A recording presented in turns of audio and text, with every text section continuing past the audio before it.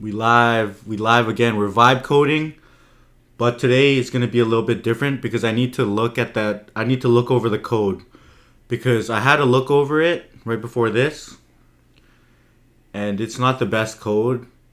There's so many places that I could clean up. A little bit of indirection. Some of the code is just not optimal. That's all I gotta say. And I'll actually break it down. We're gonna go look at the vibe coded code from day 1 and day 2. We're gonna look over it, try to clean it up again, and yeah, pretty much after we clean it up, we'll continue vibe coding more. Yo, Paul, what's up? Yo, Paul. So basically, the code that we vibe coded the last couple days, it's not in great shape. You'll see there's some duplicated code. There's some code there's just like some weird code that we just need to fix up. So you saw that we were pretty much hitting our limits yesterday with just straight vibe coding it. So I think we just need to be a little bit smarter about how we do the vibe code because I actually want to make progress on that website. Yesterday it was just straight spamming prompts. But yeah, overall looking good. We got the break feature. So I'm gonna look over the code quickly and try to figure out what's going on here. And yeah, kind of break it down. Break it down. I had like some good advice from somebody here.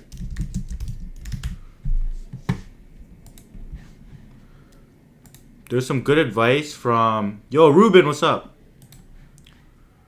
Let's see.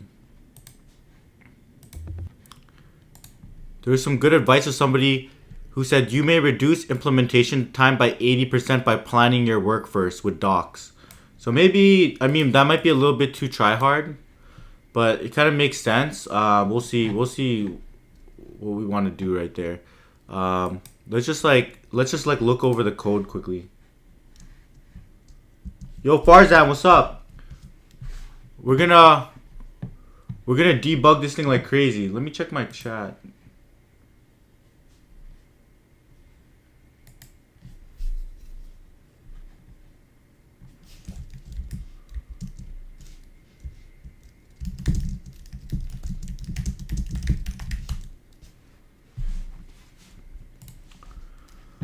Let's see what the Discord is saying.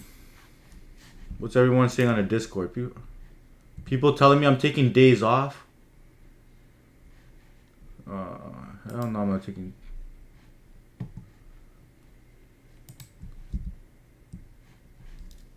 You just left work? Were you in the office today?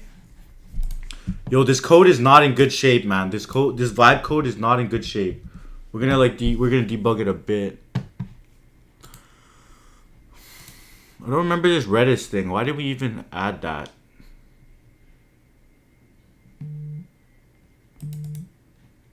I want to delete this Redis stuff.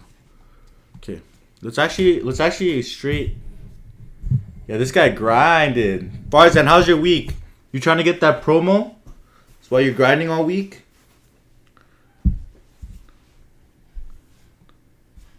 This is just straight cursor. I'm using cursor, Ruben.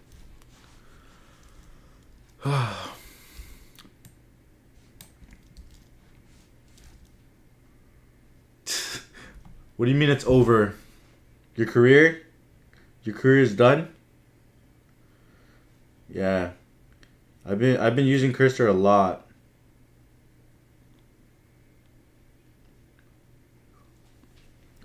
Honestly, in a lot of companies, if you don't get it, if you don't get the promo within 2 years, they fire you.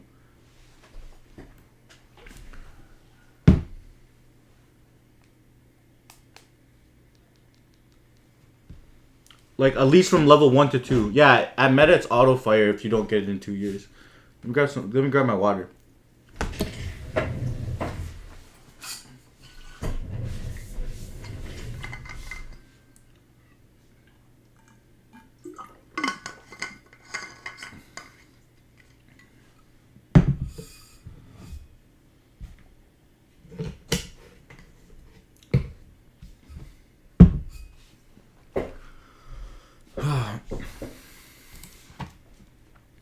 Okay, let's look over this code. Let's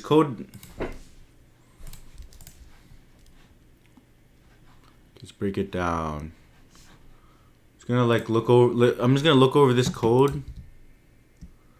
We're gonna bring up the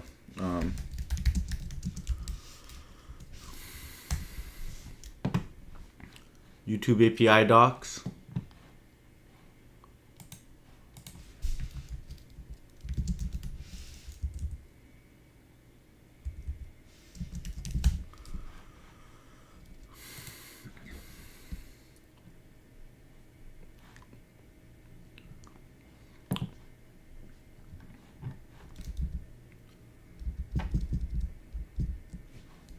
There's some weird stuff going on. Like, why do we have these GET requests?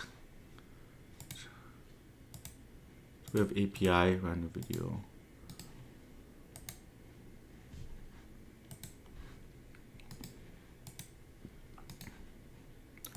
Here, this is one thing I noticed weird. Okay,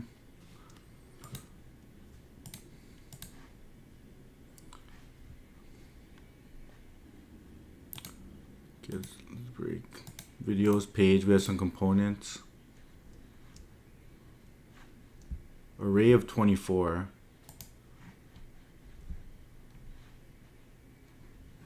Like, what is going on here? I need to clean this up.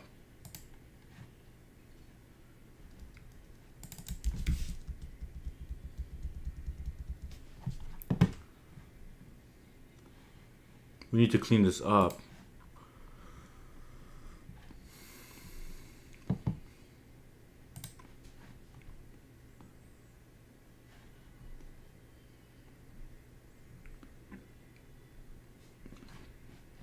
Yeah, I'll show you one weird part. I'll show you one weird part that I was looking at this morning. I was like, what is that?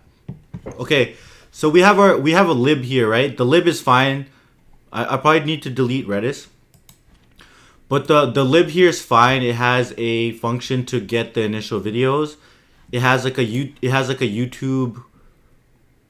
YouTube libraries. Oh shoot. Did I close?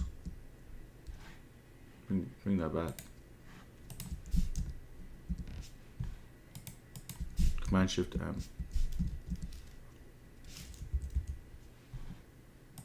Command R.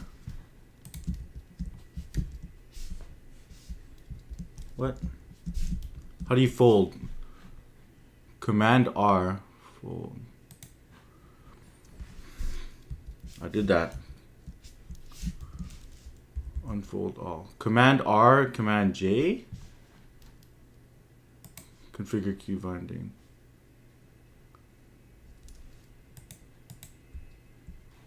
Let me update. Command R. Or Command R. Wait.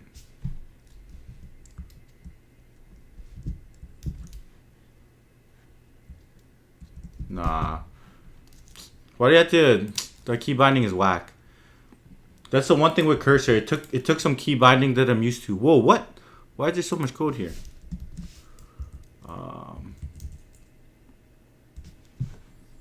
Damn, it has a ton of interfaces. Do we need any of these?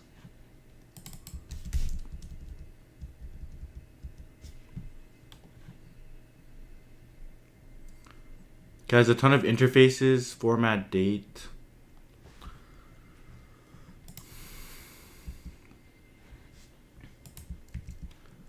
Honestly, nothing. You can mix and match with them. Like, I can turn all these into types if I wanted to. I mean, we could ask GPT right here, or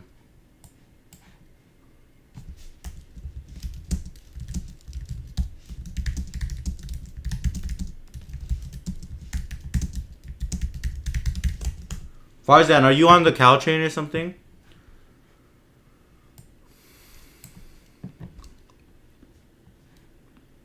Damn, Bart.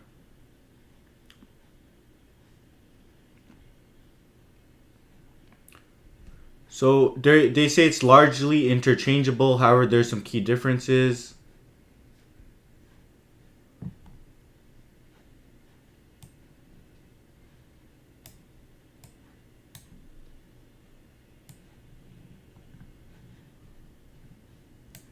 Type can also represent. Oh yeah, you can do.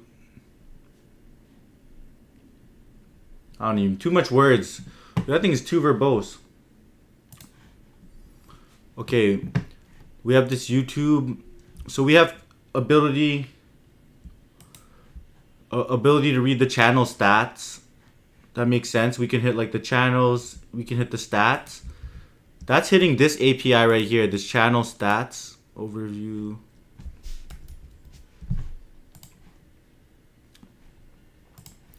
I think it's just straight hitting list channel stats by, what is it doing? By channel ID. Okay, yeah. Part, what is these? What's the difference here?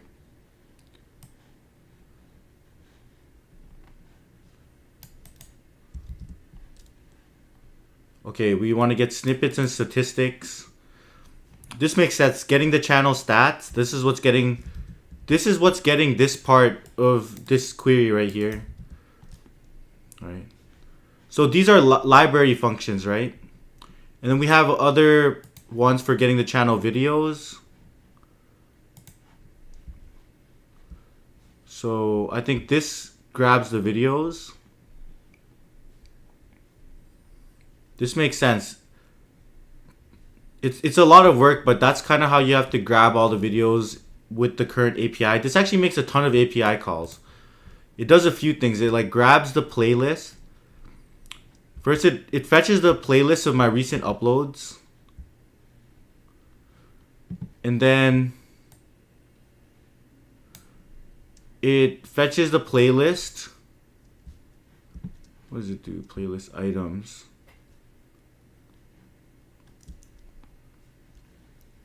I wonder what this does. If it grabs the playlist items. And then after it grabs the playlist items, it starts like pulling. Does it paginate this? Ooh. Okay, it's a bit tricky. But then basically it does three things. It grabs the playlist of my recent uploads, then it grabs like the actual elements from the playlist, and then it starts grabbing like video details.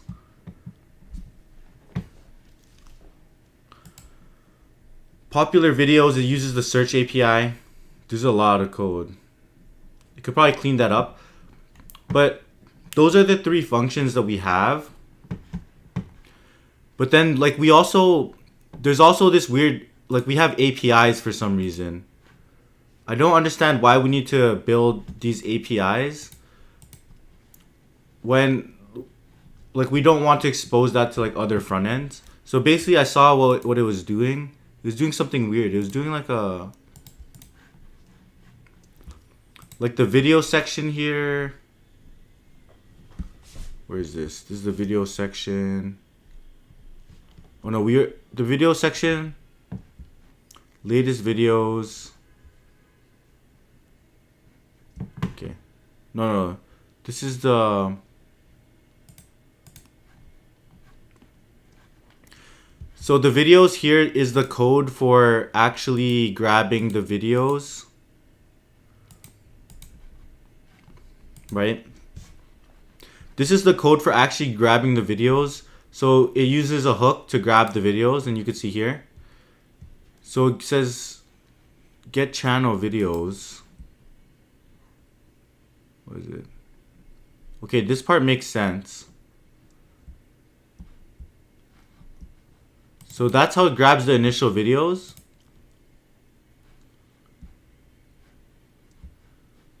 Use video context, videos list. Context. Okay. Where is this? Videos page client. I saw it doing something really weird before.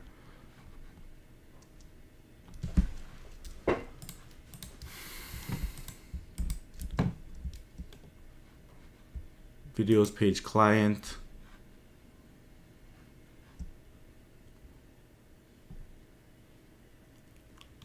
Yeah, we don't really need to, like, we probably don't need, yeah, we probably don't need it there. See, it's already like over complicated things. I think we just need a hook there. But we do a get channel videos. Okay, that part makes sense. I saw something worse though. I'm trying to find it.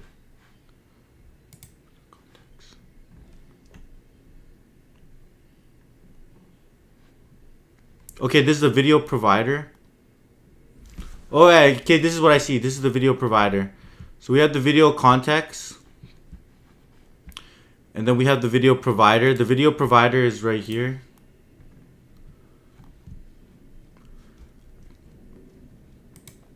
So you can see it's doing this weird thing. It's like fetching from this API videos API. So it's fetching API videos API.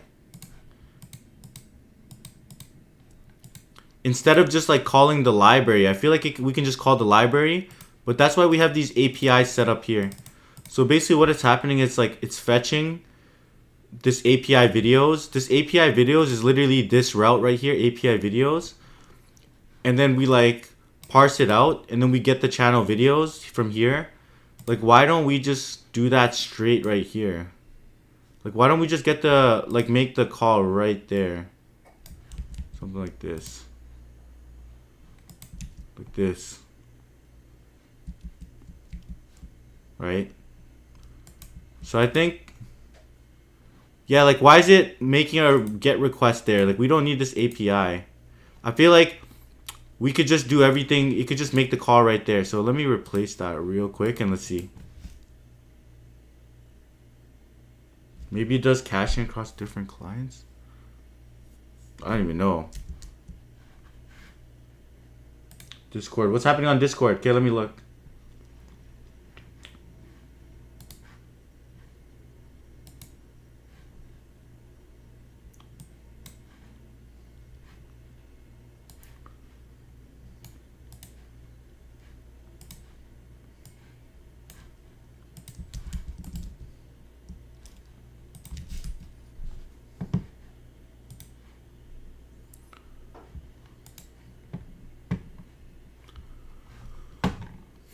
Okay, let's see. Icon. I could already see it's toxic. Why are you saying it's funny? Let's see.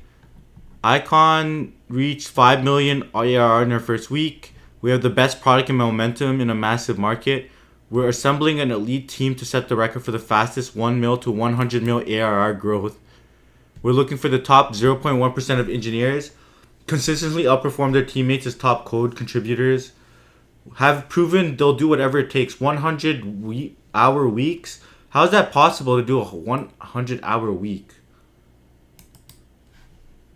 Like if you do 16 hours a day times 7, like 14 hours a day. Oh my god, that's still under. You have to do like 14.1. Nah, you gotta do like 14.5. There, you barely just hit over it. Possess 10k hours of full stack. How do you count? How do you track that? How do you track that you have 10,000 hours of full stack experience?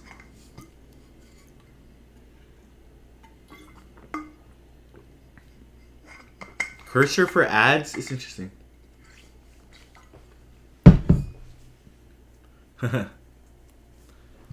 Cursor for ads is interesting. Yo, AFK was good.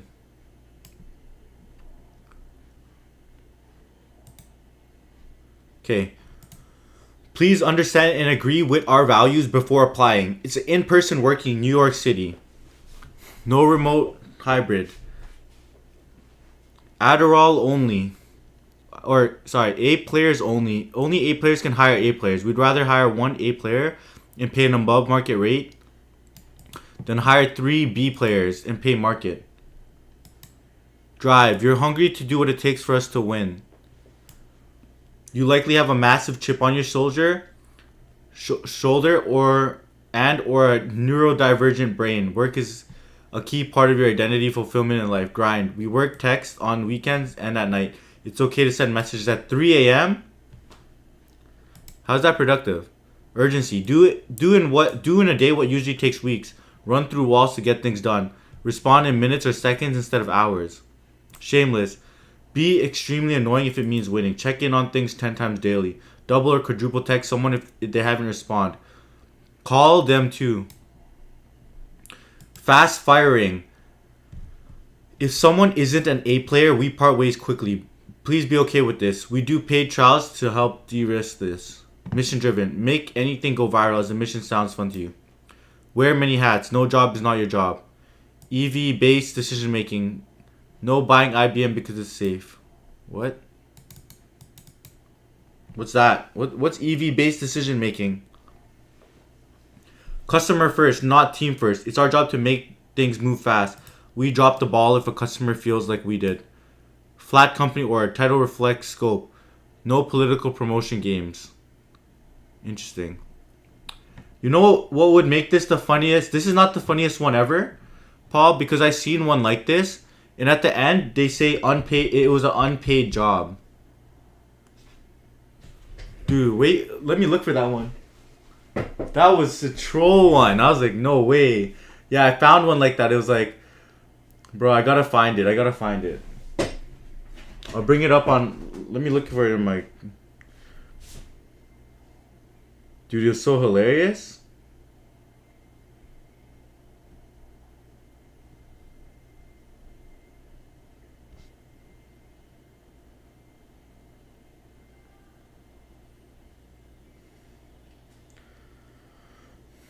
Oh yeah, I found it.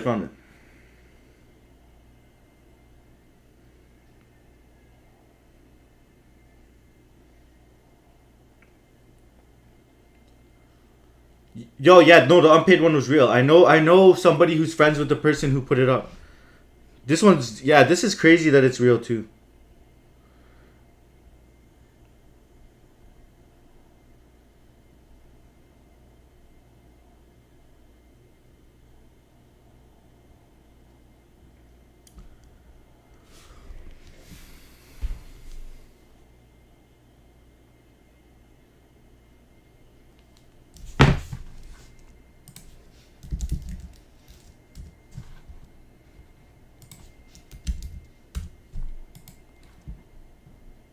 Bro, that's like baby.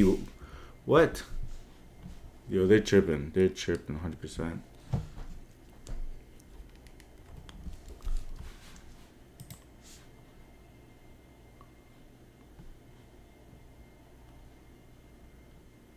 Yo, you got this, Fadoodle. Respect.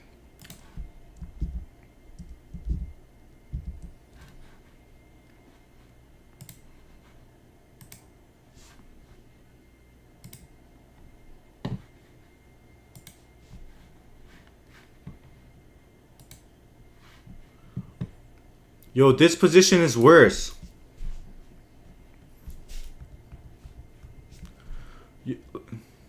Yo, Paul, okay, take a look at this. This is a Palo Alto AI company. The ideal candidate will be responsible for designing, developing, testing, and debugging responsive web and mobile applications for the company. Using Golang, Node.js, React.js, this candidate will be able to translate user and business needs into a functional front-end design. In this role, the ideal candidate will be expected to interact with the sales and product teams to translate customer needs, cultivating a truly open culture. Look, responsibilities. Designing, developing, and testing UI for mobile and web apps. Building reusable code and libraries for future use. Accurately translate user and business needs. Like, this is table stakes stuff. Dedicate at least 30 hours per week. At least? Wait, what? At least 30 per hour. Customer oriented. What else? Knows Scrum. Knows Next.js, React. Bro, like... Okay, no, the person who made this thing is kind of whack. It says building object-oriented web applications. Isn't Next.js and React.js more functional these days? This person doesn't know what they're doing. Experience with API development and deployment with Go. And first off, like, capitalize the E, capitalize... I'm pretty sure Go is like... But look at this, like... 996 schedule, 700 plus GitHub contributions, right? And then you go at the top. No, this is an unpaid position with the intention of paying you back for your work. Message me to... Yeah. No, this is not a troll position, man. I know the person who put it up. I can't say names, though.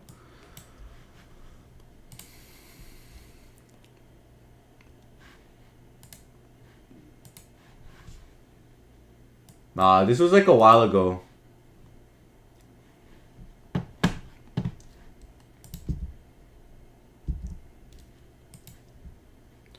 Okay, but why are we making an API call here just to hit this video's route? It's like, and then just to call channel videos. So what I'm gonna do is Madi, I'm building my I'm working on my website. So I'm building building out this website even more. So today I'm just like cleaning up the code real quick because it's a little bit gross because I vibe coded it. But like now I can take a break and let this thing run. Look at this. Or good afternoon, good night, wherever you are. Today I'm gonna be doing a. Is that somehow the API route that does caching across all clients to save you from?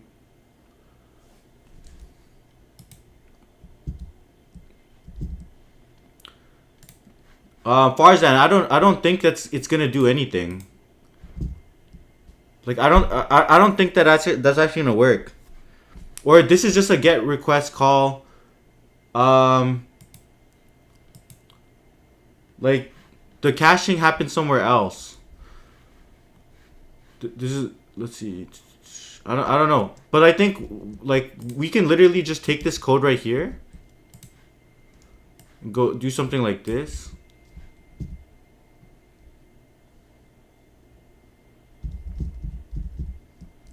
Yeah, yo, that thing is just weird, bro.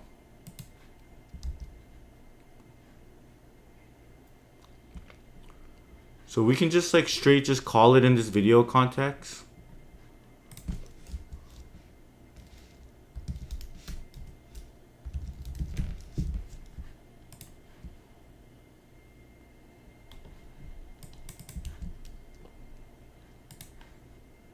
And like we don't need to fetch here. Like this.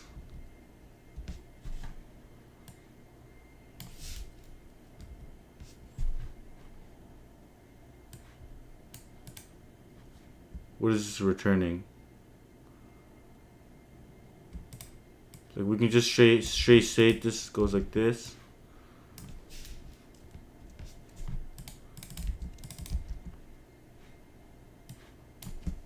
This.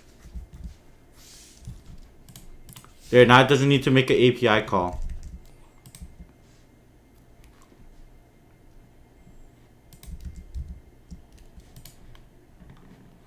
Let's see if this works.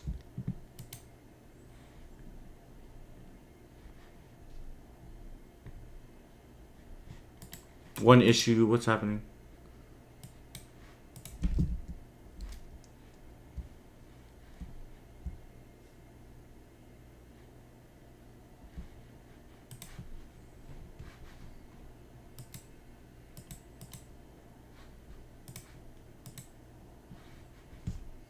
What's happening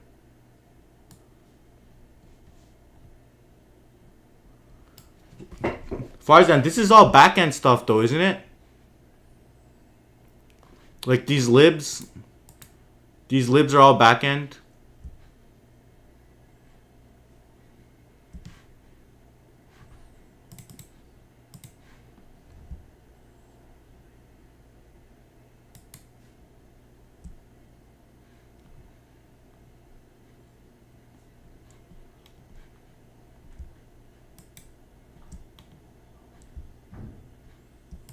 Okay, like let me add the debugger. Okay, let me take this back. Cause yeah, I'm wondering why it's doing this. Like, why are you doing a fetch here? Like, let's ask it. Let's ask it to explain itself.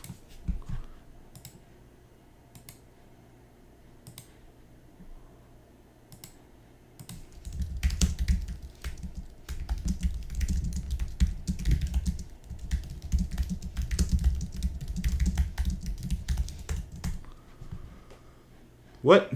No way. What the heck no.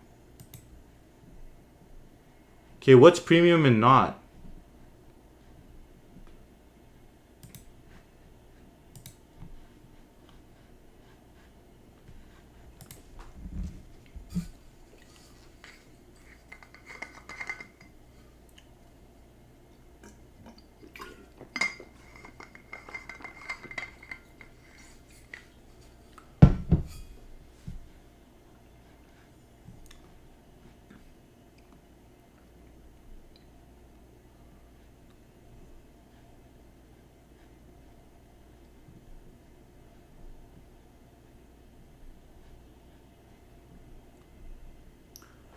See, Farzan, look, it's saying like, now I understand the video context component is using a fetch call to an API rather than directly calling.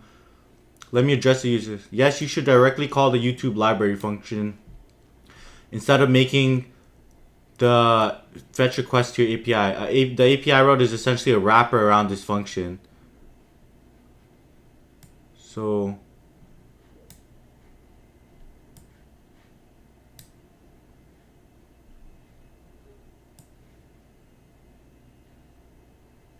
maybe, but what's okay? Maybe you're right about this. Like, how do we know though? Like,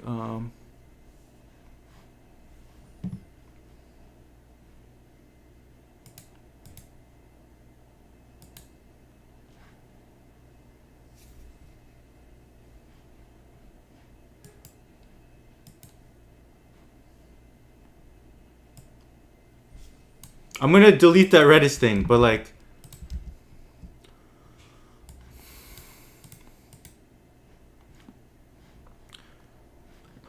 Farzan, like, there's other code that's straight reading it from.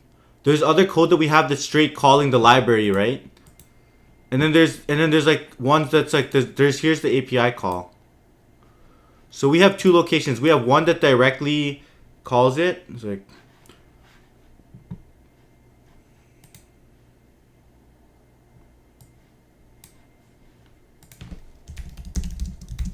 how can we tell if the API key? How can we tell if the API key is being? That's the one thing about Next.js that I'm still learning. This is like sort of my first time actually using Next.js, so I don't know what's gonna be on the server and what's gonna be on the client.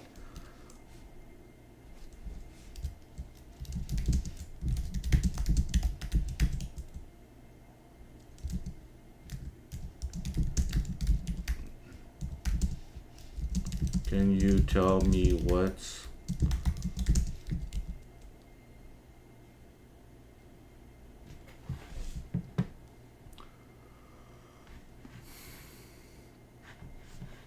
Yeah, but like, okay, how do I know that? How do I know it's a client component? Is the context a client component?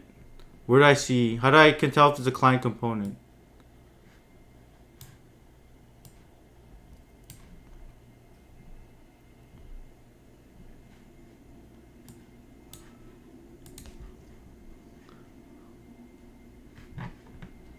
Oh, okay, I see, I see. You're right, you're right. What about page home here? Okay, this page. Interesting. I see, I see. Oh, okay, this thing's smarter than me. Use client. Okay. Yo, thanks for that. I'm new to Next.js, so can you tell me what will be exposed?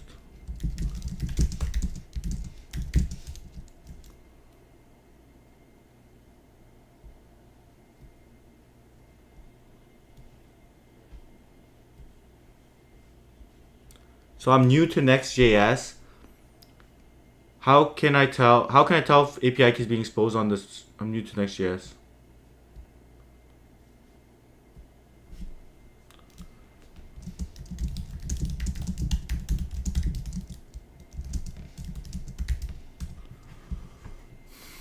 Okay, that's why I was doing that indirect call. Interesting.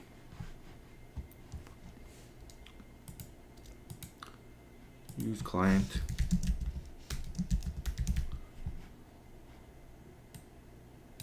I see. Yo, this thing. Okay, okay. That's why. Okay, the break one is calling into APIs too.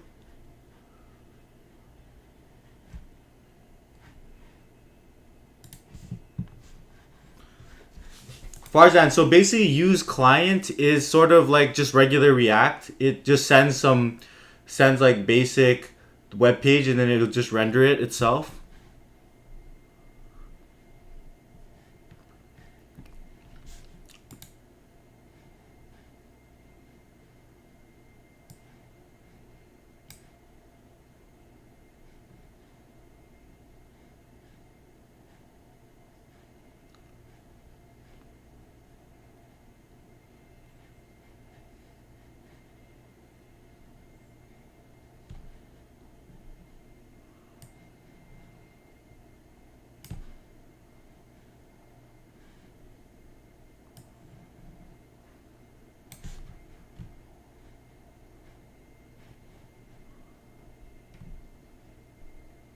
Yo, Mod, what's up?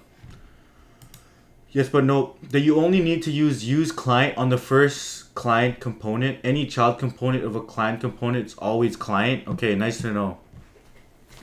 Nice. Very, very nice to know. Thank you.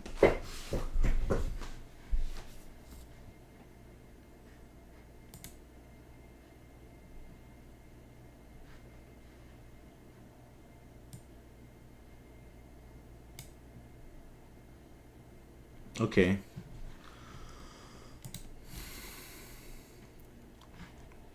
It's like it calls. Okay, so it's protecting by the environment variables. Yo, this Next.js is actually really nice. I've only been using it for the last 2 days, but I actually really like it so far. It's definitely different for sure. When it comes to like what's being rendered on the server, what's being rendered on the client.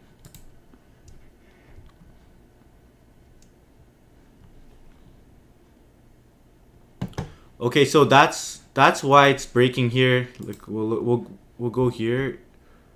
So let's go.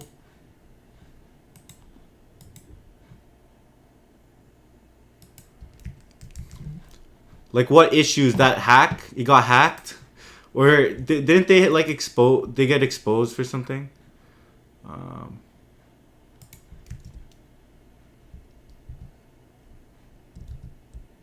Like didn't they have a security vulnerability?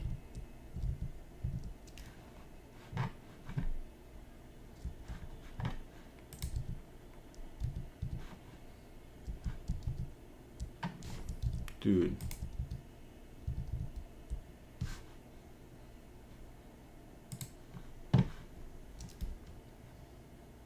Okay, super.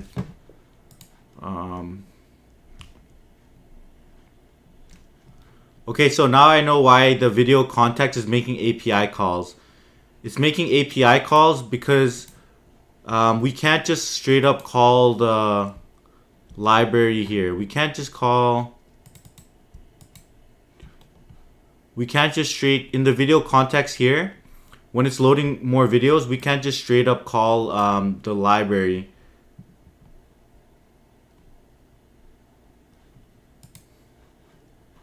We can't just call like YouTube library here. Watch, let's try and we'll see that it's gonna fail.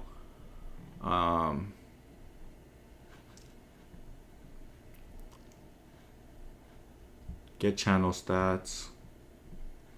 Get channel videos. Okay, get channel videos. Yeah, this is the one. Because this is essentially, this fetch API videos here is essentially just a wrapper for get channel videos. So if we just go like this.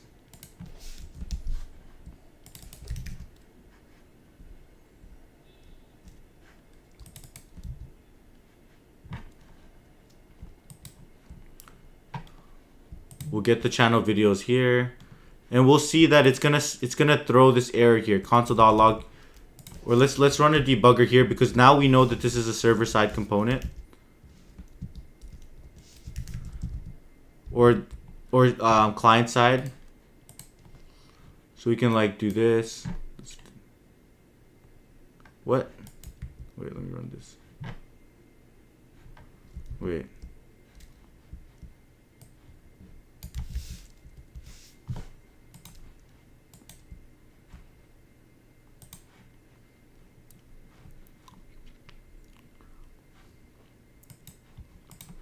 Video context.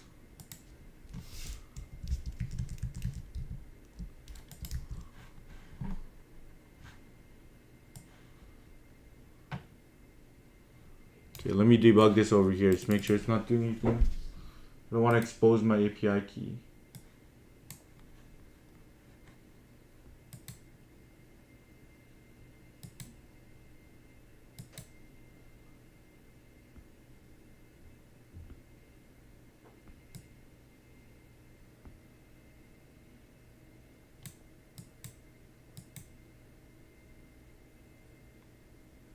Yeah.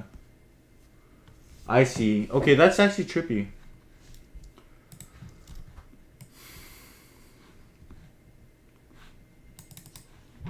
That makes a lot of sense. That makes a lot of sense.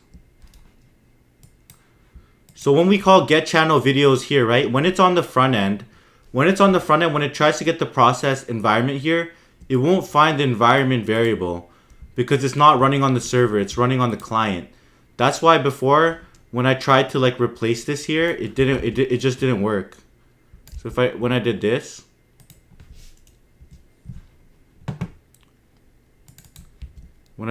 something like this,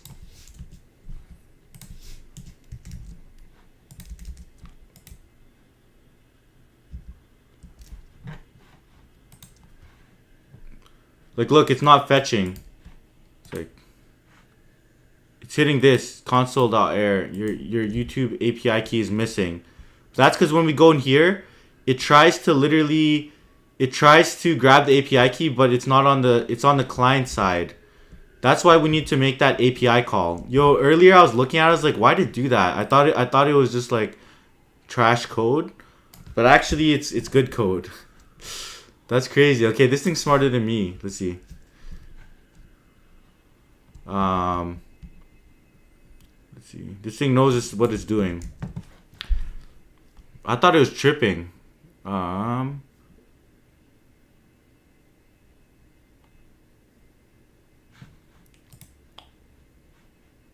What would happen if you made it? Can we make a context? Maybe it wants it to be on the client because it's a context provider. So let's ask that. Yeah. So what did you say? Like why is this a client side component? Why not make it a server side? Let's see. This is funner than vibe coding. I'd rather read the code and understand it. Like vibe coding, it was not that fun yesterday.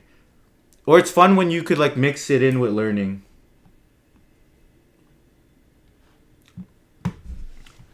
So this is a client-side component because it uses React stateful hooks. So since it's using useState, I see.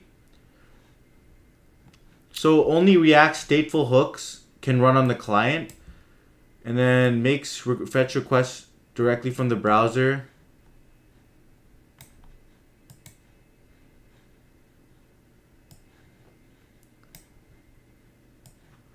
So server-side components can't maintain stateful logic between renders or handle interactive features like pagination system.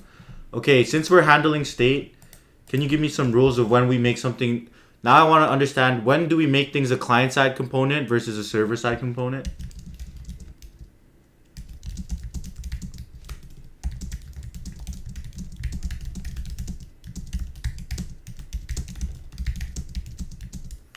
Versus server.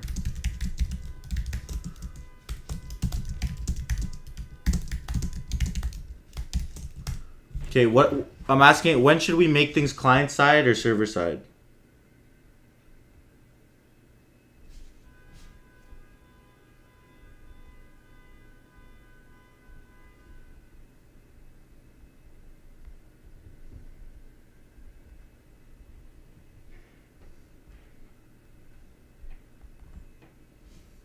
Damn.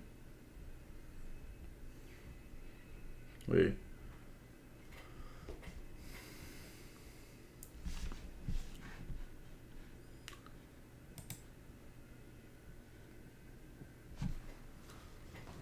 Am I building a portfolio website? No, I'm building a whole website to run everything related to my YouTube channel. So what I want to do is, like, in my YouTube here, I have my home, I have my videos. Like when I take breaks during the stream, we're gonna run this, and then we're gonna have like other features as well. I want to be able people to schedule mock interviews with me and stuff. There's a lot of things that I want to add into this website, but essentially I just want to make a full stack app for my website, or sorry, for my YouTube channel.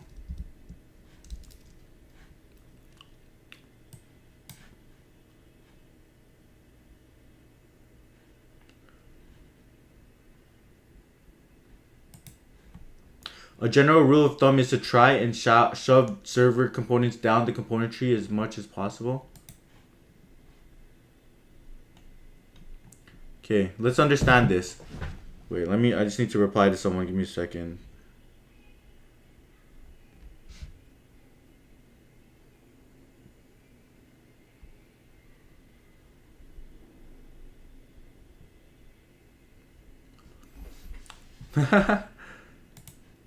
Legend. Caesar, appreciate you.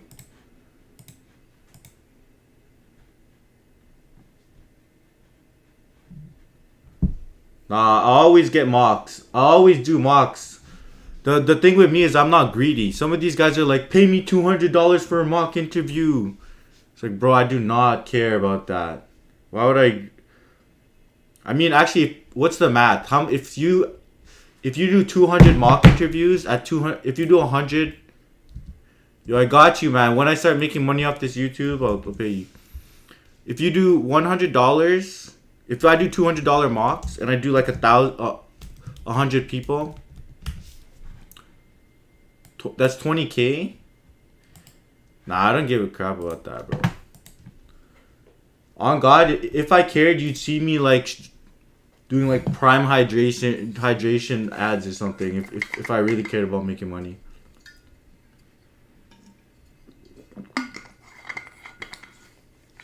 Oh, I see. Nah, what I'll do is like I'll make it on the Discord. Like if you see the Discord, you can get like levels based on how much you interact and stuff, and I'll just give those people. And honestly, right now, how I do it is based on school. Like when I see someone who goes to a school that I didn't do yet, I put them in right away. But there's actually a ton of people messaging me on LinkedIn trying to get mocks.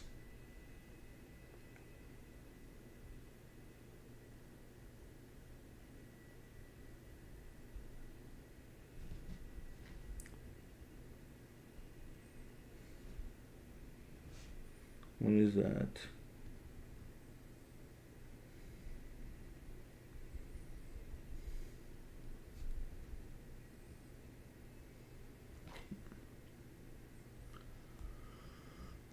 No, I did once. I don't.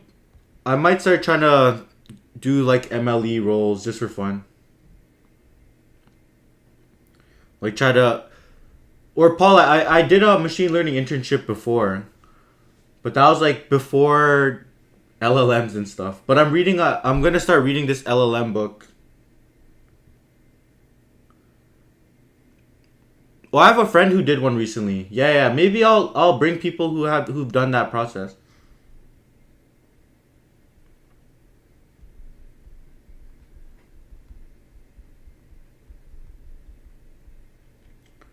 Curious what they talk about.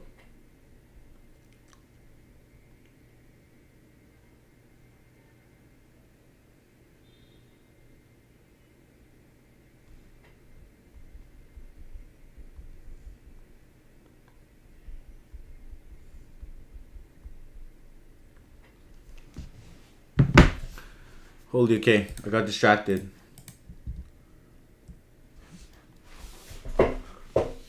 Okay, when do we use client side versus server side?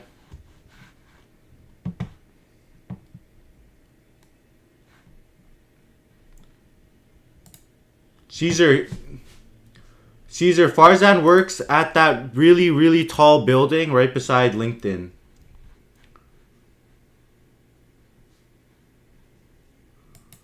Yo, that's crazy. Paul, you're messaging him? Or was that in the chat he was saying that? Yo, that's lit, man. Everyone in the... Yo, that's crazy. That's crazy. Yo, the Discord, there's a few people in there. There's actually quite... Yeah, there's some cool people in that Discord, honestly. Yeah, Merkizi's sick.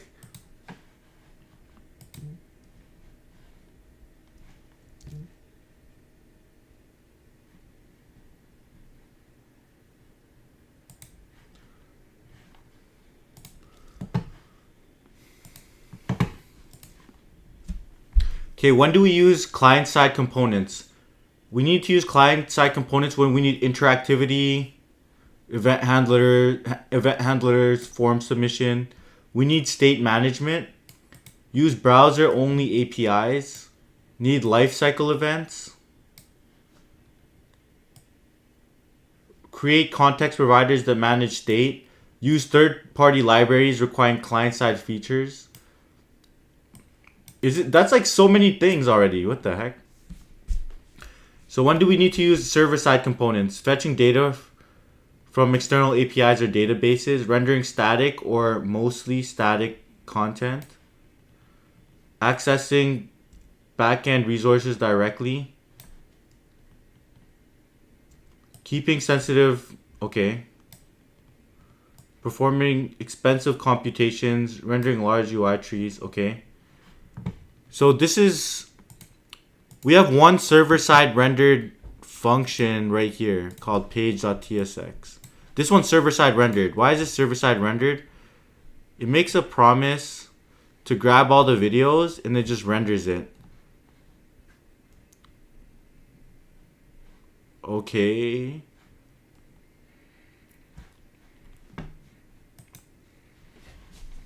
I see.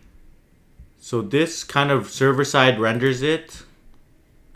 So this is a server-side rendered one. It grabs the latest videos and most popular videos and gets my channel statistics. And then from there, it prints it out. What is it? Where's this layout? Who uses this layout? Find.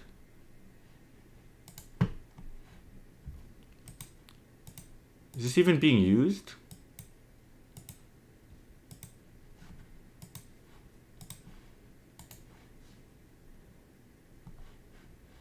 What? Who's using this layout?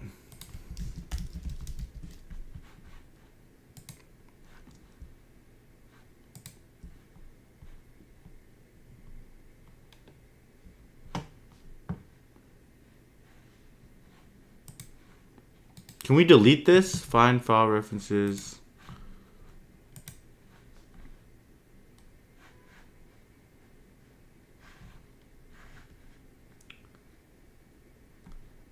Oh, interesting. Okay.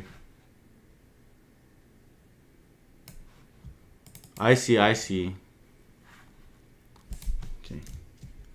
Okay, let's finish this convo right here.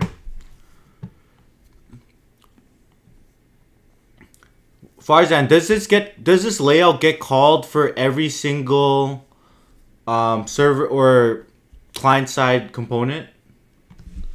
Is this what it's for? It's getting called for every client side component?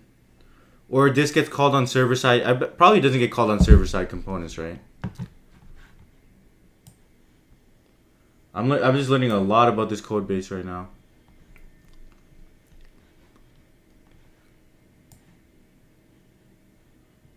Normally server components, but why does it have a video provider? I thought providers don't have server side, like providers are client side.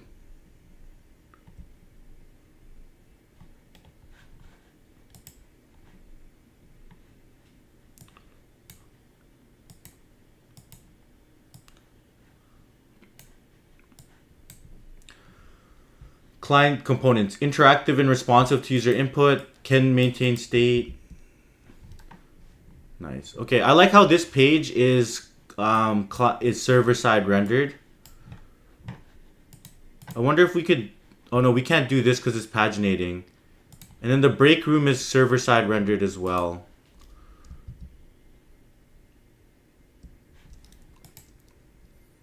Okay.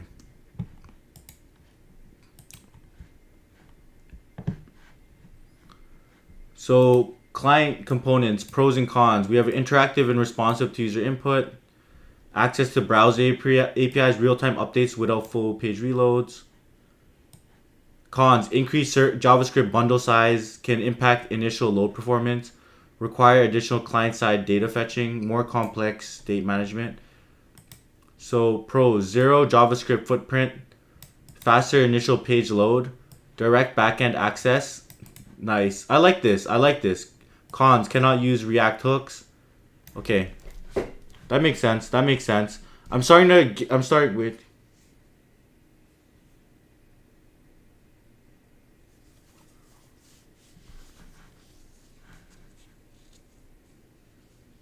Yeah, we could probably make it a server component as well.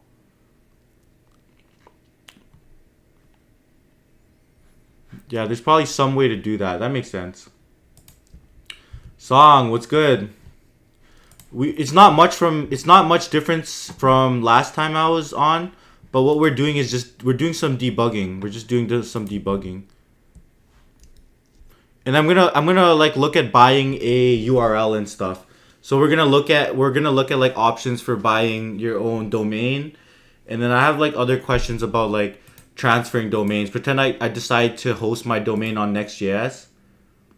Oh, I'm getting hands-on. I'm getting hands-on now. I need to understand how this code is before we expand it. So, like me and Farzan have just been digging into the code and kind of understanding what's happening. And we learned a few things. So, I think it's much funner to actually understand the code. Like vibe coding is fun, but we were running into roadblocks yesterday. Everyone here saw it. That you can't just keep like reprompting it. Or I mean, it's not that efficient to keep reprompting it. I think at this point I need to understand the code and then figure out what it's doing, and then I'll go back into the vibe coding. That's sort of the plan for today.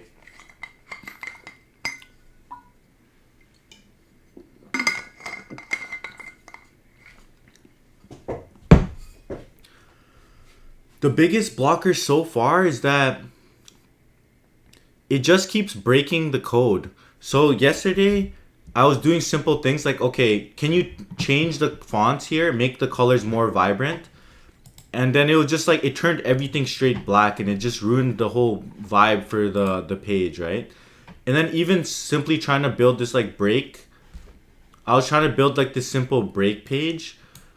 I mean, what it has trouble is like, since the code base is getting bigger, it has trouble adding new features without breaking old ones. So I'm trying to re-architect it in a way that like as we add new features, we don't need to affect new ones, and I can read the code on the new ones and understand what it's doing just to make sure it doesn't break and stuff. I mean, there's multiple things we could fix here.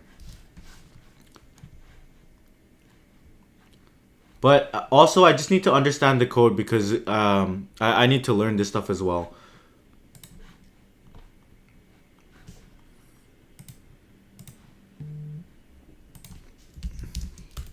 Can you explain this file?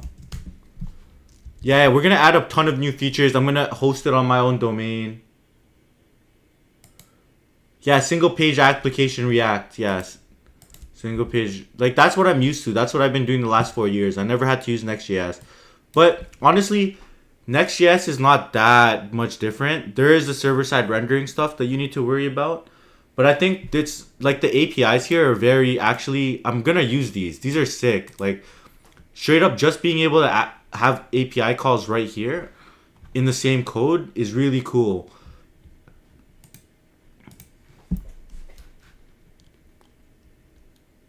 I actually really like that. I'm gonna make good use of that. I'm gonna add like some OAuth soon too so people can log in and stuff.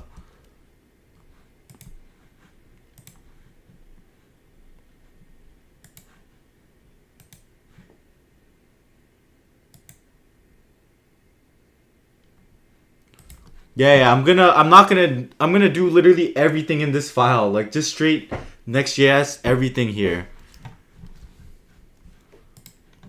Because now I don't have to deploy, because I was thinking, I was like, oh, how am I gonna make my backend endpoints and stuff? Yo, do you know if even like we can write cron jobs and stuff or not really? Does Next.js handle cron jobs? Okay, wait, let me be right back. I'll be right back. I'm gonna take a 5-minute break. Let's find a good video. We've already been here for an hour. System design mock with alpha.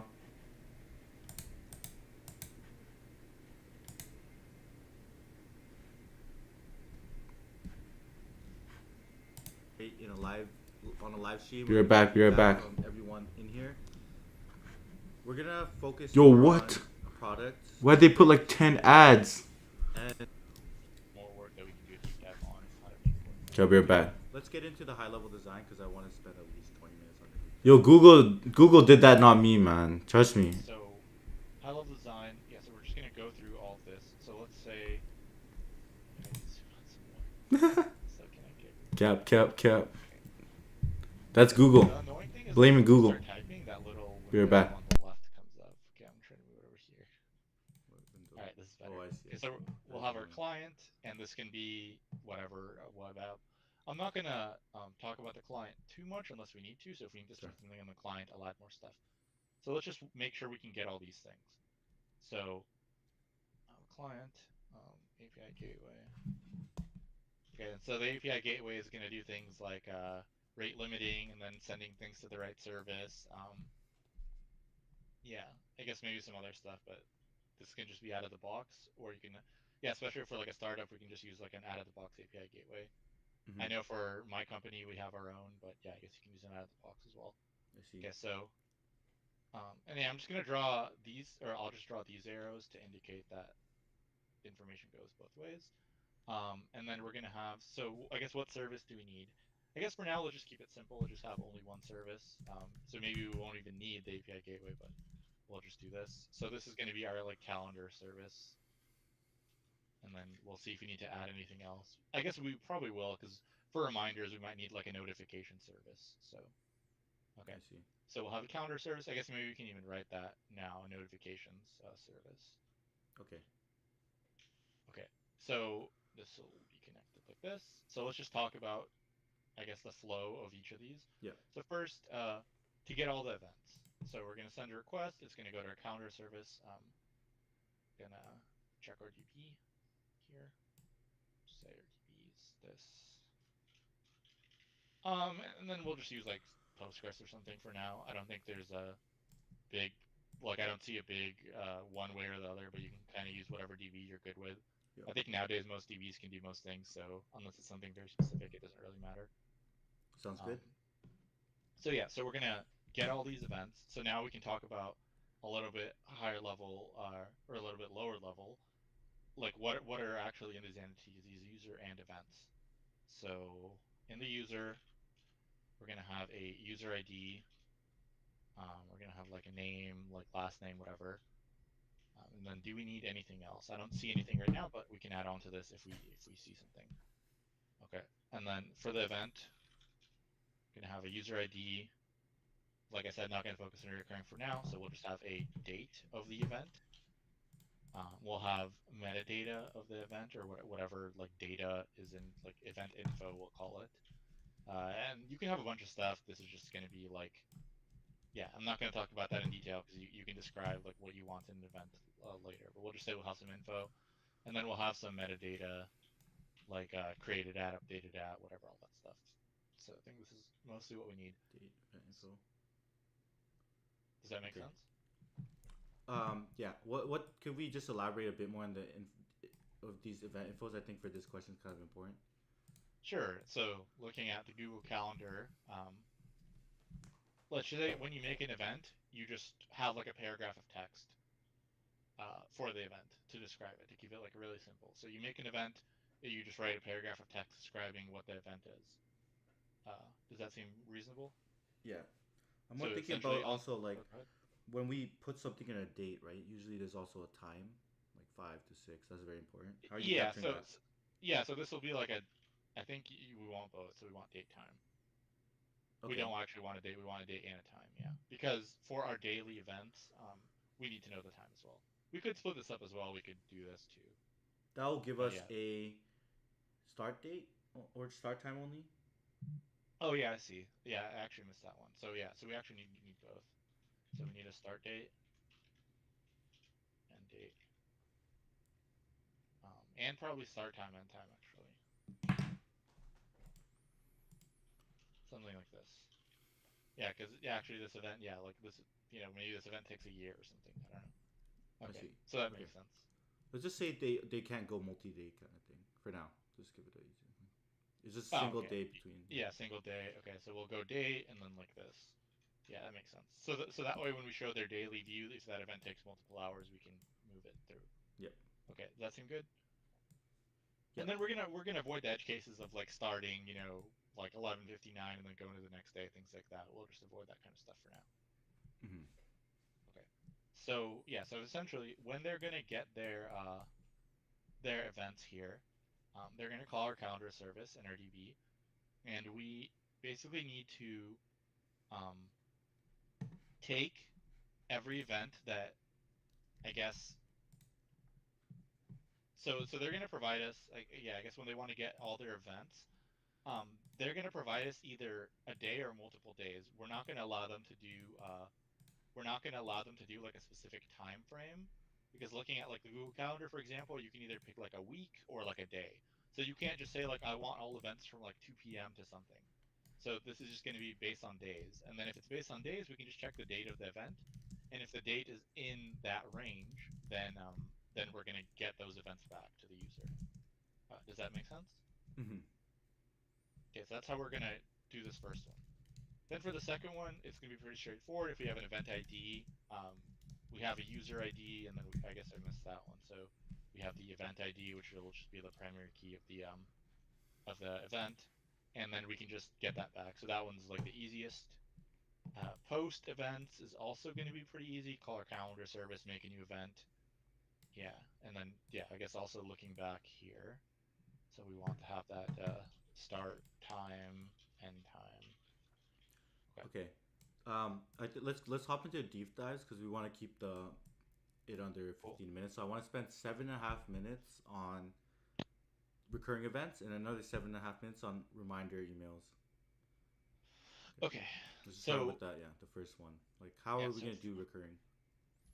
so for recurring events, kind of tricky because their date keeps going on. And Hmm. so, like you said, so I can put in any date in the future, any amount in the future, right? Like a million years in the future, and Yeah. it should have that event. Yeah. Okay. Technically. Yeah. So then, I think the better way to do that is maybe store recurring events. Yeah, I think this is the way to go. Store recurring events separately, Hmm. or maybe give a recurring like give. So actually, what we want to do is we want to have like a recurring or not, right?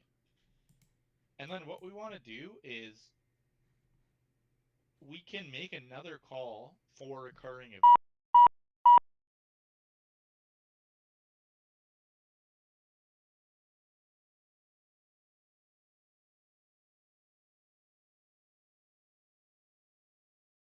We back. We back. We back.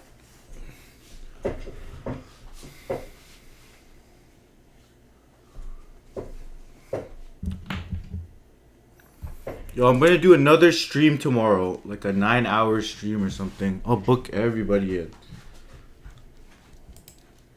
Book a bunch of people in.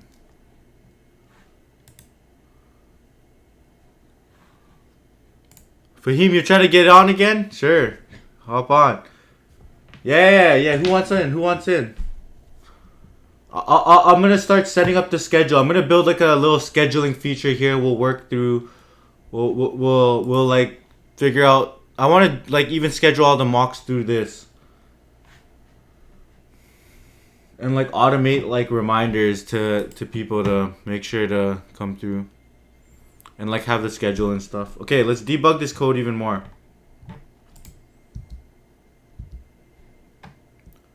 When do the mocks start? I'm gonna start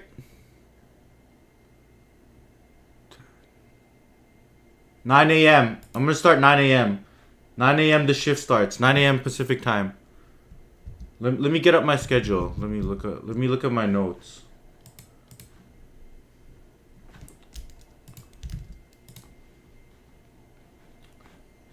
Okay, I'm gonna do like a long shift tomorrow. I'm gonna do 8 hours of 9 to.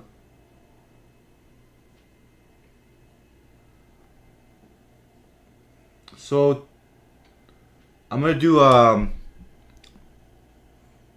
9 to 6, 9 to 5:30 stream. 9 to 5:30 stream. From 5:30 till 6. From 5:30 to 7. Mike, what's good? From 5 to 7. Break.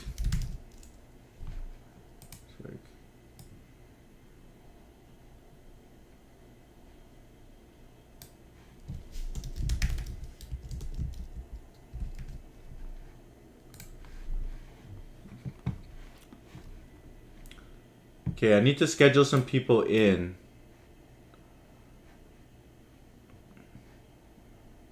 Okay, who wants some slots tomorrow? Who wants some slots? I have a bunch. I have literally from. Okay, I'll hop in. Okay, Tron, I got you. Okay, I have anywhere. Let's see. Let me write some notes.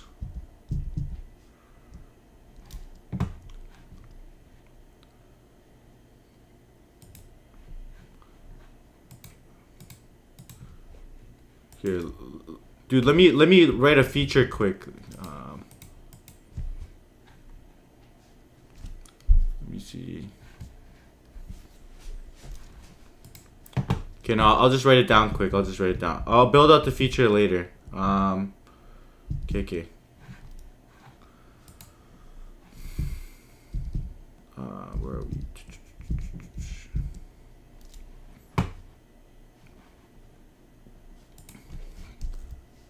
April 11. So April 12. Mock schedule. So, okay, we're gonna grab a bunch. 9.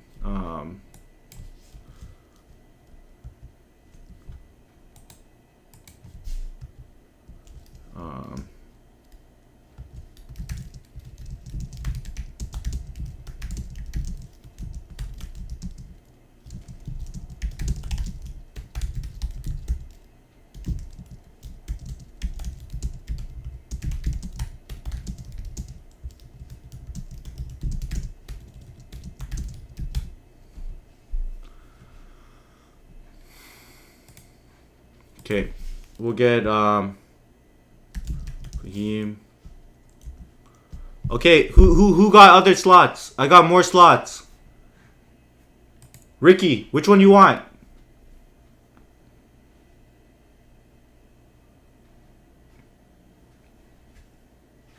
Two to 3.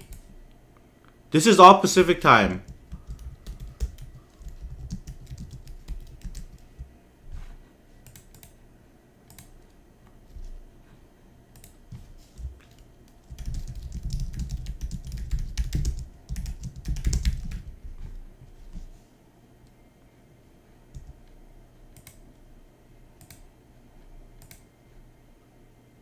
So I'm gonna pin this so when people come in.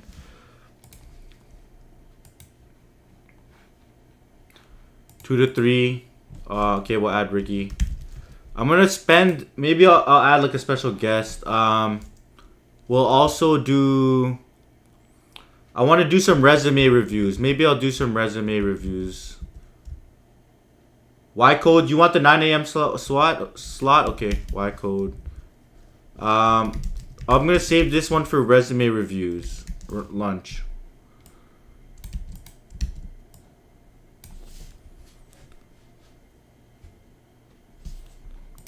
Or special guests. I'll find somebody. Okay, who wants more slots? I got 3 more slots. Oh yeah. Ruben.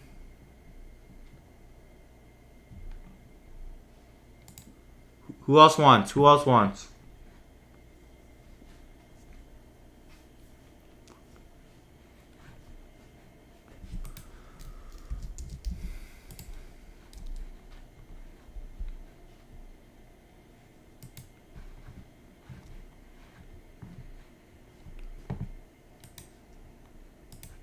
All right, we'll keep filling this out. Whenever new people join the chat, we'll see who wants mock interview. But yeah, we have like 3 more slots. We have 3 more slots. Let me check the Discord. I need to make a slot for the code masters. Yeah, vibe weekend. Mahmood, what's good? I need to make a slot for the grandmaster. So I'm streaming from.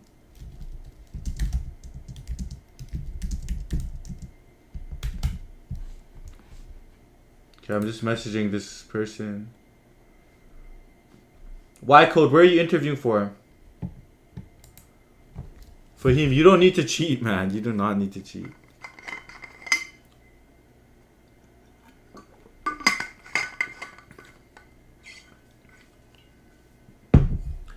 Array append. I'll give you.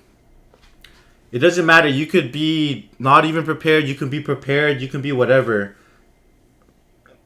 Doesn't matter. It doesn't really matter to me. I'll adjust the question if you say that if you say that you're not prepared. I'll adjust the question. And I'll make like I had my brother go on and I was giving him ones that I knew he could like that he would have a chance at solving and it was a good rep. I'm not gonna just ask him to do like a Dijkstra's algorithm when I know he didn't know how to do a Dijkstra's algorithm. It's like it's not good content and it's not good for you either.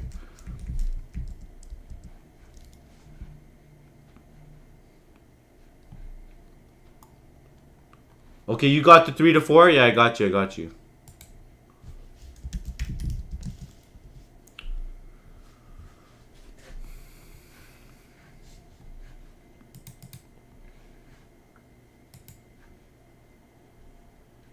Yeah, Y code, don't worry, it's all good. 1 to 2. Alpha or Paul interview me? Oh yeah, I want to get my rep into. Yeah, I'll ask Alpha to interview me from 1 to 2. Maybe I'll do that. Yeah. I'll find some. Yeah. I need that too. Me and Alpha have been doing like more DP questions.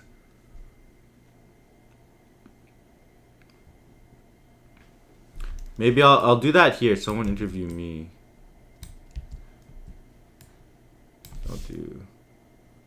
I'll open this slot. Resume reviews and maybe last 30 minutes. Okay, Ricky, when do you want it?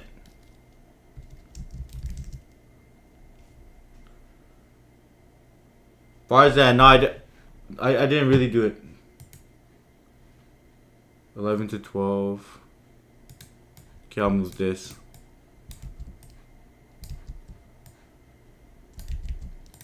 Then I'll do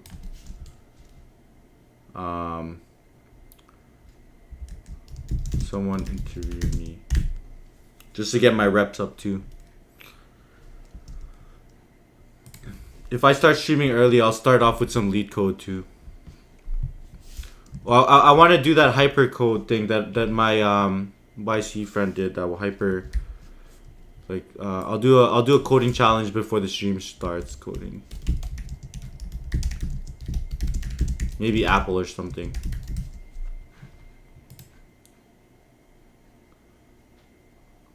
Okay, yeah, I got you.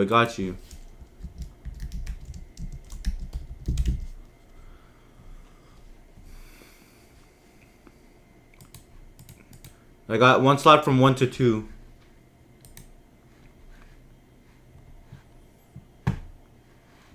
Just make sure you hop on.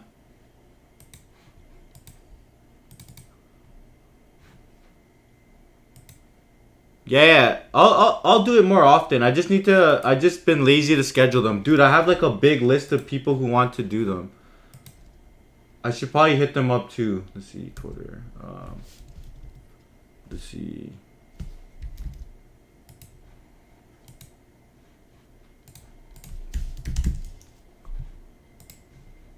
Like I have a Google form, has a lot of responses.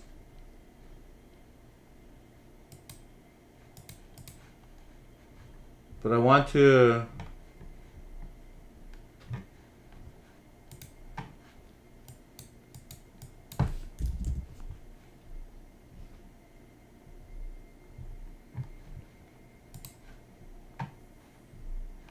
Yo, everyone who signed up, can you message me on Discord? So I can send you a calendar link so that you can get in it. Like, message me on Discord. On any of my accounts. I have 2 accounts in there. Why do a surprise announcement on what?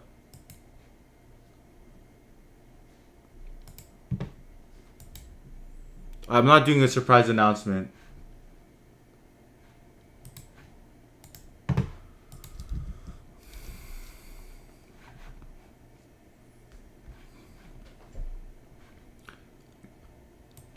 So what is this layout.tsx for stream tomorrow? It's not that I do a surprise announcement, it's more that I just stream whenever I feel like it. I just turn it on. I don't really do a surprise announcement. Or I don't like to stick to a stream. It doesn't like, and also like I don't like to stick to a stream schedule because I don't know when it is. Yeah. But like there's a ton of people messaging me on LinkedIn and stuff that are asking for it, and I definitely want to get them on because some of them are pretty impressive too. I want to see how they do.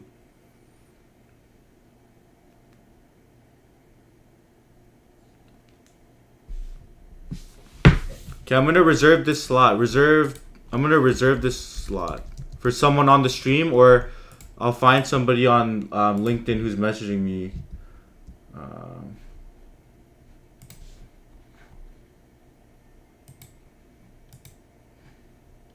Sick. Okay, I'm seeing the messages.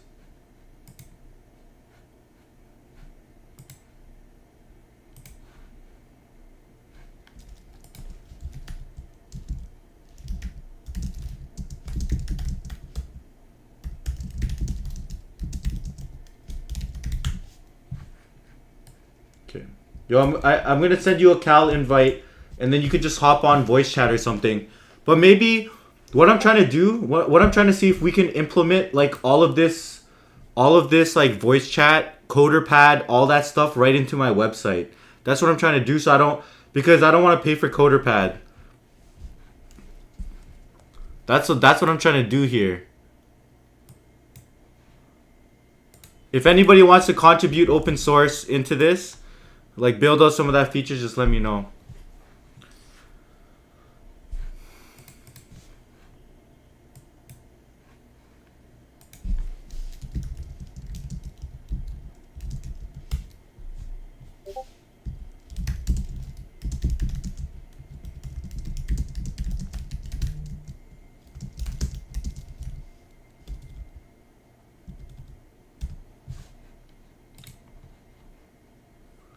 Okay, sick. I'm gonna send some calendar invites. Let me read the code. What about Live Studio extension?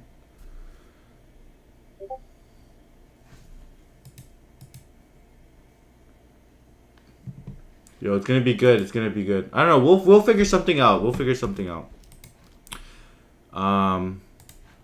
So I have like, we'll definitely like do some resume reviews and stuff.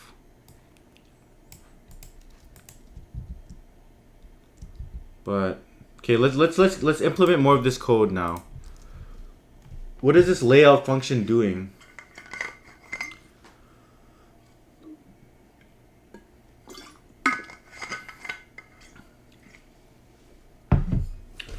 No, I want it to be like CoderPad.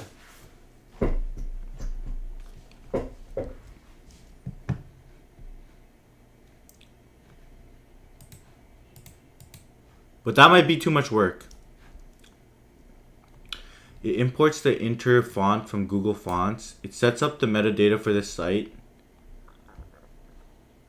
Wraps all the page content in a video provider.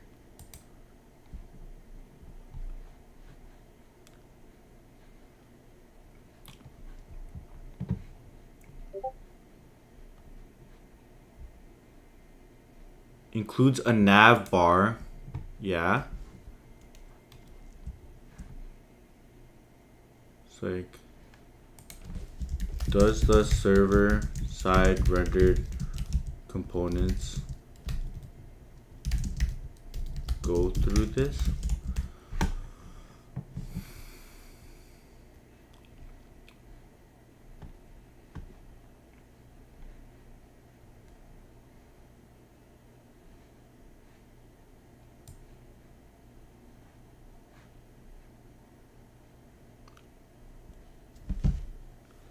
Okay, but why is there a video provider? What about the video provider?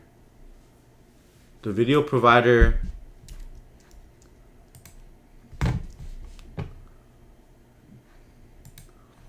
So yes, the server-side rendered component do go through this layout in Next.js, the app router. This route layout wraps all the pages and components, including server-side components.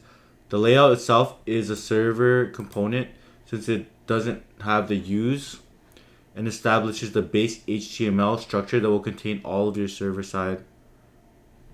When Next.js process, it renders this layout on the server along with any server. Okay, but why is there a context? Yo, what's up? What's up?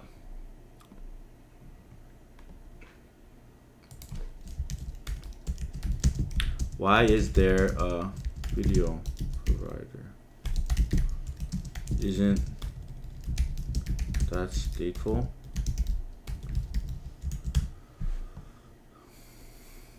AR88, what's good?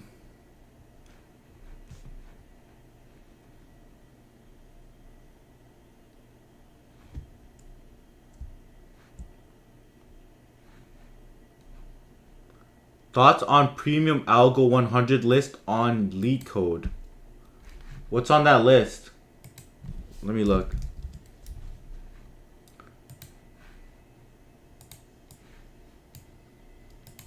Can you send me or lead code?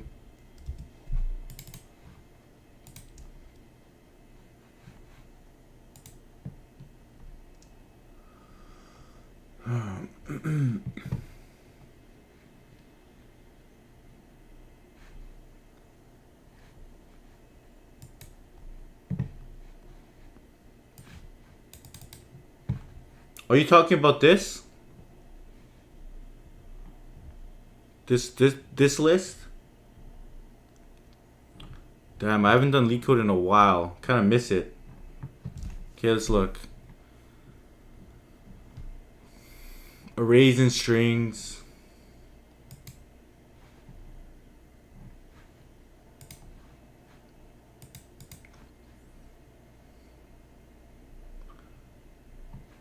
Merge sort array. Okay, it has good. 2 pointers. Sliding window. It's like blind 75 but a little bit better. Matrix. Hash maps.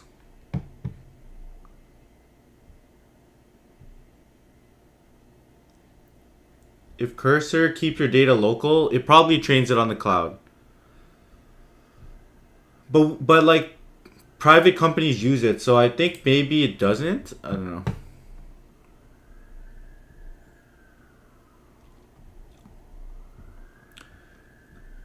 Yo, it looks like a solid list. It's just really long. This list is crazy long.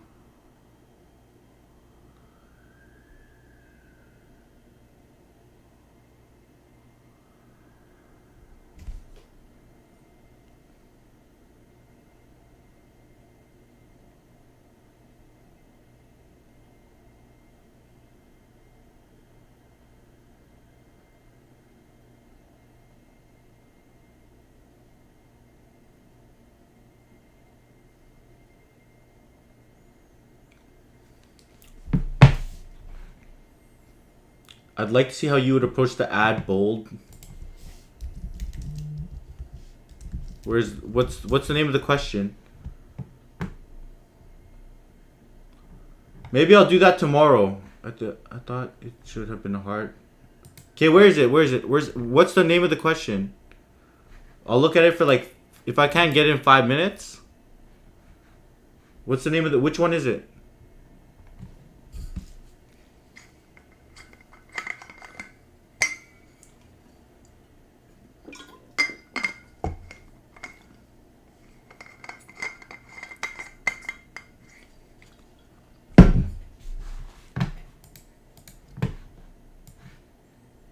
Okay, I'll take a look at that after.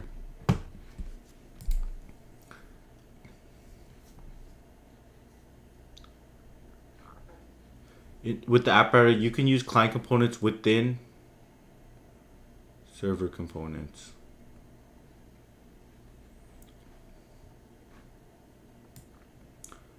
Okay. The server component initially renders on the server.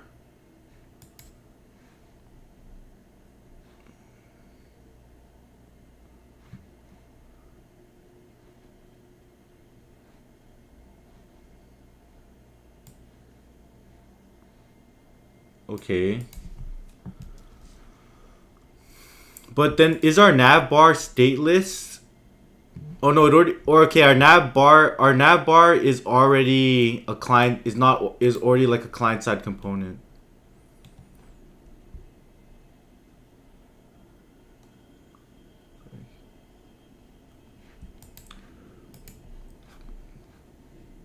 Farzan, didn't you say something that like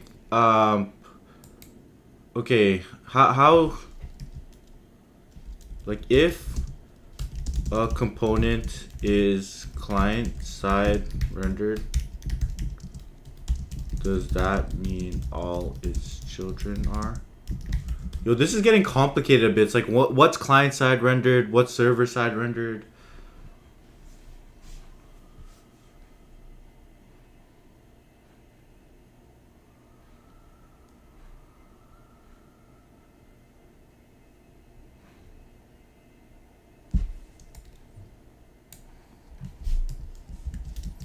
So in this case, is the children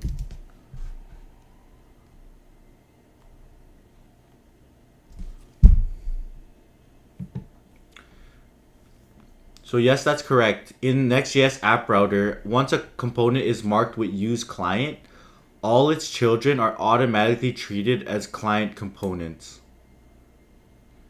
Even if they have this creates a one-way boundary. Once you cross into client-side rendering, all components beneath it are also client-side rendered. That makes sense. So everything in the nav bar here is client-side rendered at that point.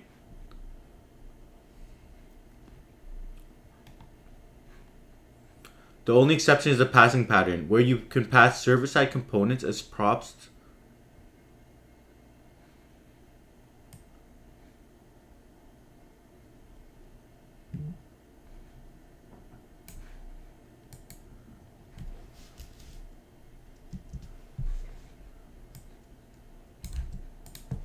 Using the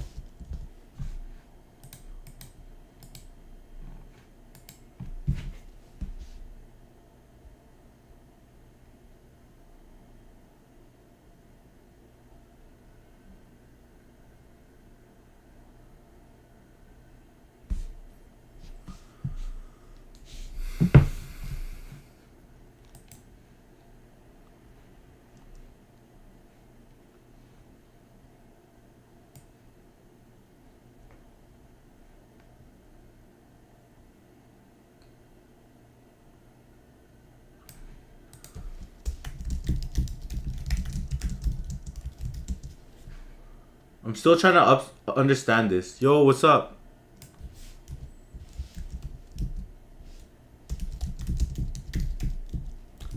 So is everything in my app just server?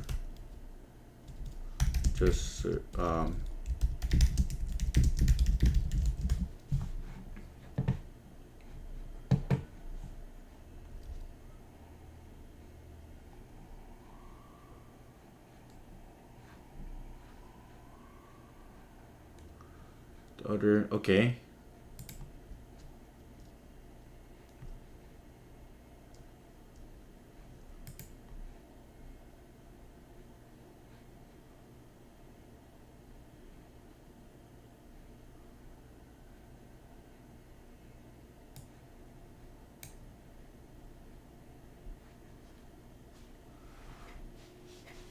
No problem, man. I'm glad you liked it. So everything in children, all children inside the video provider? Bro, so nothing, so...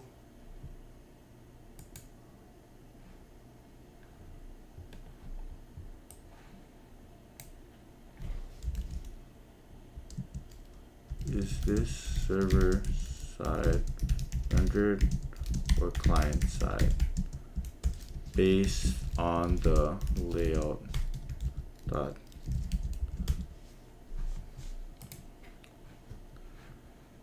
Yo, thanks for tuning in, Mustafa.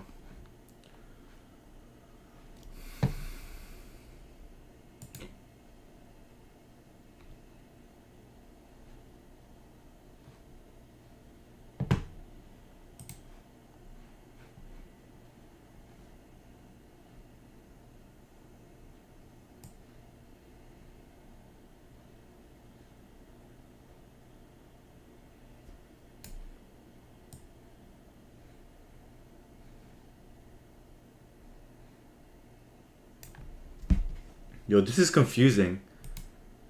The page is initially server-side rendered. Okay, whatever. But now we know what this page does. We have some tests.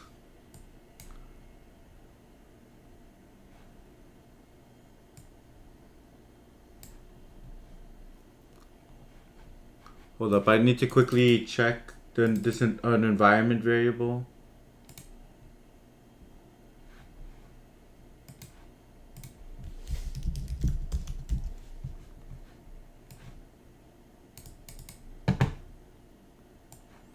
I want to switch everything from using a channel ID to just straight like channel name. Like, why is it using a channel ID? I don't like that. I want to use just channel name.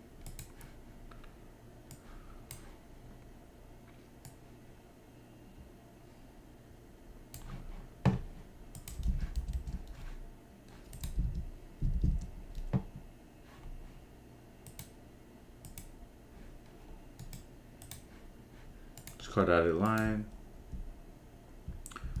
I'm gonna do this series. I don't know when I'm gonna be whenever I feel like working on my website, I'm gonna continue on with this series. Y'all like this series, or you just want me to do leak code? I mean, I need to do this series anyways because I need to build out my portfolio and learn new technologies. I'm gonna be doing a ton of different stuff. Like, I spend a lot of time learning stuff on the side, so I'm just gonna record myself when I do it. That's kind of my plan right now. I'll do everything, man. I got a leak code session tomorrow.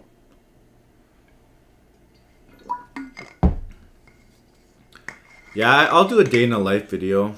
Let's see. But the thing is, you need to get like sign off from your job to do that stuff. Maybe I'll just do like day in the life of just like my own stuff.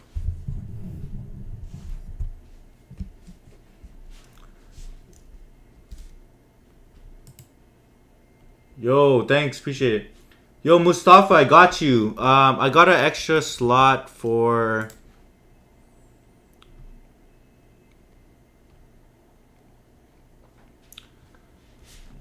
Are you a junior level? Yeah, you can still sign up for it. I got a slot. You can hop in anytime. Reserve slot. Damn, we're kind of full on the thing. Let's see. You can hop on here, Mustafa. I'll put you on here. Can you message me on Discord what your email is so I can set up the calendar invite? I'll reserve the slot right here, so.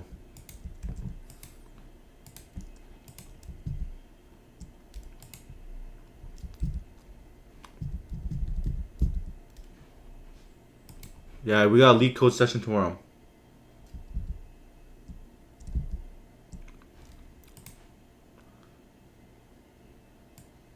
Nah, this is Pacific time. What's the hardest leak code question I've ever got in an interview? Let's see. I don't know. I've been asked some hard ones that I couldn't solve. I can't think of it off the top. Oh shoot, what happened?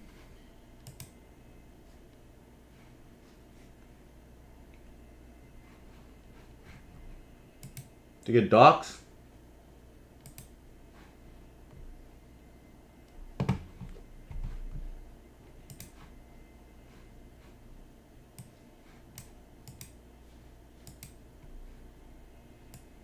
Okay, sounds good.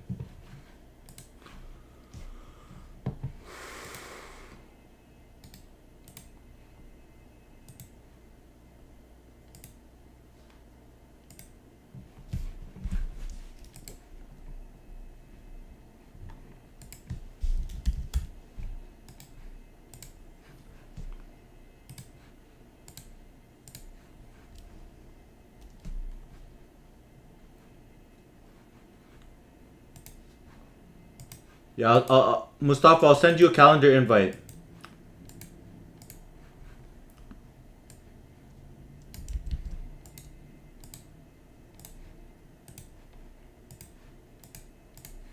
Yo, I'm learning a lot about Next.js here.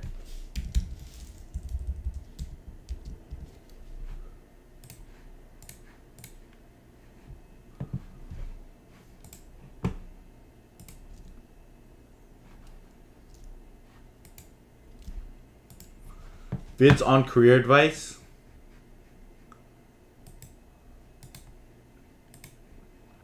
Ricky, what are my thoughts on HackerRank's code signal? I hate those HackerRank and code signals.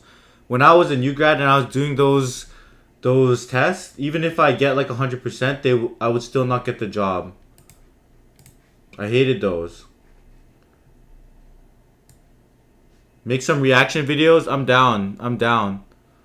I'll do more of those too. I'll do a ton of videos. There's a lot of things to do, man. There's just a ton. I want to do a lot of videos where I'm actually writing code and showing people how to code too. Like doing actual projects that you can do yourself.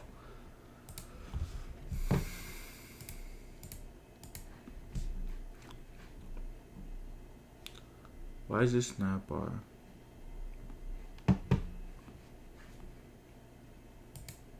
Okay, this Next.js stuff is just mad complicated. It's like...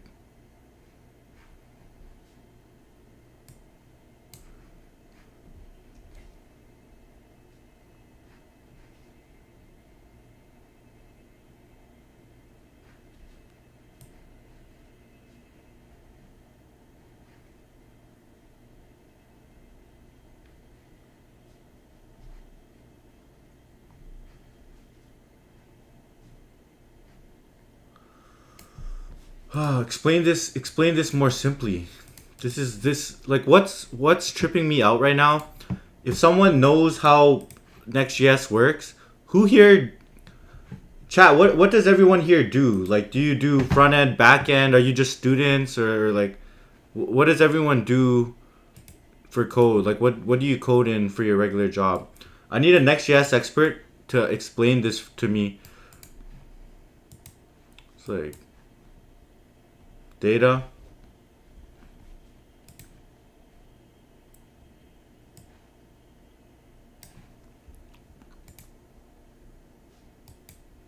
Learning node basics right now, I see. Okay, I'm gonna like remove this cache stuff for sure. Okay, Liam, I'm confused. I'm confused on like, let's see.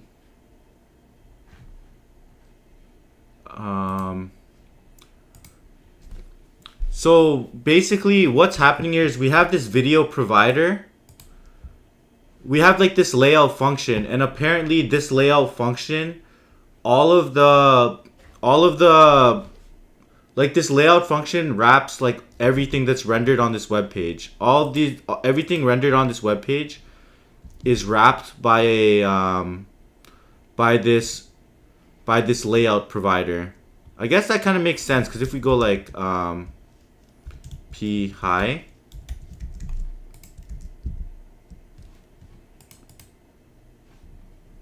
where's that?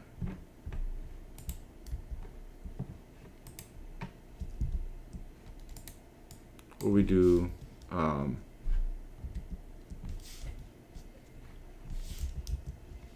h1 high. Why is that not appearing?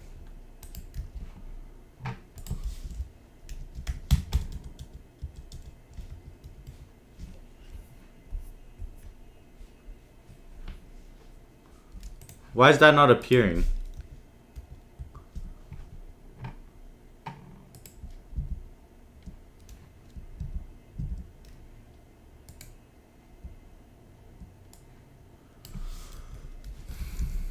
each page can define a layout.tsx. Do I have multiple here? Layout.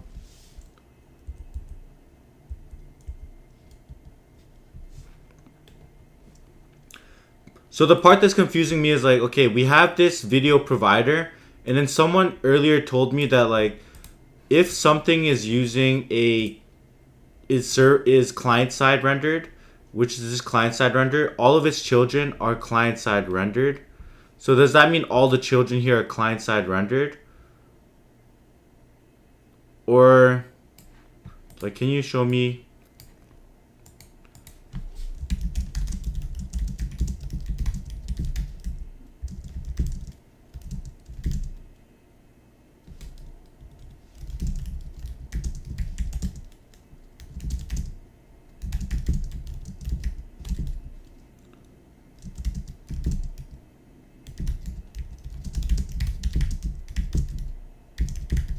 Components could already be rendered.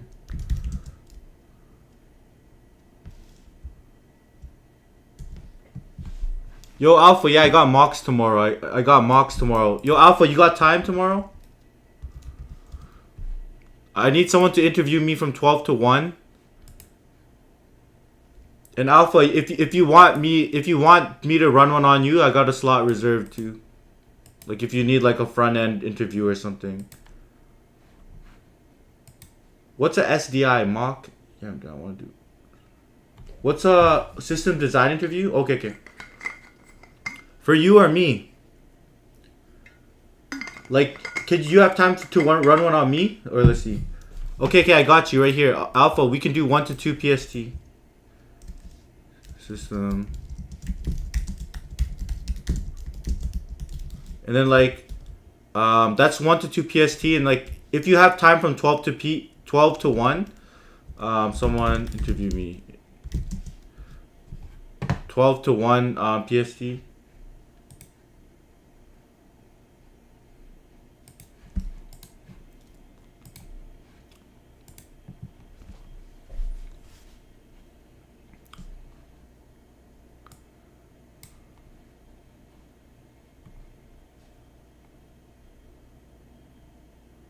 No, crack DP? I don't know. What topic should we cover? I mean, yeah, I'm down to do like crack DP. Like, how crack though? Okay, Liam, I think it's starting to talk about the order event. So when a user requests a route, so I think all the routes are defined here. Where is it? Here. Okay, bet. Yeah. Let's just keep spamming DP questions. So when a user requests a route, Next.js first executes the specific page component. So the page is server-side rendered, including all data fetching. Next.js processes the layout hierarchy, with root layout being the outermost wrapper. The already server rendered page content becomes the children. Okay, that makes sense. That's why you could pass in server-side components in here.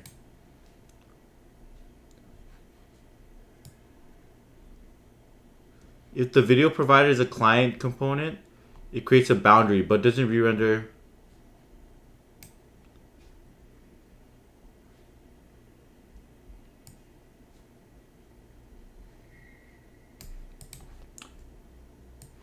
Okay.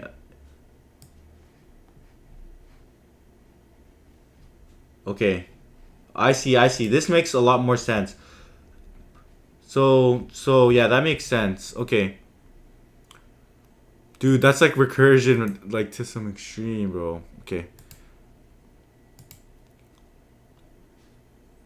I see.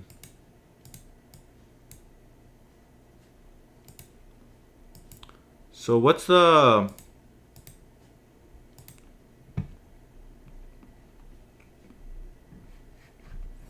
this page.tsx? Is this just like the root directory or the what's?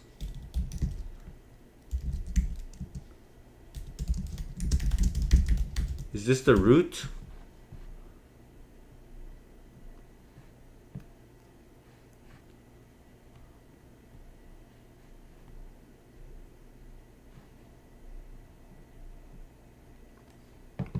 Okay. Routes defined. How does routing work?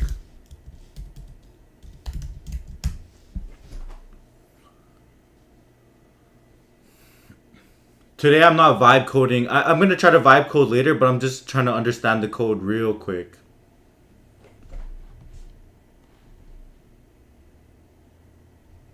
Okay, videos app. I see, videos.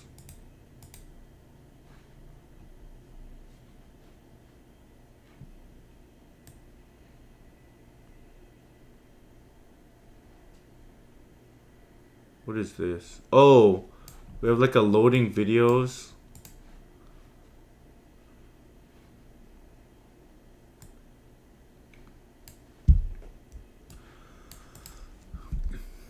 The website is my portfolio website. So the website where I'm gonna be running a bunch of my YouTube stuff. So I'm gonna like, yeah, like I have like my YouTube stuff here. Yo, that's cool though. Have a break. Sick.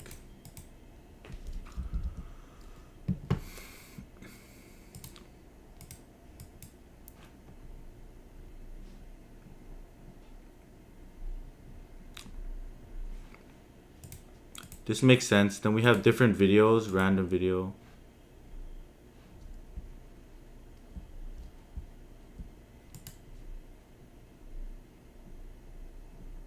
Can you...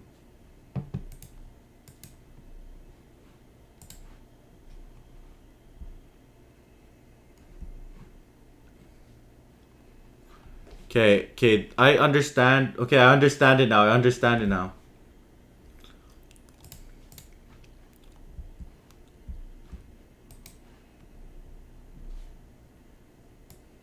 Dude, this is really cool. I actually like this a lot.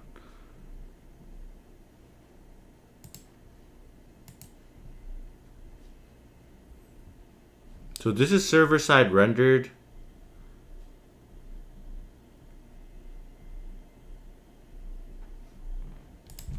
When does it fetch the random video? Okay, it fetches a random video.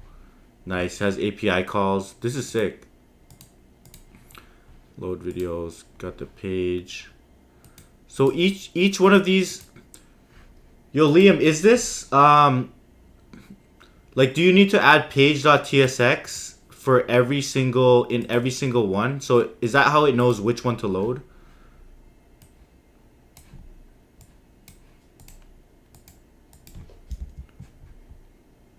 Okay, I see.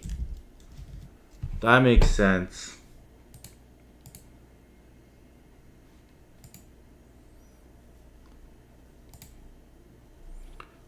Okay, why does it have components broken out here? Are these like the more reusable components? Oh, I see. Is that what it's trying to do? It's trying to build like the more reusable components out here?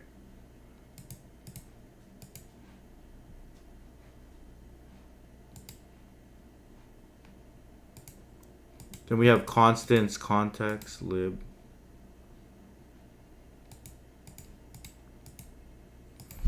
Okay, that's making more sense. I still don't understand how it's structuring the components. Like, why is it structuring the components this way? Why are some in the outer? I'm gonna tell it to debug that.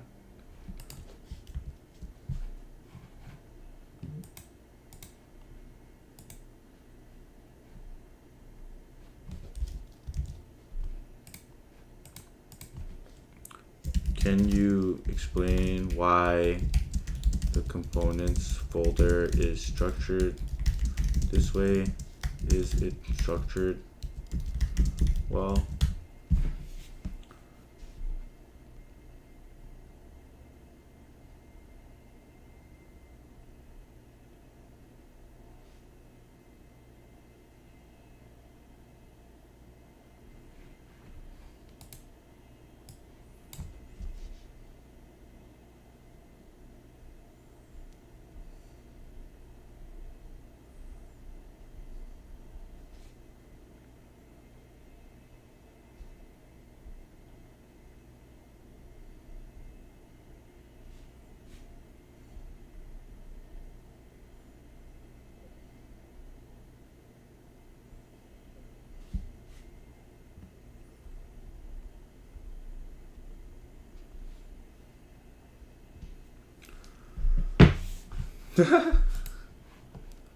um, separate. Okay, we have UI components.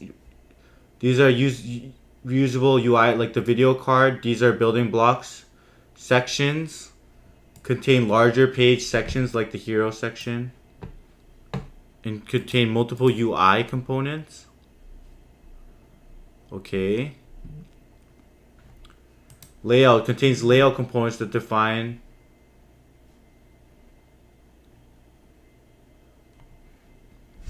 Yo, I haven't made much progress.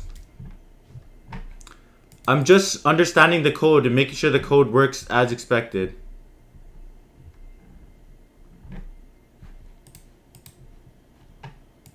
But like, I'm gonna improve it. I'm gonna improve it soon. I want to remove this like stupid Redis cache. Like, why is it doing that?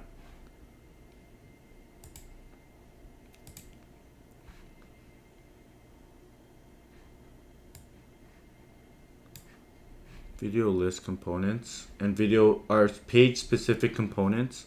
Okay, who uses this? Oh, find.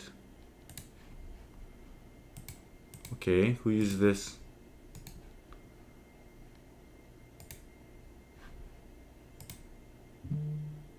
Videos. Where's videos?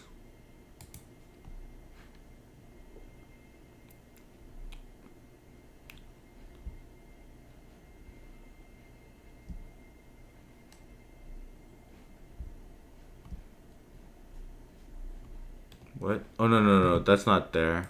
That's in the API. This is in videos. Okay. It's like...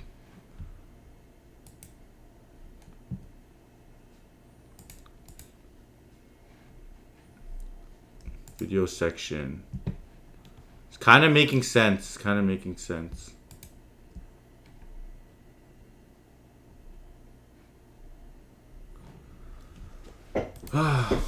Okay, cool.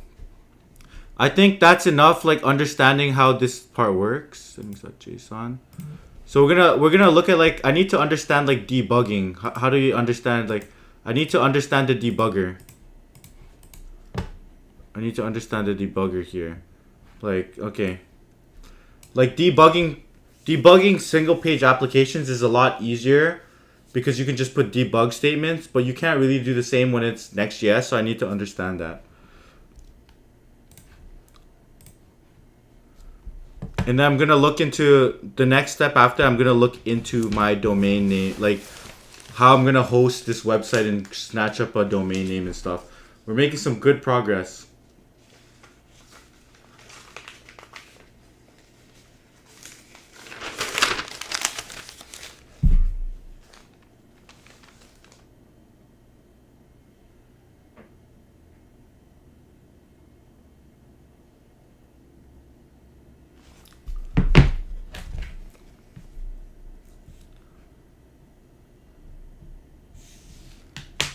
You can place breakpoints.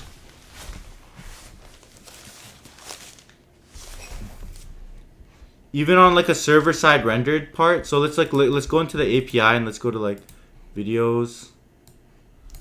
It's like, what if I want to? You're saying add a breakpoint here? Then what? I can debug like that?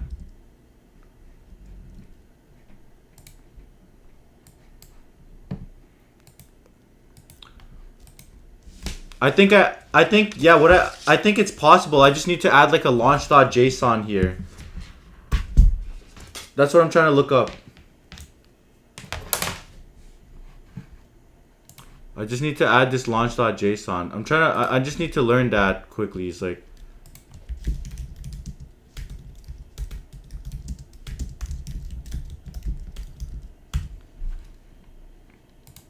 I just need to set this part up.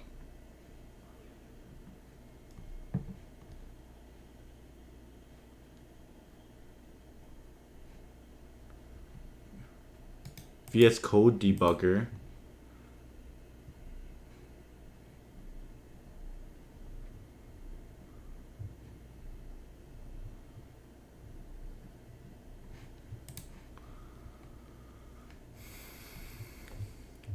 Yeah, I need to ask this. Okay, I'll just ask GPT here.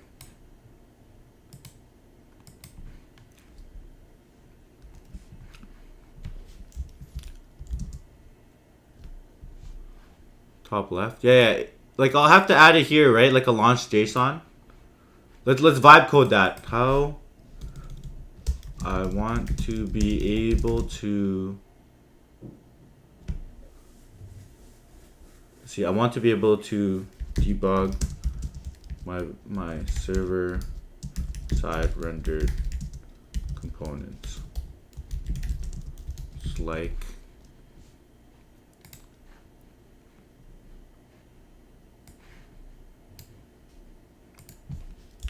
is it as easy as throwing debugger in there like it is for single page application, or do need to do something different? Okay, I'm gonna ask a question.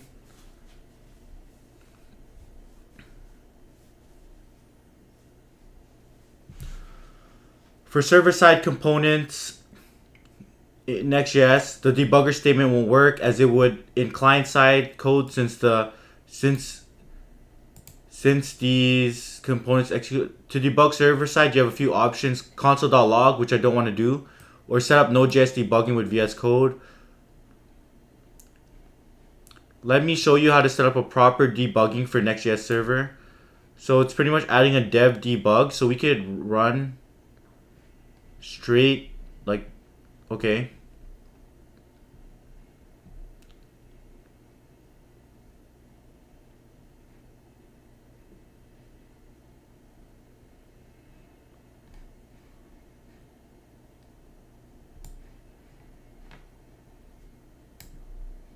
I see. Okay.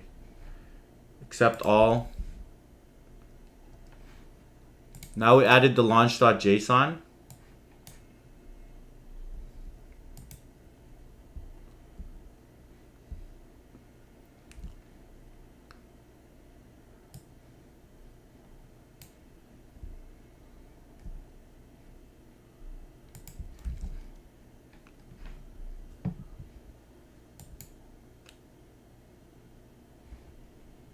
I think this is gonna work, Liam. Let's do watch run and debug. Run server side.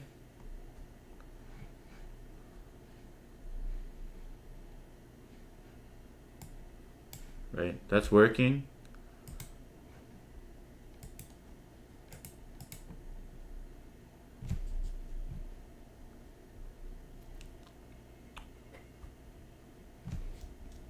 Let's run a debugger here.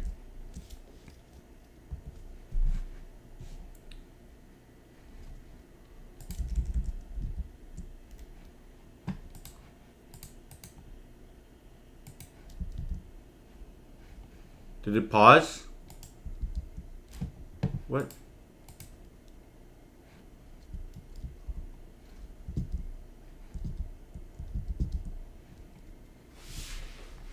Copy and paste a JSON from the Next.js site? Okay, let me listen to you.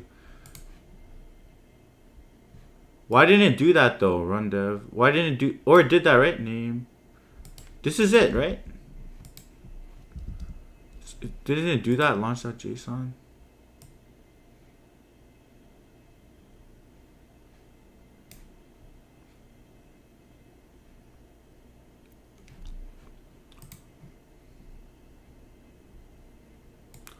Or let's just like run this. Let's run.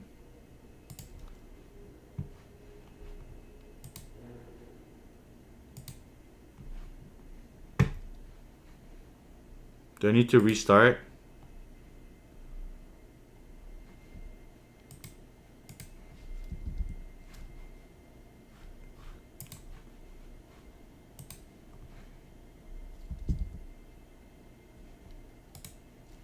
Why didn't it stop?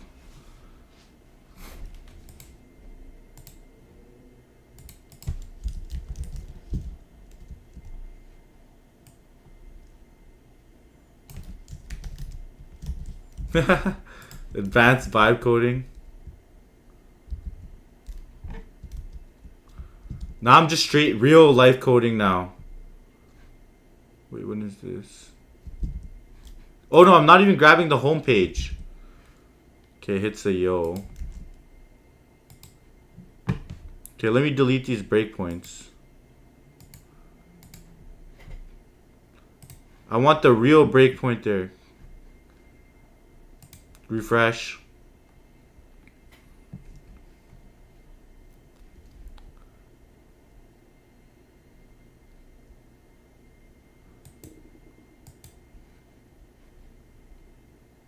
Click to add a breakpoint. Okay. It should pause there now. Why isn't it pausing there?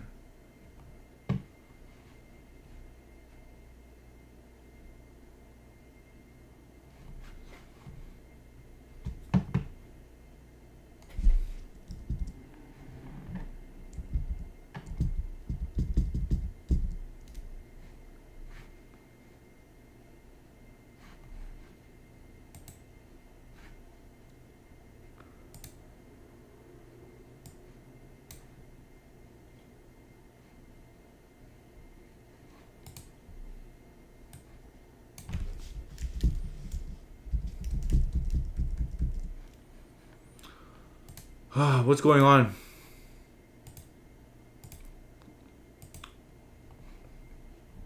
No, yeah, her home is server side rendered right here. Right. Home is server side render. Oh, am I on the wrong one? Hold up. Yeah, home is home is server side rendered.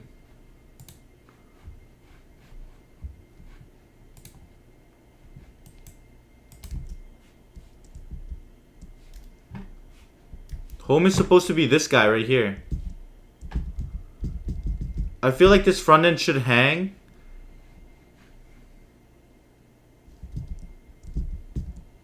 But it didn't.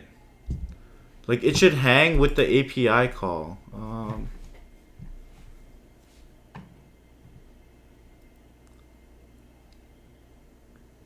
Click think and boom. Bro, I already vibe coded like the last 2 days. It's time to like use my brain a bit.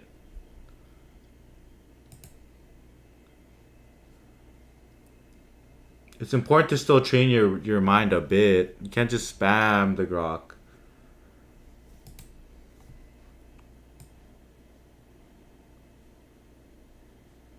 Okay, I think I need to do debug full stack. Debug full stack.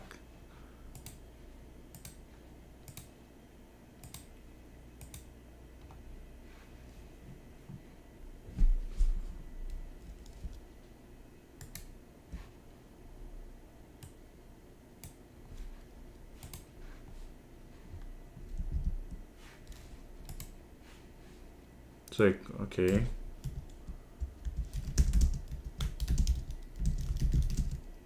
Why would I upload the files to Grok if I also that I'm in cursor right now and it has full context of my code? Like I'm already prompting it right here. Why is it not hitting this debugger? Followed steps.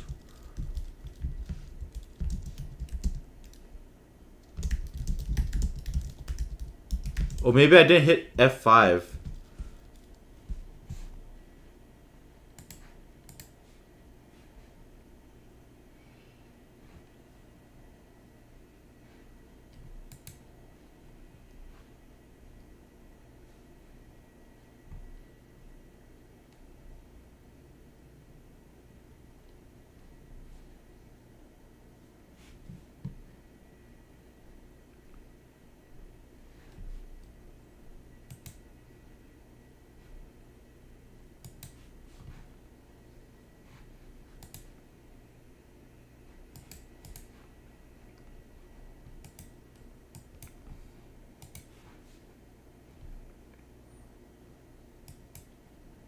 What's unbound?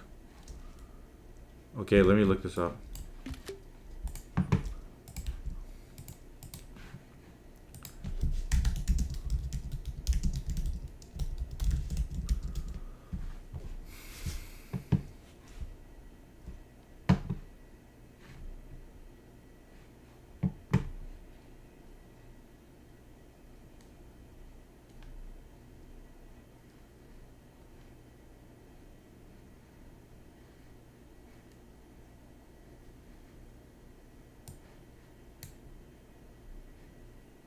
Okay, it's because the turbo pack thing. The turbo pack thing.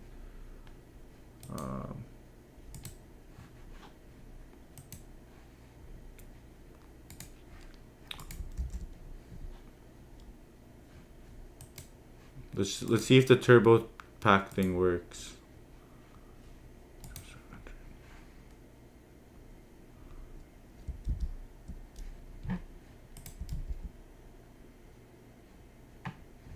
What?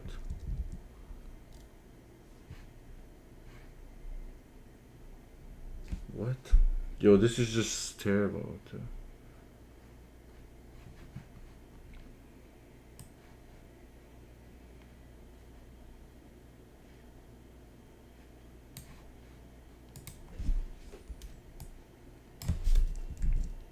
Okay, I'll go like this.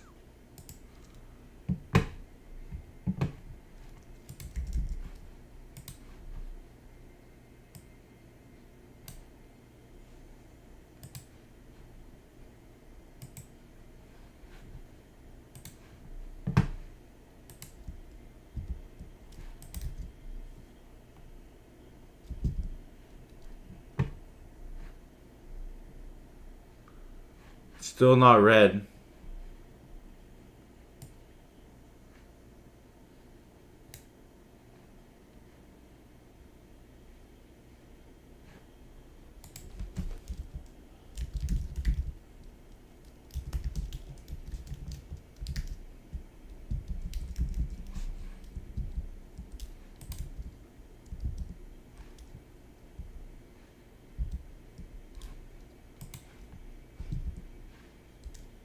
Yeah, it's running for sure.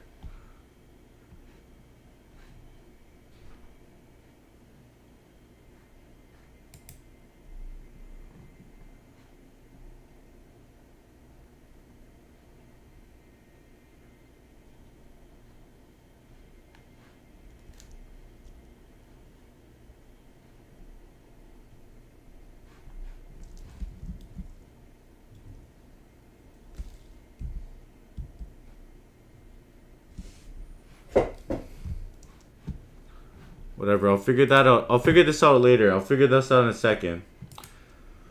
Let's talk. Let's look into like actually getting a domain name and stuff.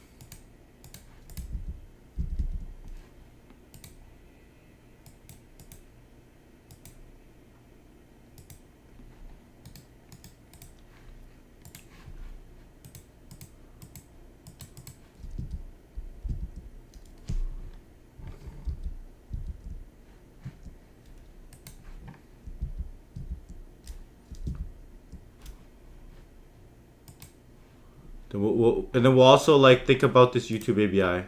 Maybe I'll use Grok too. Grok.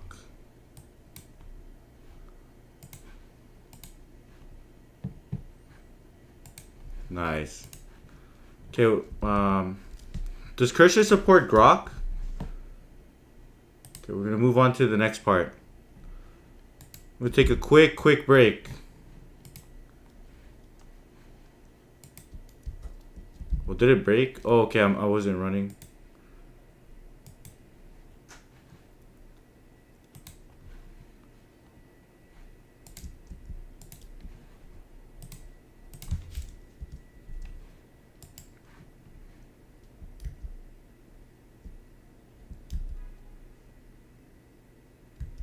Find peak element. Find a good video to take a quick break on. Vibe coding my website. Alright, okay, this is not bad. I'll be back. I'm gonna take a quick break. Then we're gonna get back into vibe coding, actual more features. Like, let me write down my agenda because I keep like I got like ADD. I was doing some random stuff right there. So what I'm gonna do is, yeah, I'm gonna add more features. I'm gonna add some scheduling and analytics page.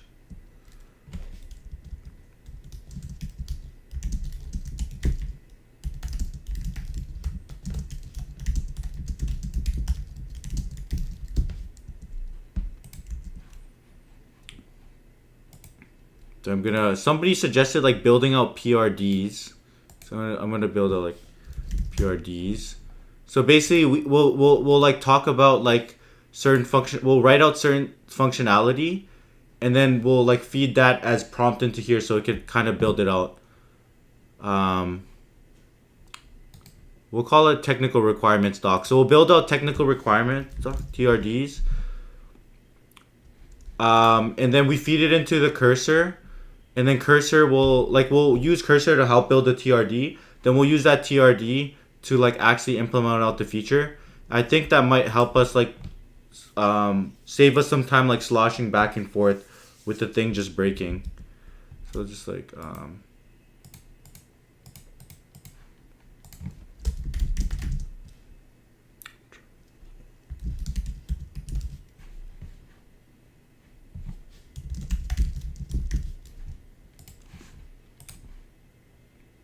take a quick break. Take a quick break.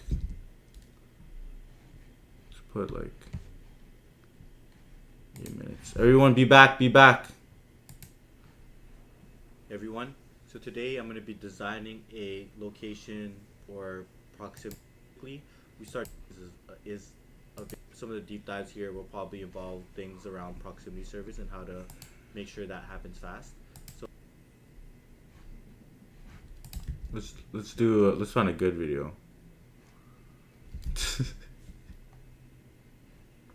URL shortener. Reacting to Sarah. Who's more cracked? There's a bunch of good videos here.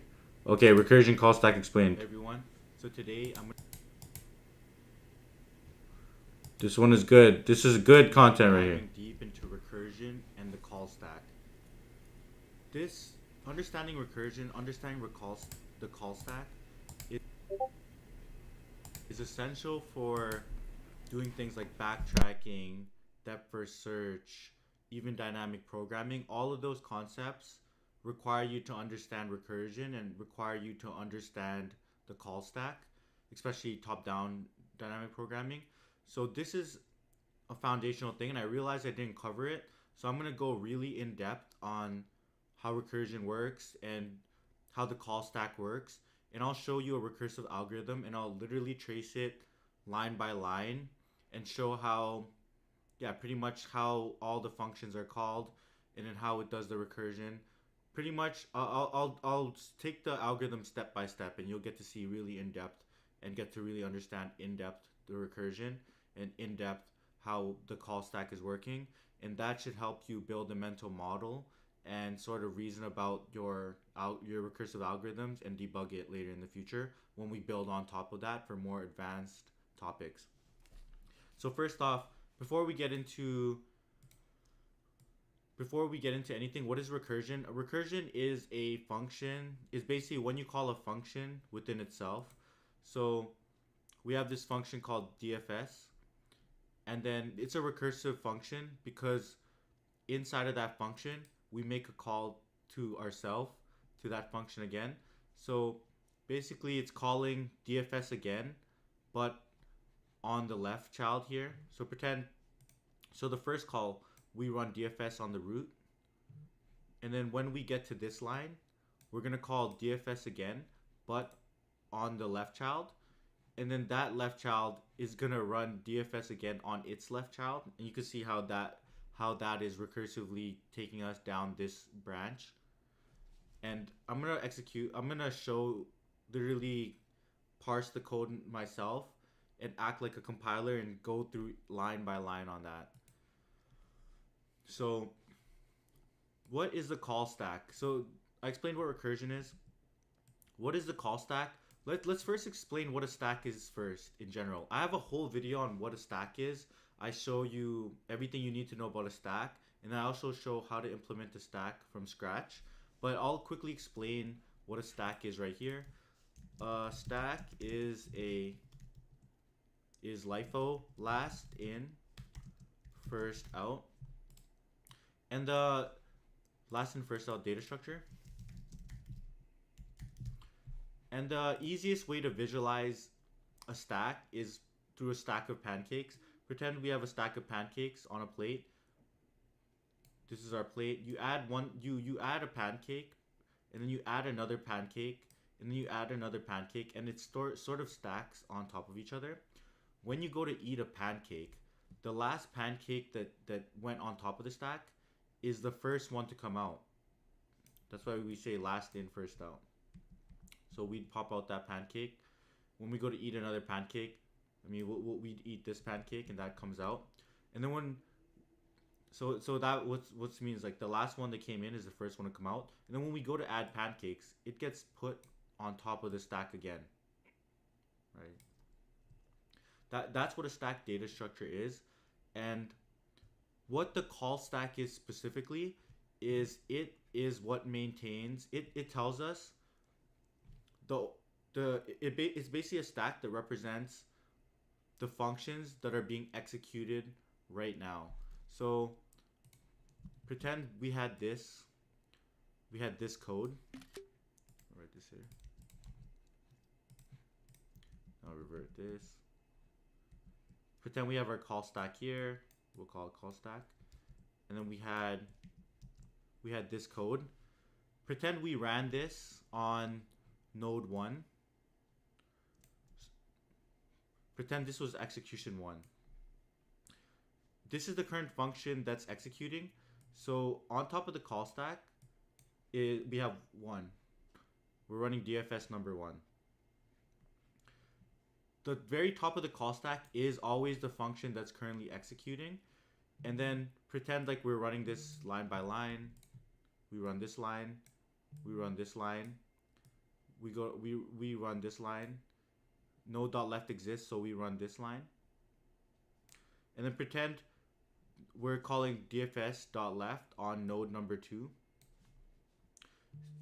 Now node number 2 is the one that gets put on the call stack, and now we're executing it. And the reason we need a call stack is because when a function eventually returns, we need to know who called that function. And you'll see exactly how that looks like. I'm gonna go through like a bigger example right here of how it all works.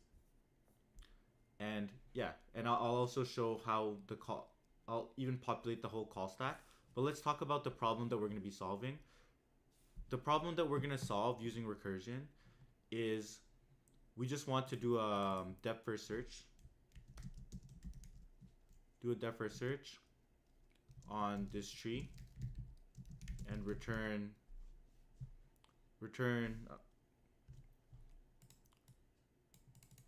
the nodes we visited. Return the nodes we visited in the order we visited them. So we want to do a DFS on this tree and return the nodes we visited in the order we visit them. And we sort of want to visit them in this exact order. 1, 2, 4. We want to visit them in this order. 1, 2, 4, 5, 6, 7, and then finally go up. 3, 8, 9. You can see in this order we're prioritizing depth over breadth. We follow the left all the way down till we reach a leaf. Then we finally backtrack. Then we go down the right until we reach a branch, and then we backtrack. Then we go again. That's actually called a pre-order traversal, but it's essentially just a variant of DFS, the most simple variant of DFS, where we just visit nodes as soon as we see them. But yeah, I'm going to show how we can implement this using recursion. So the way we can implement this using recursion, so pretend this is the expected output. 1, 2, 4, 5, 7, 8, 9. The code to doing this pre-order traversal is pretty much as simple as this. First, we call the DFS on the root node, and we pass in a global result, and pretty much all of the nodes in the recursion or in the algorithm will just append to this list. So that's what this logic is doing. Every time we visit a node, we append its value into the result, and since it's a global list, all of them have a pointer to the same list. It will just append to this one global list, and we'll eventually return that. Okay, So that's sort of the logic. As I mentioned, we first call it on the very root and the node is empty. So since we call it called DFS, the first we land here right away. And then let's say the call stack is running the DFS for function for node 1. I'll signify it here. So we're on node 1 since we call DFS on the root of the tree. And if is the node none, the node is not none. So we go on to the next line, and then we result.append. Let's store the result here. Since we're at node 1, we just add 1 there. If the node.left exists, yeah, it points to this guy. So we're actually going to perform recursion. We're gonna call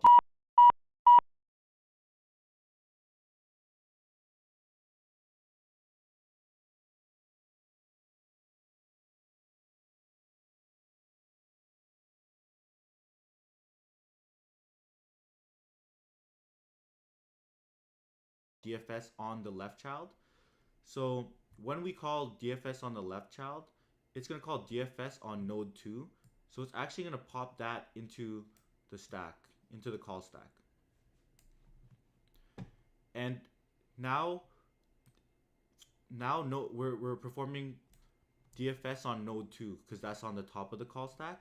So we're not gonna execute this right now. This is actually gonna get put on hold because we're gonna be running this function. We're gonna be running this code, and this part of the code will only execute as soon as this finishes. But this will only finish. This code will only finish after this whole subtree is actually visited, and you'll see that as I continue to execute this thing line by line.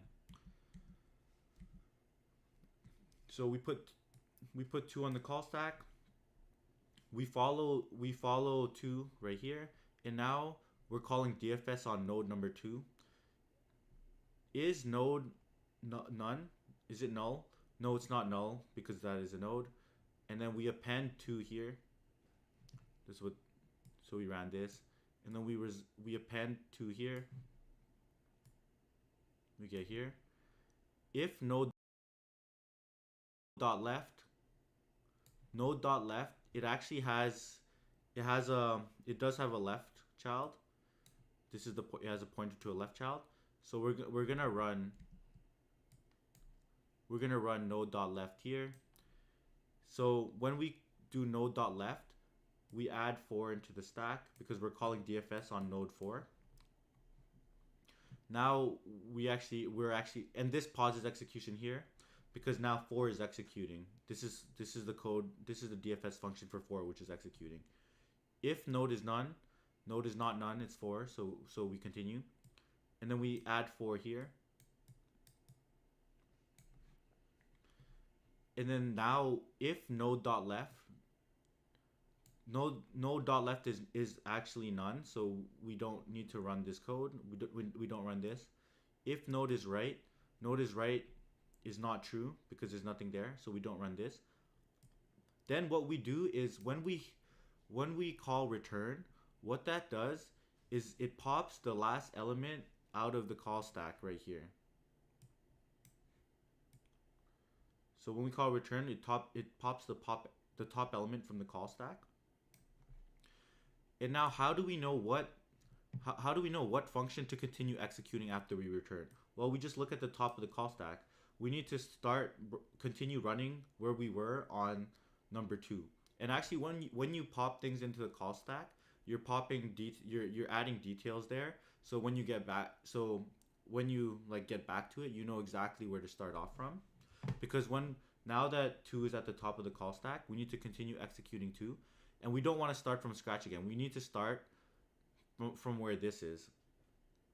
So yeah, we pretty much we continue from here.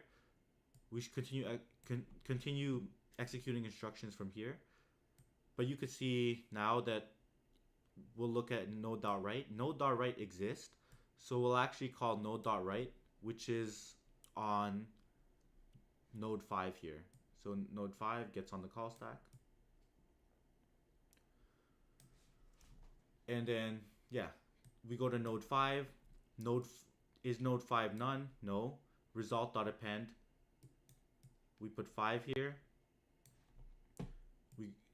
That's what this does. If node.left actually exists. So we're gonna then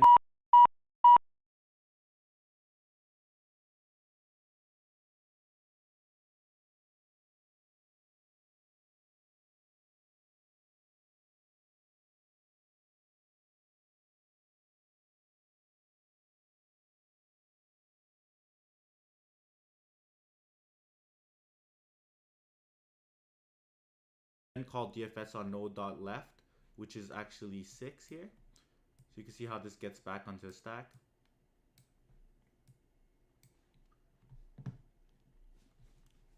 Yeah, that gets back on the stack. And then now we called DFS on node 6. That's what's being passed in here. Is node none? No. Node exists, so we continue. Now result.append the current node we're visiting, which is 6. And then if node.left doesn't exist, so we don't run this. If node.right doesn't exist, so we don't run this. So then we hit return. What I said when we hit return is we pop an element from our call stack. Right here. And then who do we continue executing? Well, we have to continue executing 5. Where did we leave off? Well, we left off right here. If node.right, we left off here for 5. If node.right exists, so we're gonna call DFS on the right child. So it's gonna, the right child is 7, so that's gonna get put on the call stack. Now we're executing this right here. If node is none, 7 exists, so we continue here. Then we add 7 to the result, and you can see we're building up the result properly. We'll compare it to the expected value after, but now we do node.left. Node.left doesn't exist, so we don't run this code. Node.right doesn't exist, so we don't run this code. When we hit the return, we're gonna pop the top element off of the stack right here. And yeah, now we have to continue executing from 5. At 5, we pretty much only need to run this line. So since after we run that line, we pop this from the stack. Every time we return, we have to pop something off the stack. Where do we go? We go back to 2. You see we go back to 2, and then we hit return. Well, what happens when we return? Well, we pop something out of the stack. And then finally, Did all the mock spots? I think unfortunately the mock spots got taken. Let me check. Your chat audio is good? Yeah, audio is definitely good. Yeah, bro. Got taken. We'll get some more. Unfortunately got taken. Maybe I'll do some other ones. But I'm doing a straight 9 to 5 tomorrow.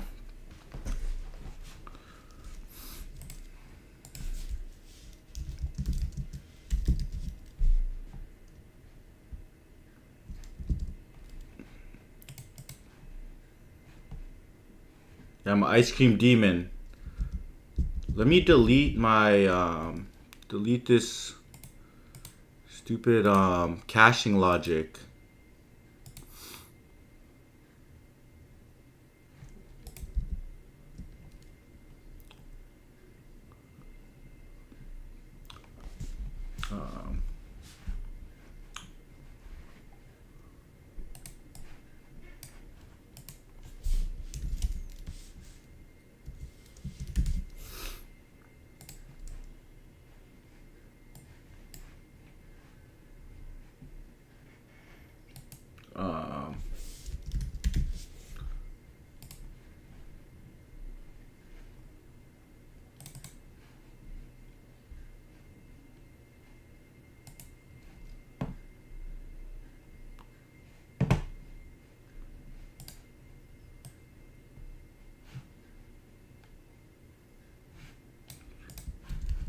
This is the actual launched app.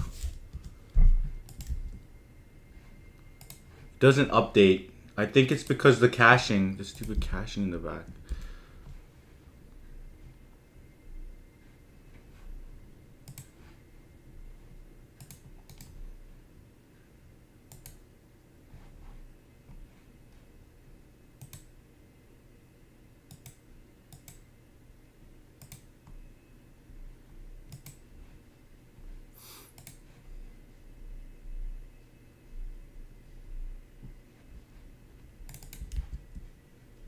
Get from cache.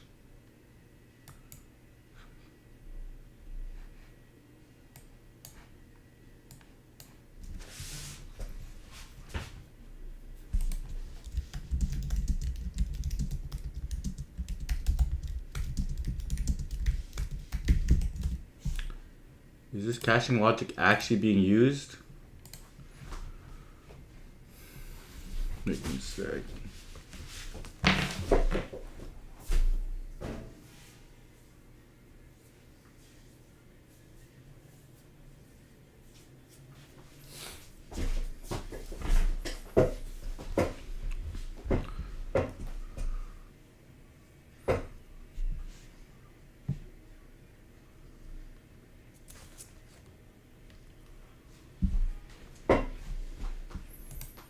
Okay, I'm gonna delete this Redis caching right now. I don't need that. Constants.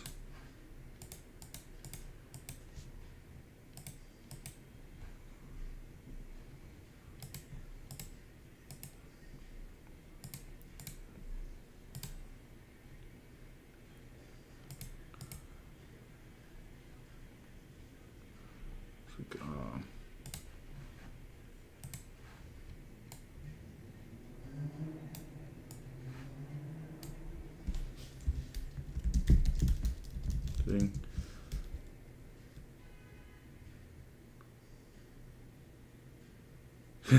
Anything happening in the Tenderloin? I don't know. We'll see. We'll see. If you hear anything, then something's happening. Yo, everyone go roast this one kid on my... just go roast this one kid on my thing for me. Talking trash on my video.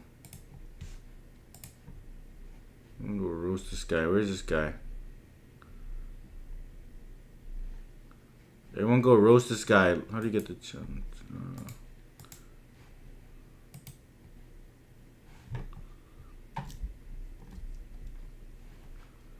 Someone go roast this guy for me. How do I get a link to this?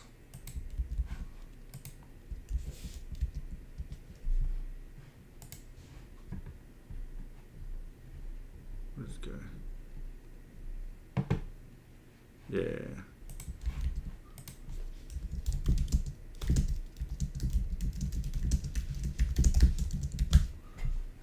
Go roast this guy for me talking trash on my video.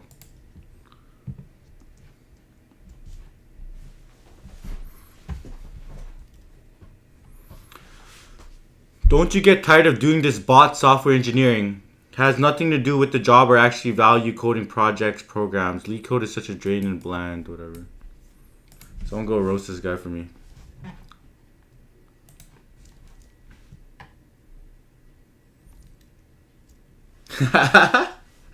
Yo. Yo, Paul got no chill. Hey everyone. Paul got no chill. It's like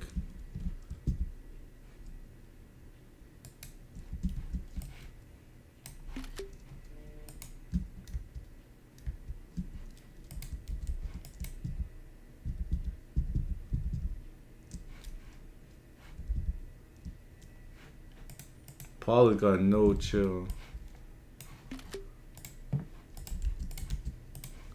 Like, why isn't this updating? Is this like Express API? We can set up any API calls here.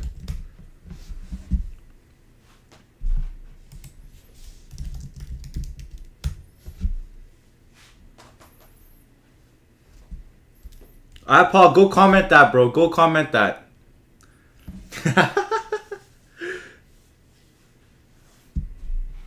What we're gonna do today? Yo, what's up? What we're gonna do is we're gonna build out the scheduling feature and build out the analytics feature. We're gonna also research domain names, and how those work.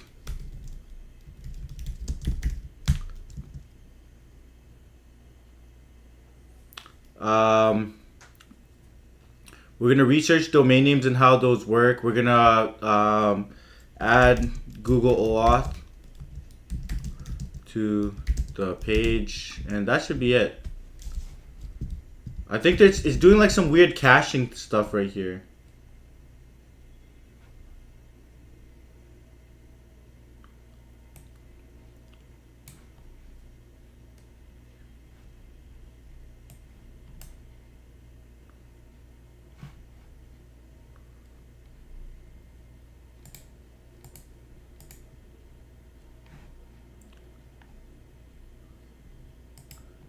This guy's legend. Yo, what's your question? Yo, Paul is a legend. Paul's a legend. Oh, yo, everyone's rolling out. Everyone's riding out. Oh, that guy's gonna be a little bit sad. Yo.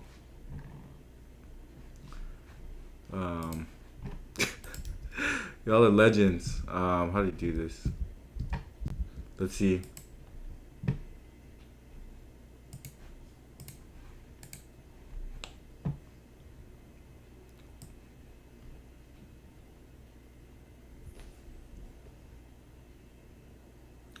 I want to purchase a laptop in 200, so is a Chromebook good choice? It depends on what you're doing.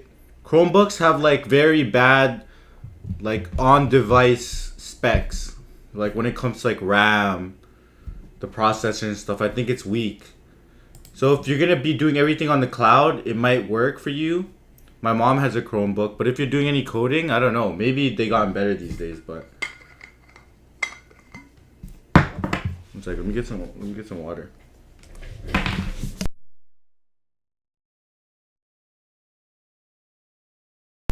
Michael, you're a legend. Michael, you're a legend.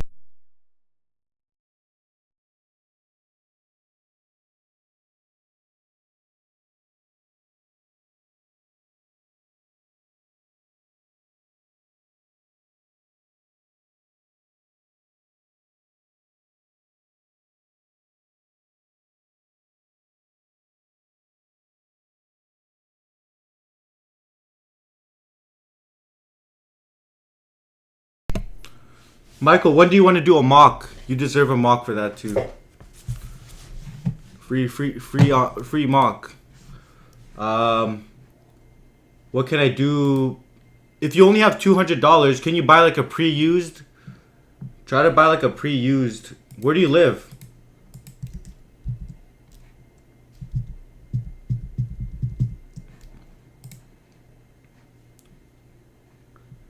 API YouTube random video returns okay, then you could specify like get request.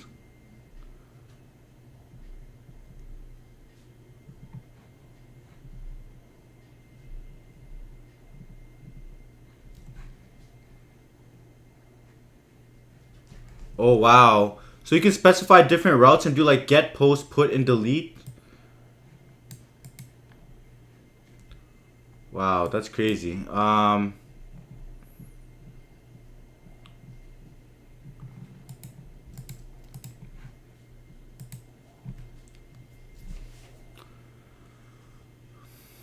Yeah, I don't know. I honestly, dude, laptops are so expensive these days. Maybe there's like cheap ones from China or something that would work.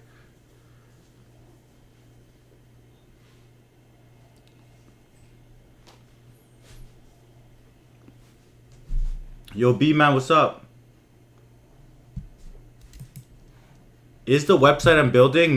Nah, it's not gonna be the same thing Neatcode has, but maybe I'll build like a James 75 list or something. 145% tariff on India or Ghana. Yeah, like what? Like just grab like buy like a pre-owned one or something, or I don't know the Chinese brands. There's probably cheap Chinese ones.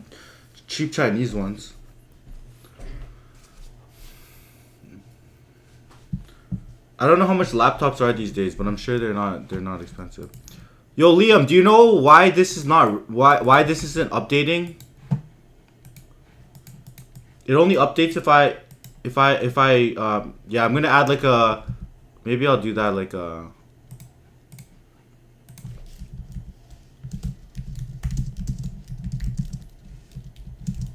I'll build a James 75 list of my favorite questions.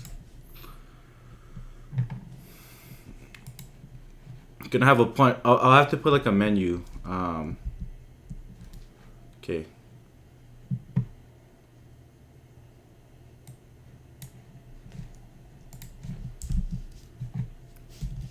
Does Next.js.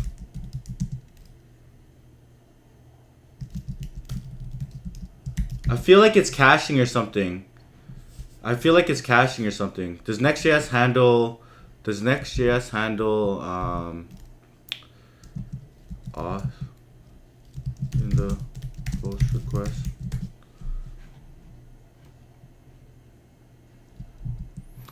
This is not updating here. So like if we go on localhost right here, like every time it's updated here, right? But here it's not really updated.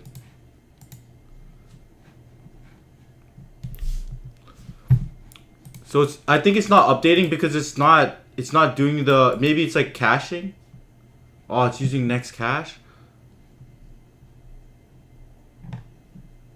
Oh, that might be saving me API calls though. How do I maintain the cache?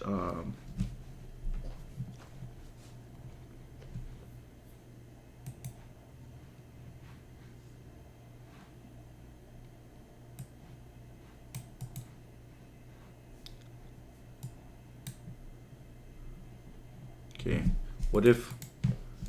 how do I handle OAuth? I want Google login in my site. Okay, let's add Google login in my site. Let's see if this works.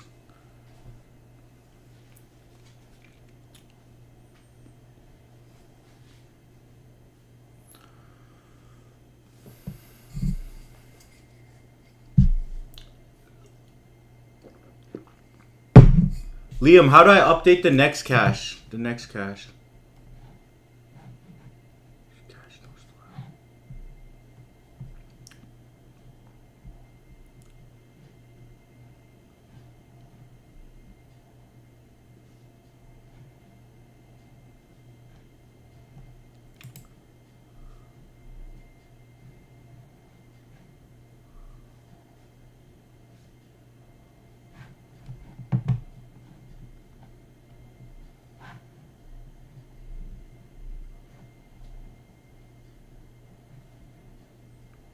Dude, this thing's tweaking. Yo, is this going crazy on my command line?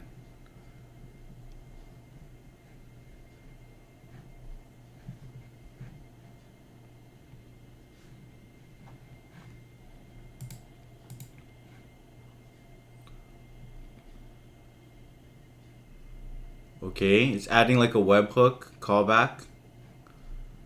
Interesting.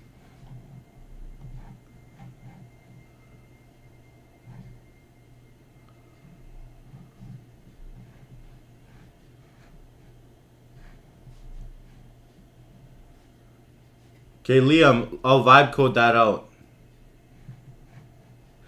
Just hit accept.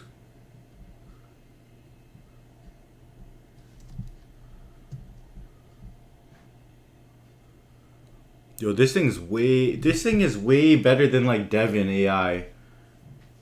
This is like what Devin AI promised.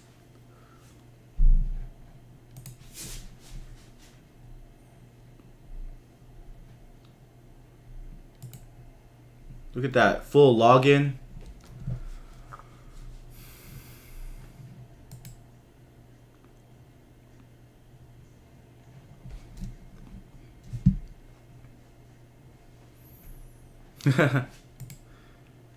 Yo, Paul, should I apply?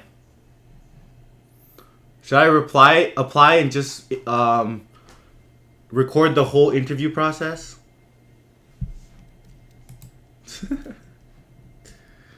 Yo, I'm down. Send me, yeah, I'll apply to the job and see what they say. Then I'll use interview coder on them. No, I'm just kidding.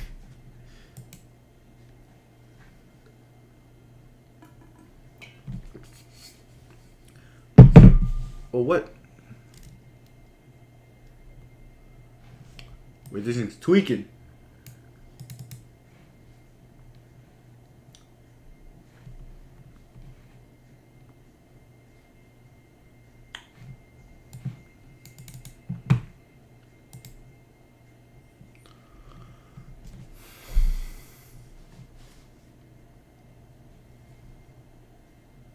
Yo.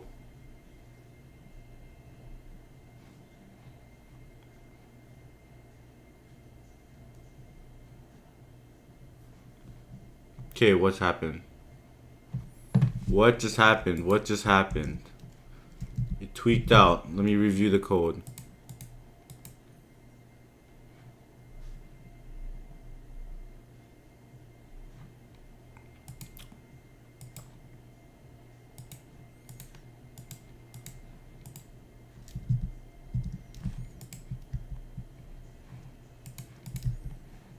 Oh, now we have a login feature.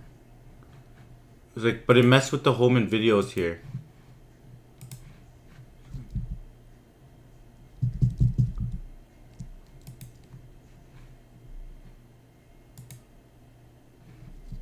Okay, sick. It has like a, we have a like a login functionality. Okay, we're gonna fix this in a sec.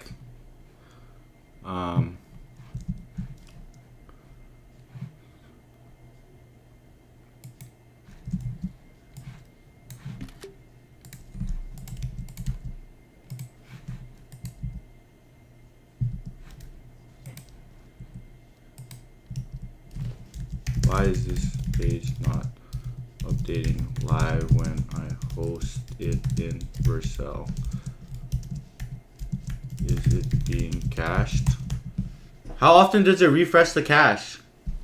Let's see.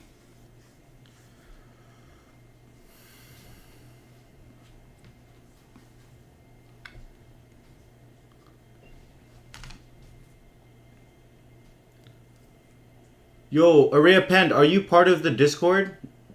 Hop into Discord, then send me an invite, and then from there, after you send me or Farzan, the progress is not great. I was just I just finished reviewing all the code, but we're adding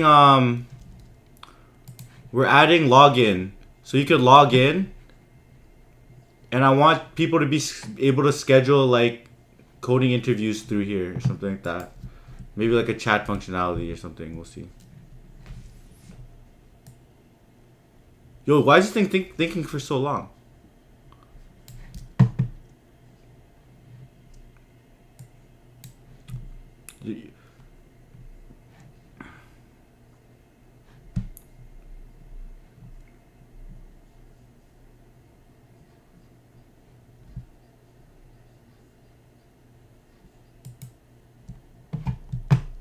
Revalidate.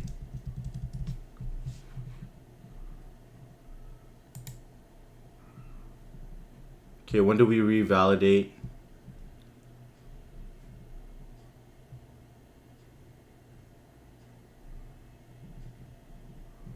I see. Your homepage uses server components to fetch YouTube data.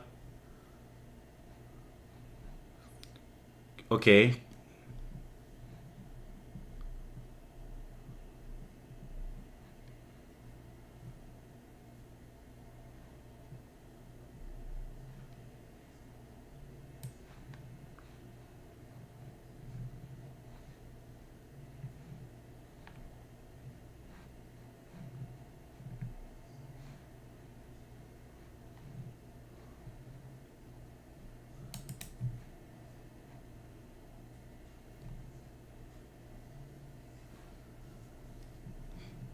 Okay, why'd they create a new API, YouTube?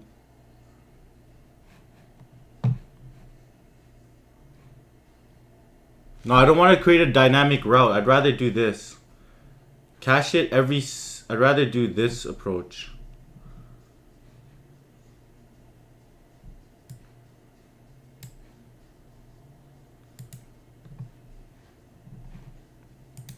I'd rather do this approach. I like this approach. Once per... Let's say once per 5 minutes.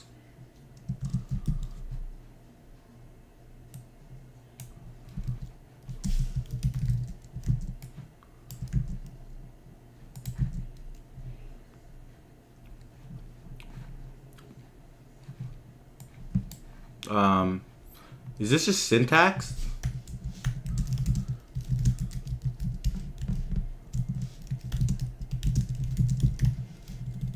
How does this work?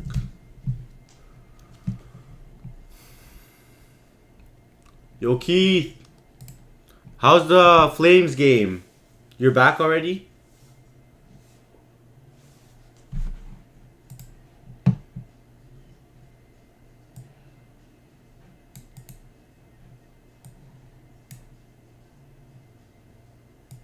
Yeah, see you soon, man.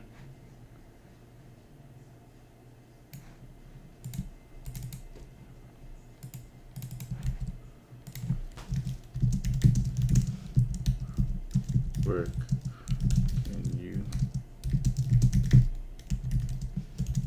Does...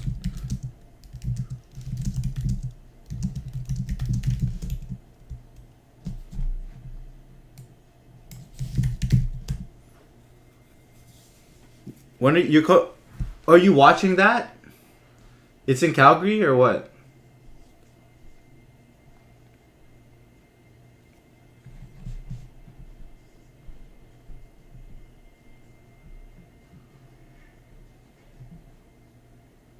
Okay.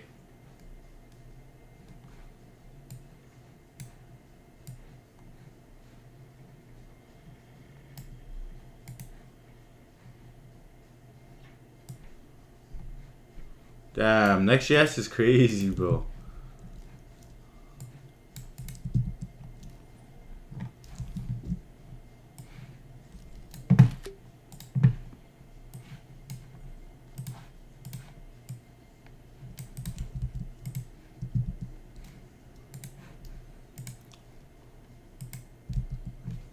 You broke the nav layout.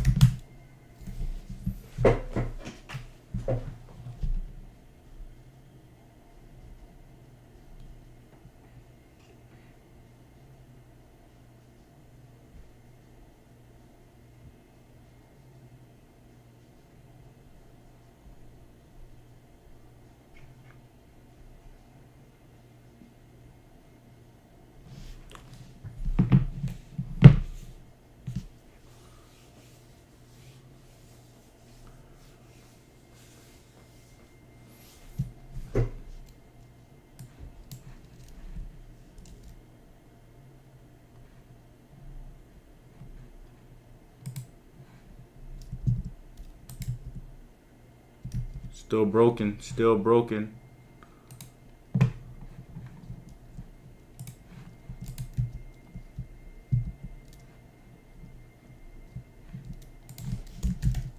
We'll vibe code this, still broken.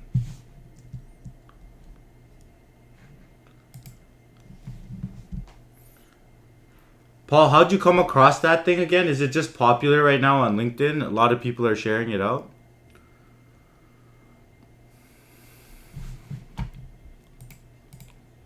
What is this?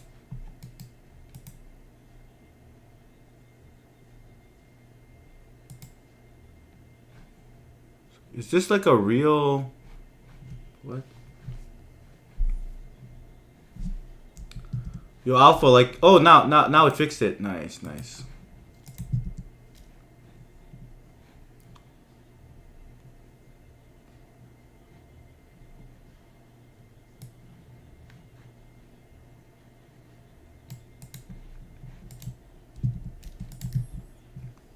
What? It still broke.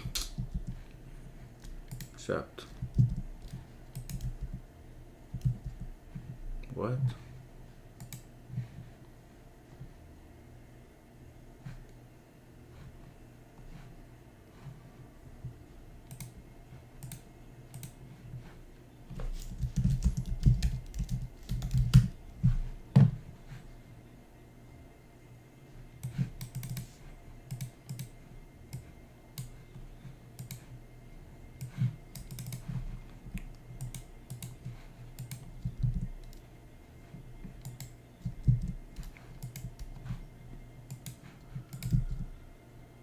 It was fixed a second ago. What is this?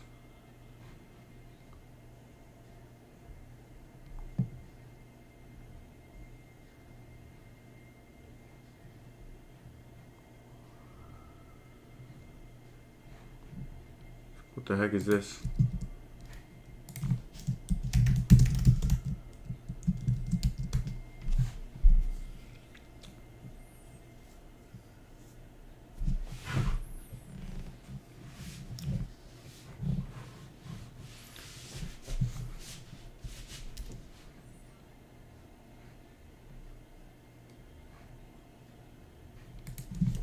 Okay.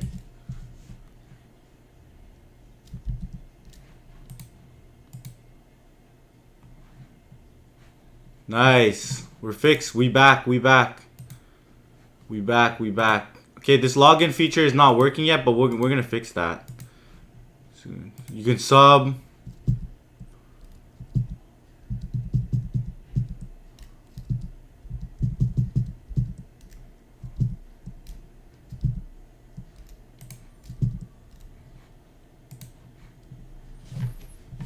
Okay. Where's my break page? What? They deleted my break? It's like, did they delete? They literally delete my break from the nav?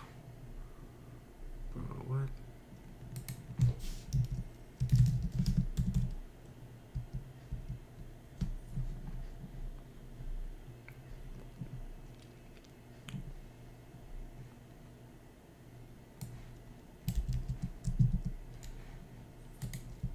Does my break still appear though?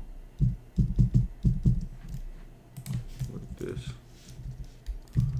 Maybe I'll keep that hidden. Yeah, I'll keep that hidden. Like, I don't care about that much.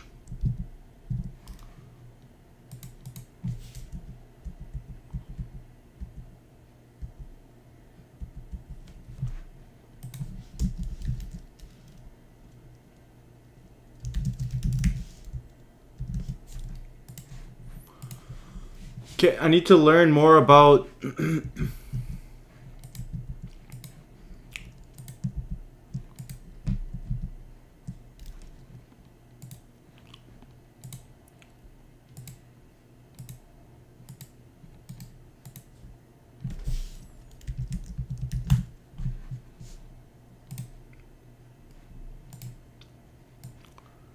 okay.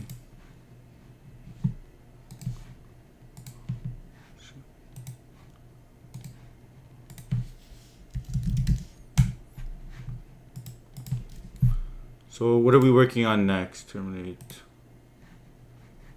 Like a couple.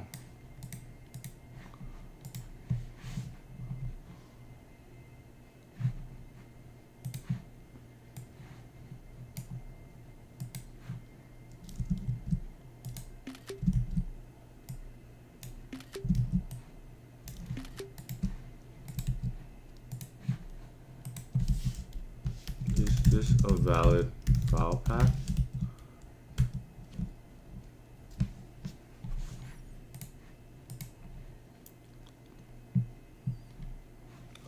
Yes. It's like, is this a valid file path? Like, what is this?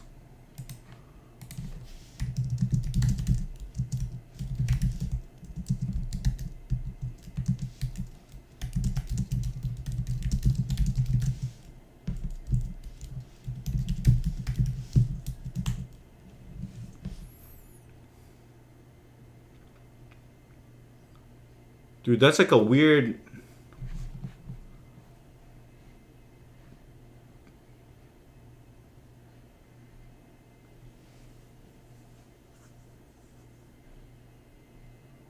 Oh, I see, I see, I see. Interesting, interesting. I just used the regular Mac screenshotting software. Okay, let's push this code. Let's push this code.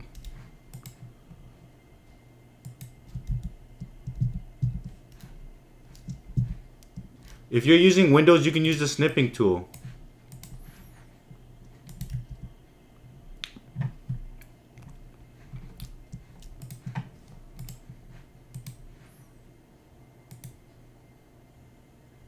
Nice. Okay, we'll fix that at some point. Let's talk about domain names and stuff.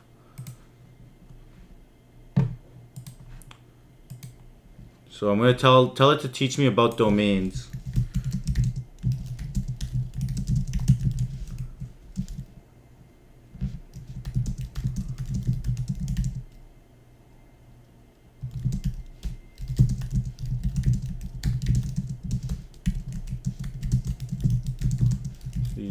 If I want to use the domain name Inversal, then switch to AWS.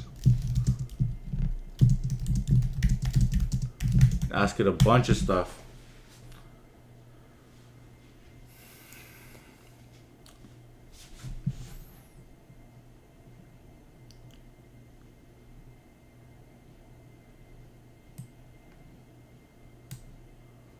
Okay, the registrar adds your domain to the global DNS.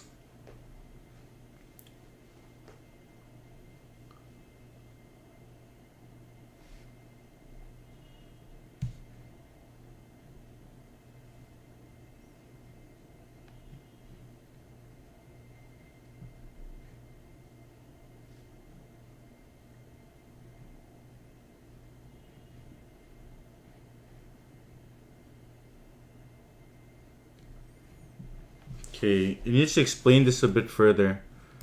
So, okay, I get buying a domain. You purchase it. The registrar adds your domain to the global DNS. What's this?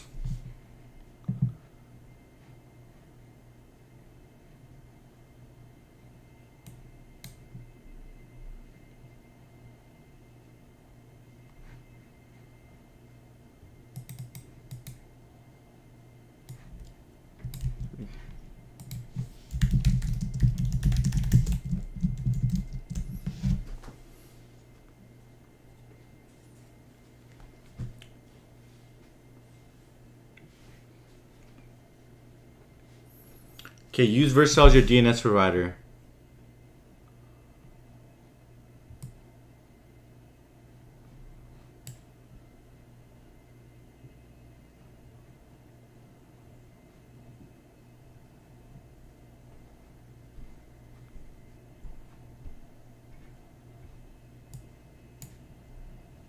No, I want to use Vercel. Which one?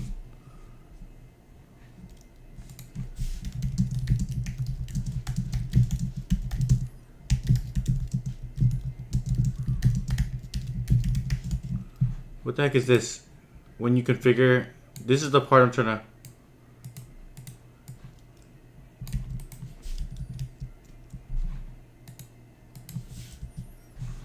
Oh, really? Okay, let me see.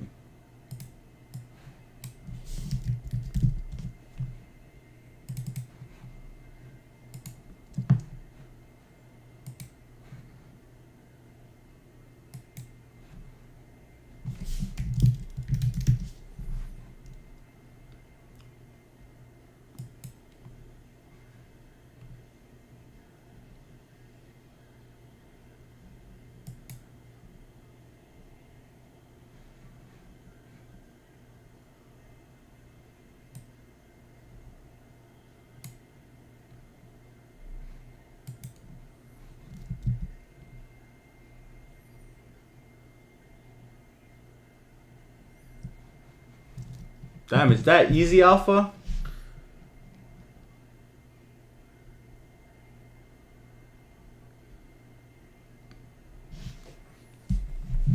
Alpha, it's that easy? My credit card.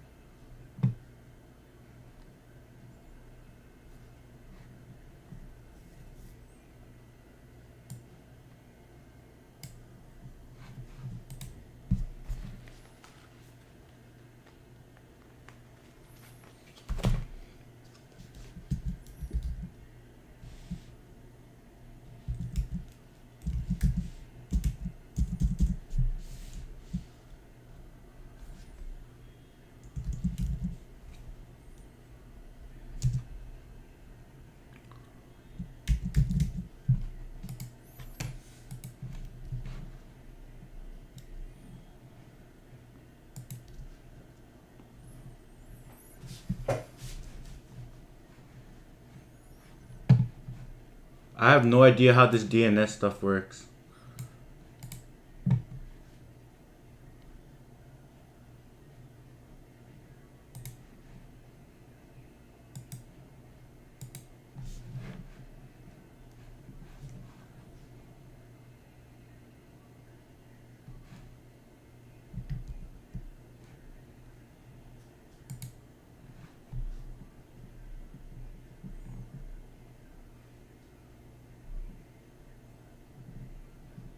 What is all this stuff?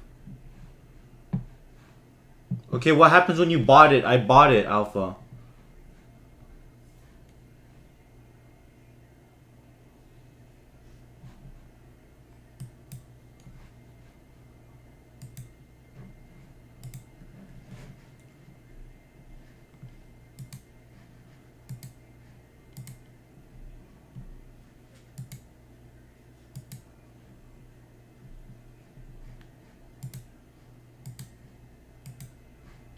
Yo, Versal is actually legendary.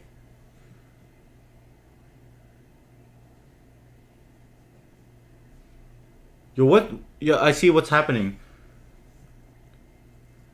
Dude, how does it... What's happening behind the scenes, though? I'm trying to figure that out.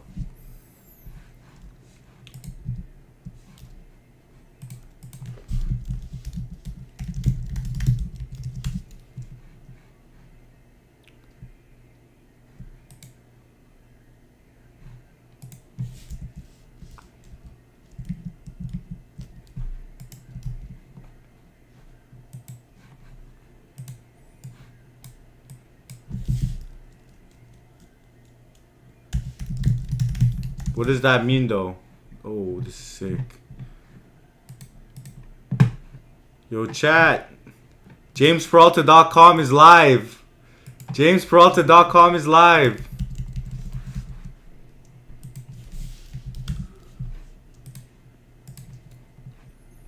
Yo, JamesPeralta.com is live. Let's go. Update my thing.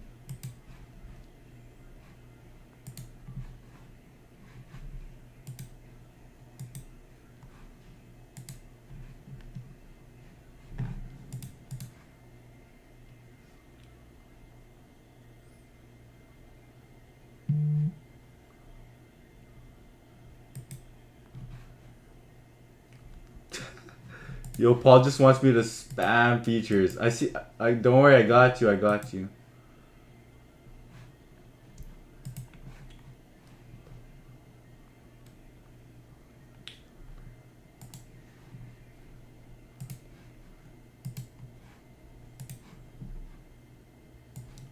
Oh yeah, we go. JamesPeralta.com is live. I need to update my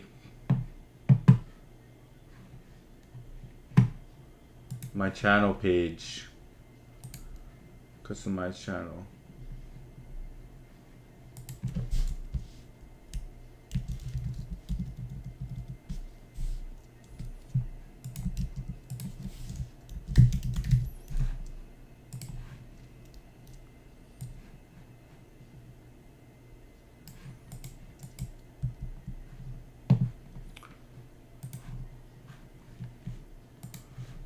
Here. JamesPeralta.com. JamesPeralta.com. Let's go. I just need to like figure out all this stuff behind the scenes. Yes, sir. Let's go. Let's go. Let's go. Politics. Let's go. Yeah, I'm gonna add Google Auth login. It's just not working properly.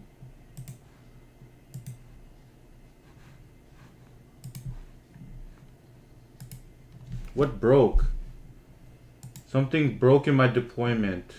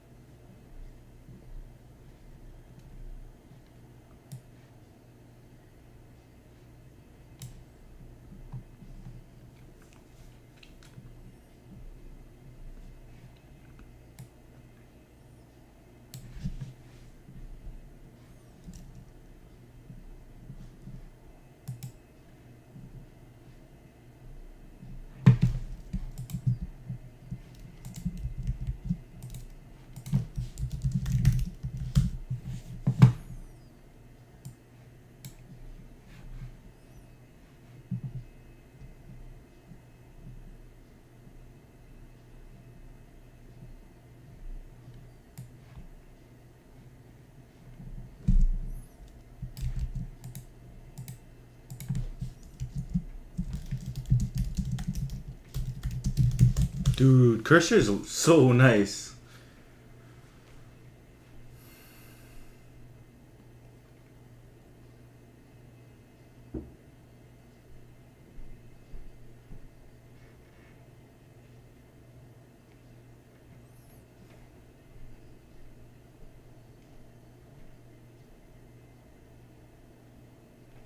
Alright, you installed it just right now?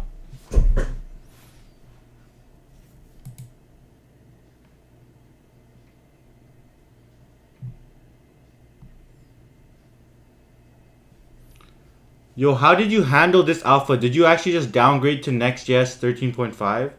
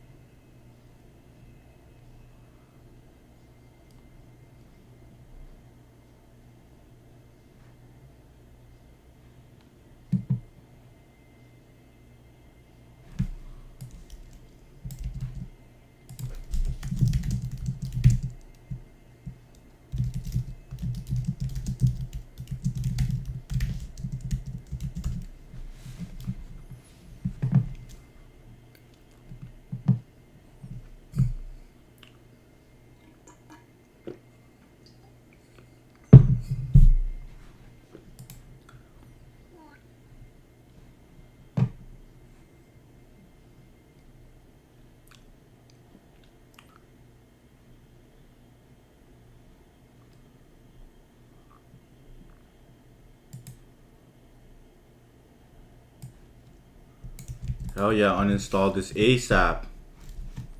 I don't want that. Yeah, delete that.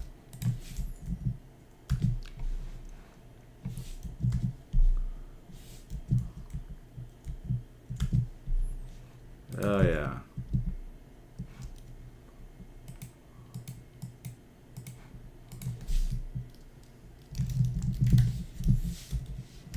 Fix build. Fix the build.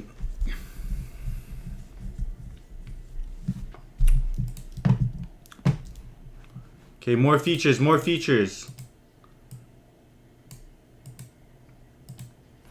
Finally, we can get into a... Okay, we got deployment working.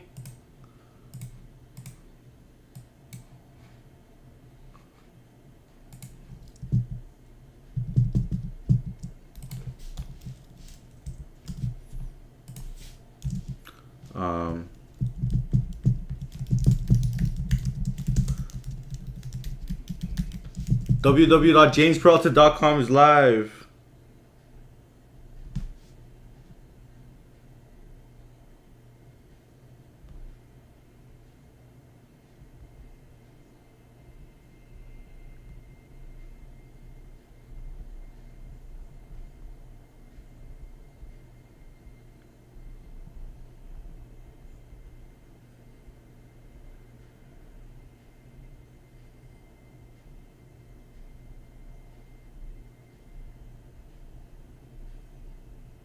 www.jamesperalta.com.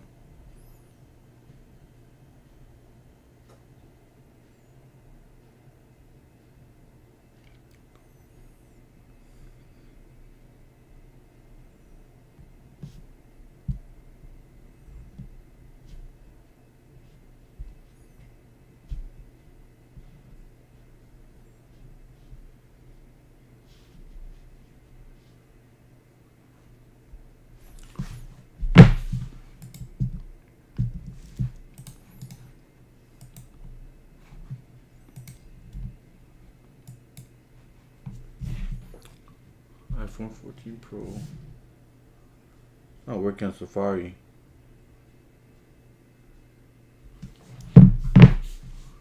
It looks good on Safari. What about like iPhone 12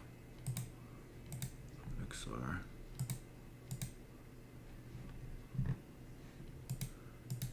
Yo, it didn't look like that before.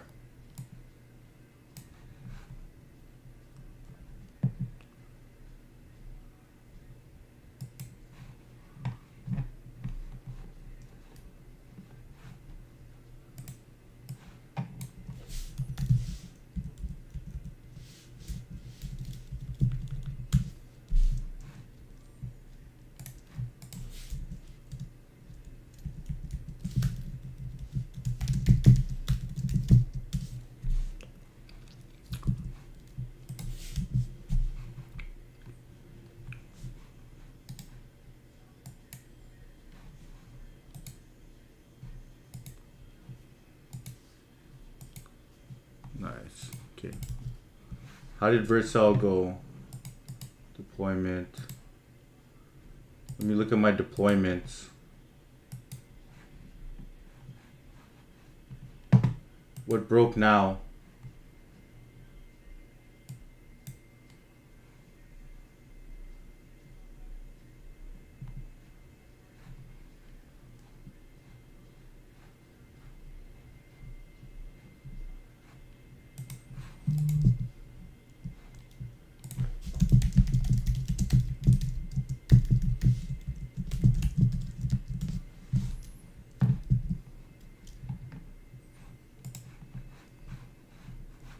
It doesn't look like this on Safari. It's like, it looks good on Chrome. It's like, it looks trash on Safari. Let me open this up on Chrome.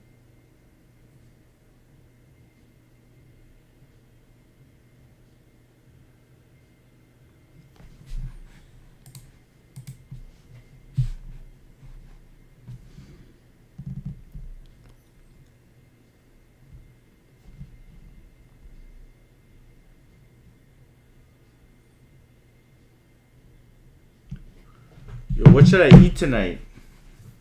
Bro, why is the ESLint failing? That's so annoying.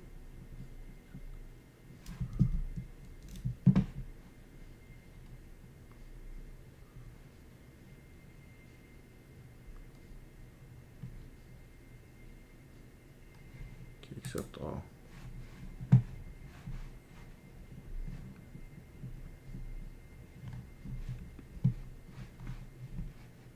It's like, how do I run the linter? Did you say straight ESLint? Is that in my package.json? Okay, I just say next lint.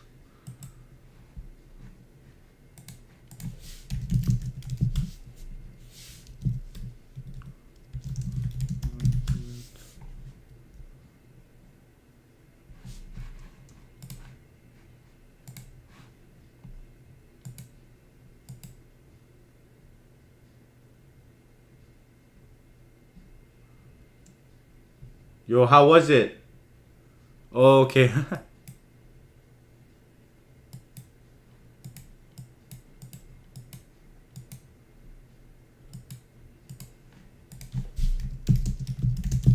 Need to get the build working. Dude, you could actually, yeah, I could see why you could be a 10x dev with this. Like, this is already boosting the crap out of my productivity.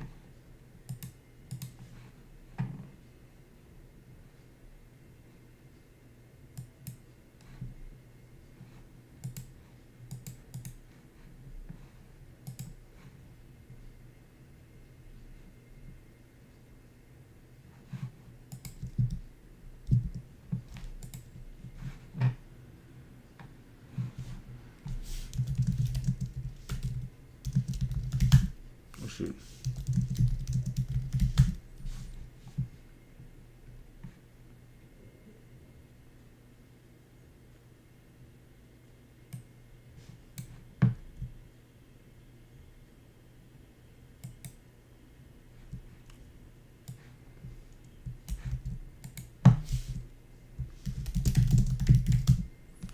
Fix this, please.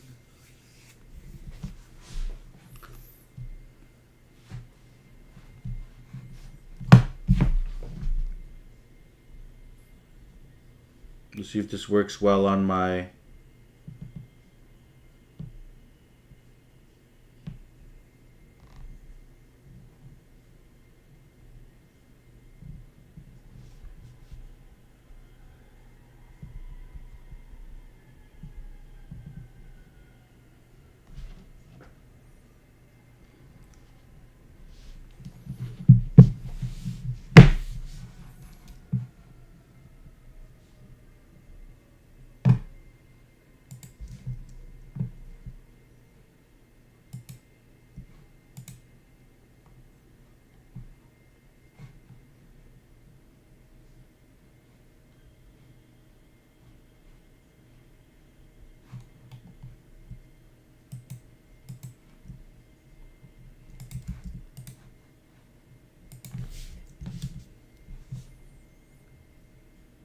Yo, this is crazy.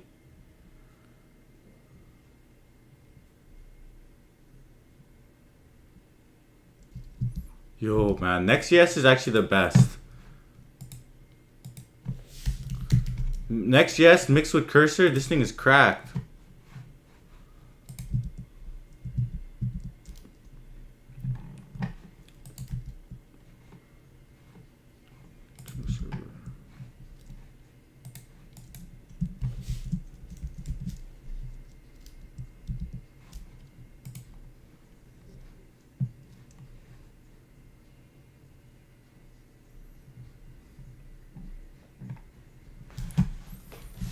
Hell yeah, let's go.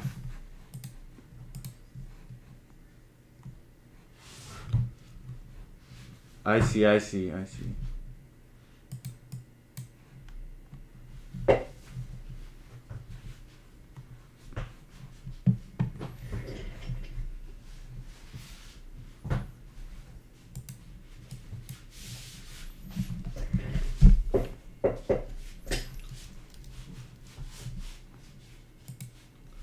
Let's see how the deploy is going. Deploy.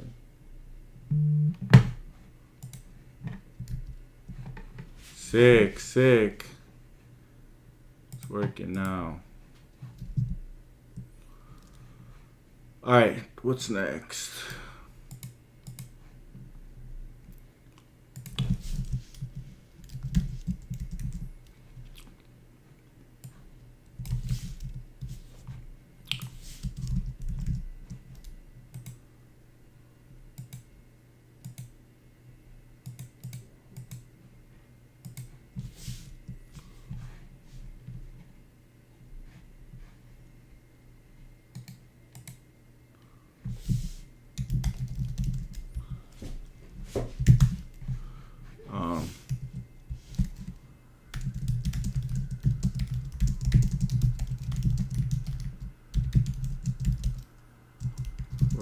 New feature.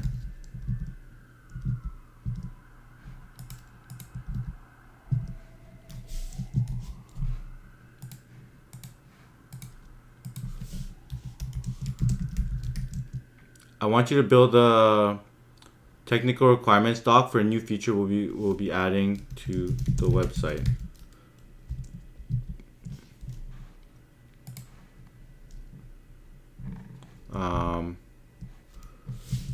This is going to be a new navigation element called analytics. It will show all of important analytics of my channel and some cool graphs to browse it.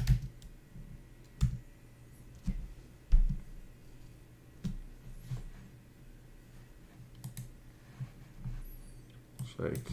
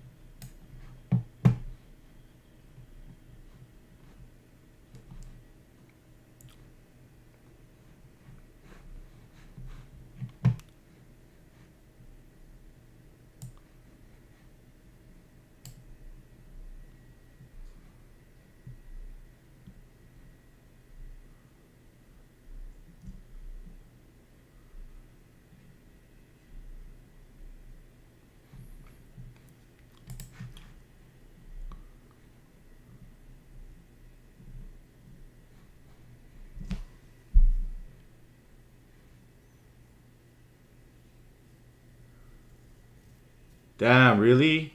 Where do you work? AWS? How do you know you're getting pipped? Did they tell you? Bruh, AWS is like notorious for that. I'm sorry to hear that, man. AWS is notorious for that. How did you find out? I'm sorry to hear that, man.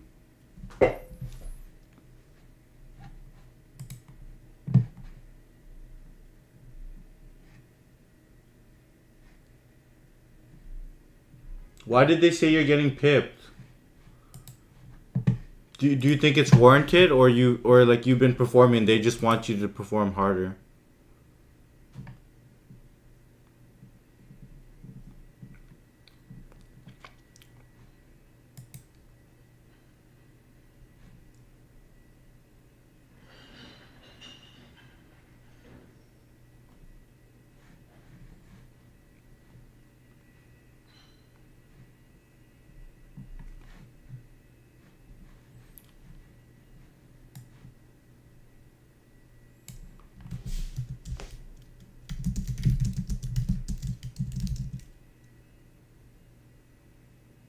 Damn. What were they saying?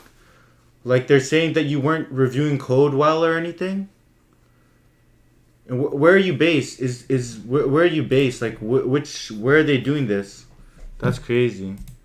Are you in the U.S., Canada, India, Seattle? Holy crap, bro, that's terrible. So what did they say? You just weren't doing code reviews, or you weren't doing code reviews well, or something?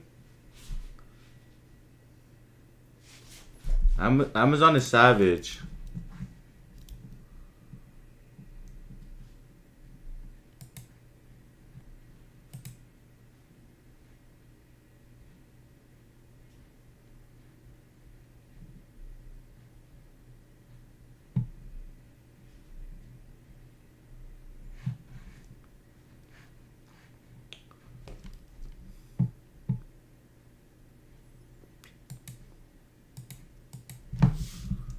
But I think it's a head count, bruh. That's so whack, man. Sorry to hear that.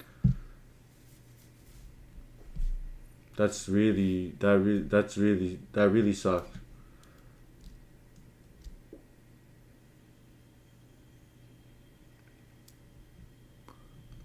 Um, Liam, how do you work with databases in Node? Or sorry, in Next? Do you just like use like a third party?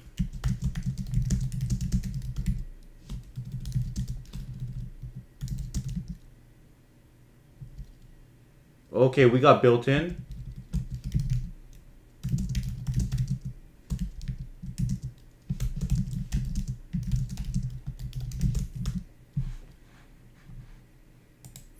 Yeah. What did they say? Like probably best to do Postgres. Yeah, I like Postgres.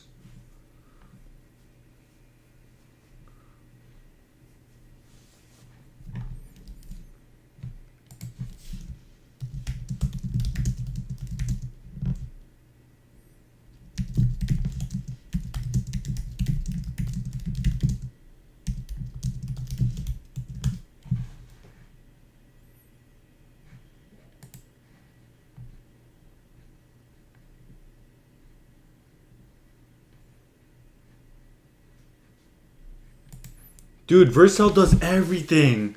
What the hell is this? Vercel.json. Do I already have that? They even have cron jobs?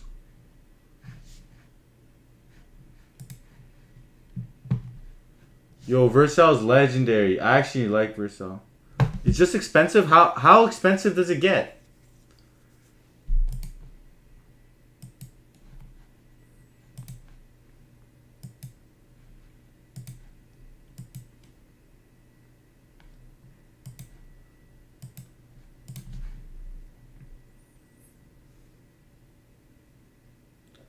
Y'all don't like Next.js?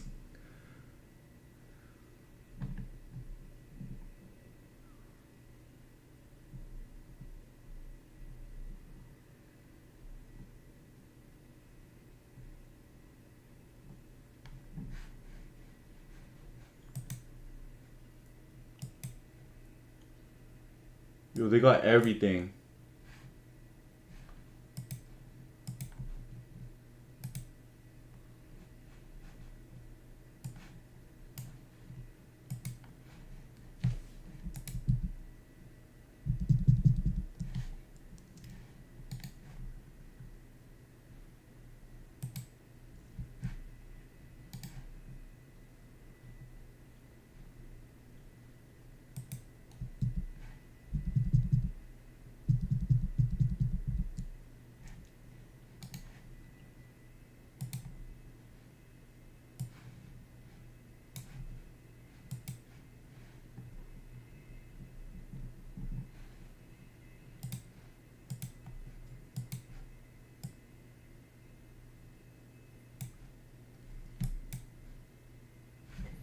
Yeah, they got everything. Vercel is crazy.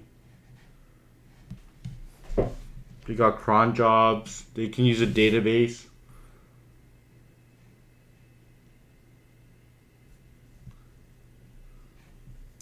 Dams, why don't you like Next? It's been cool from what I've been using. It's a bit more complicated than regular React, but so far it's pretty good.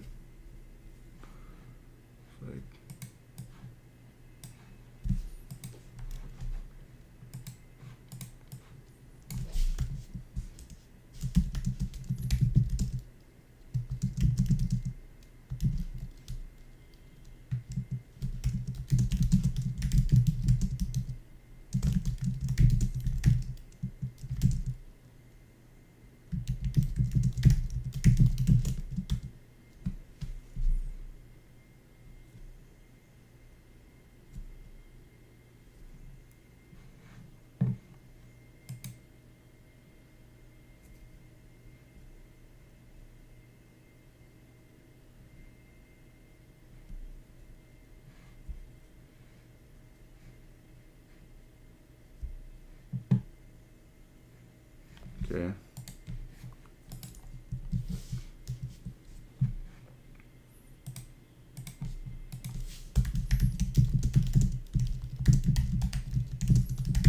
But refactor this analytics page specifically for with what I can access using a public.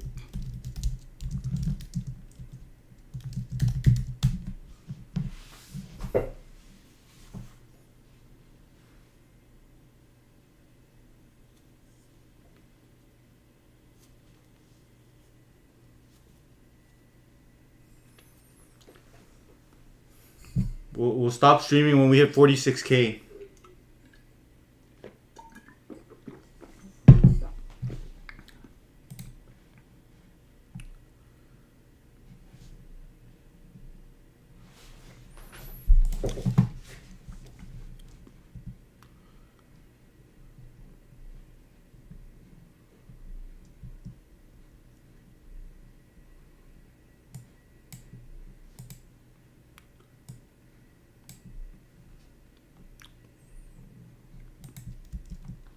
Yo, we're adding an analytics section. Okay.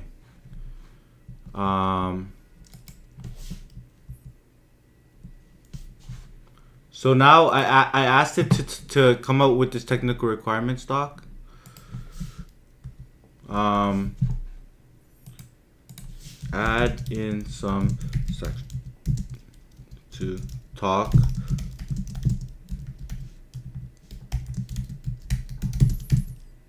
to the current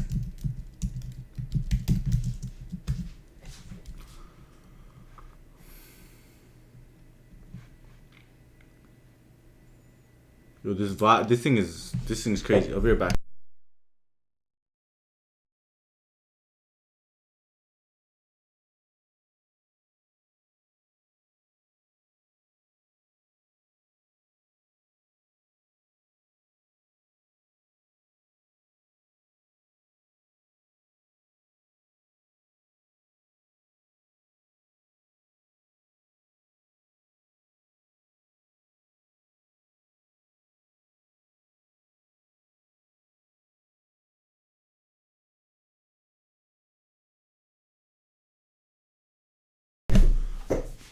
Damn, yeah, I use cursor at my job.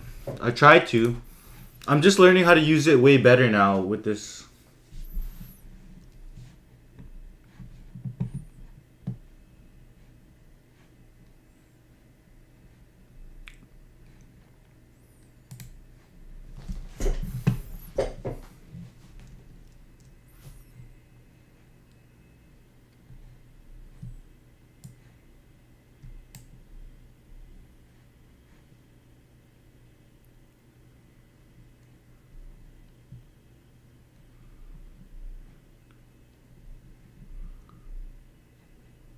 Nice. Yo, it built. This is crazy. It built out like a whole requirements doc.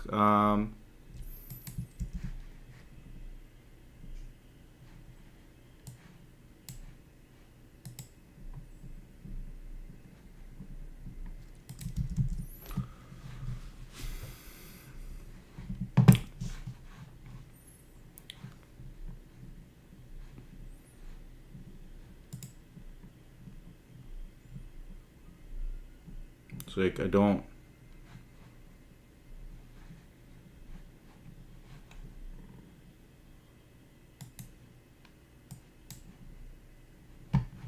Cool.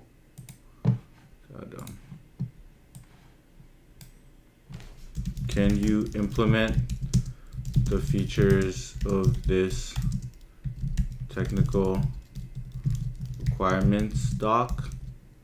So what I did is I asked it to build a technical requirements doc. It talked about exactly what it would do. And then like some of the data visualizations. And then it talked about how we're going to implement it to existing architecture. It looks like a solid plan to me. And then now let's just like implement it based on the requirements we gathered. It's just like we're gonna create a build.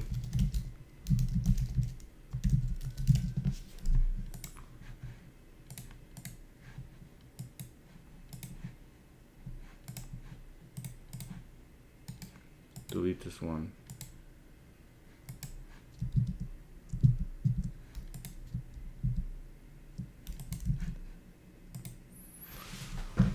So we're gonna implement the features of this technical doc.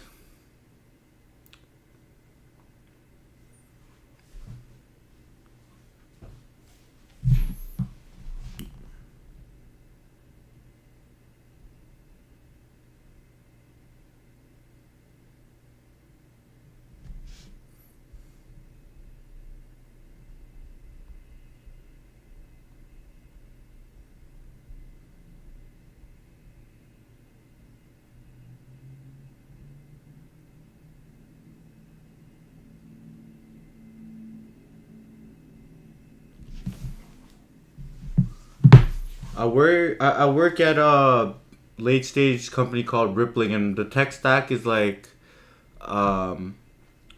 React, Python. Yo, RightQ, that's sick. What app are you using? Or like, are you using Cursor as well?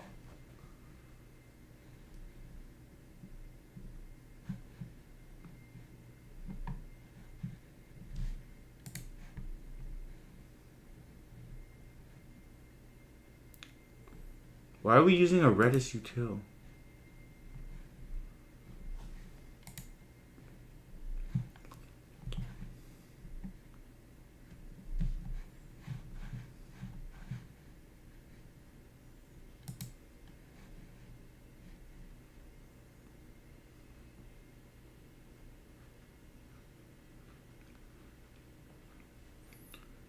Damn, you did one? Yeah, they had some hard questions. It depends, yeah.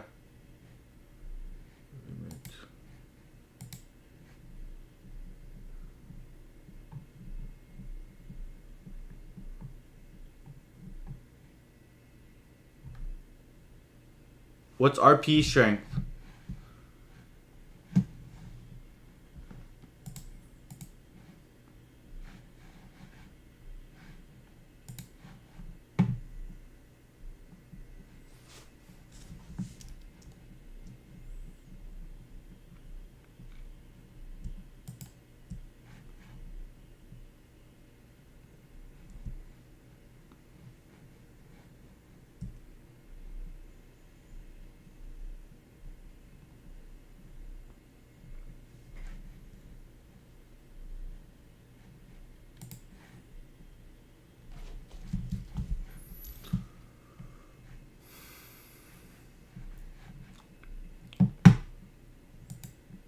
Yo, this is crazy.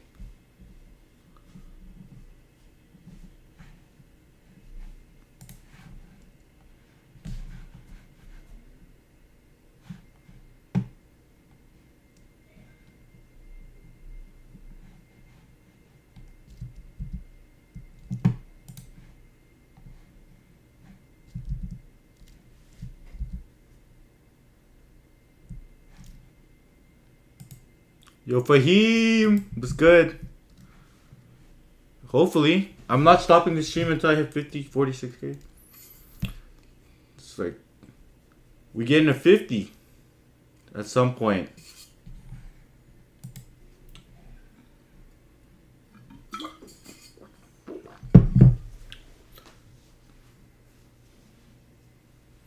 $50 bands.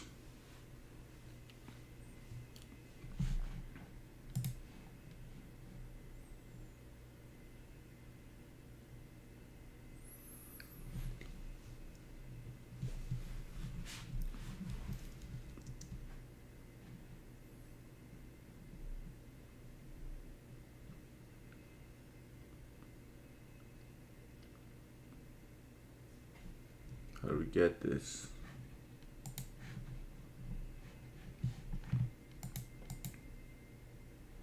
Oh, why did it stop? No.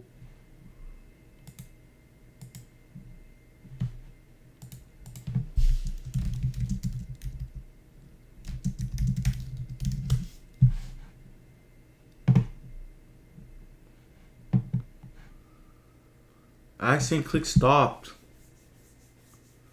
Oh, it's all good. I can change that. It's all good. I'll find a slot.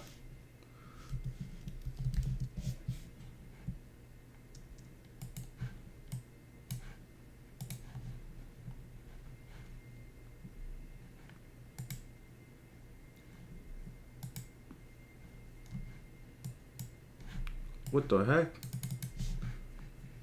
This thing's tweaking.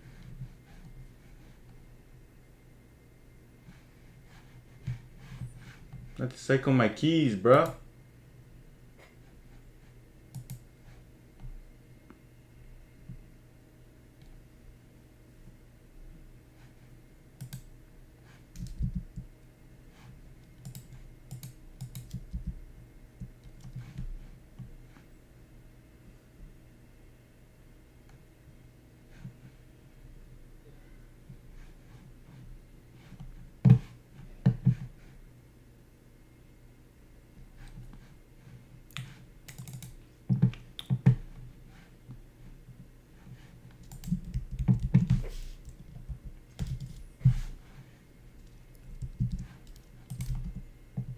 The new analytics tab.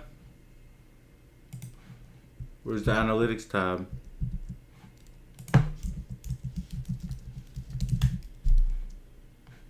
What?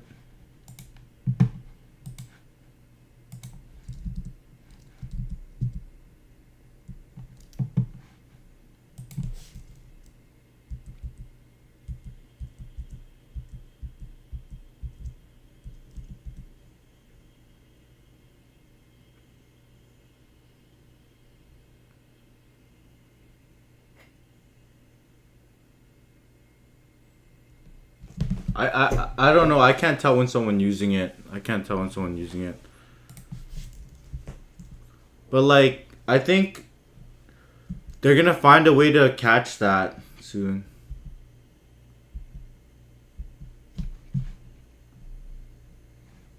Like implementing Redis, bro. What? It's like.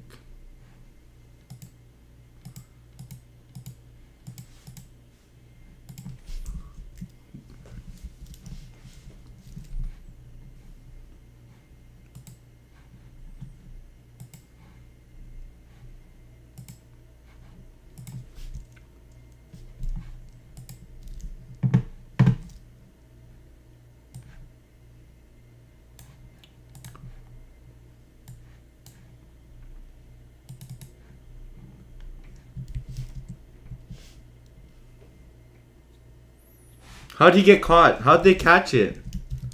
And then what, he got like blacklisted? Do you have any regrets fully vibe coding? No, I have no regrets, dude. The website is coming out perfect.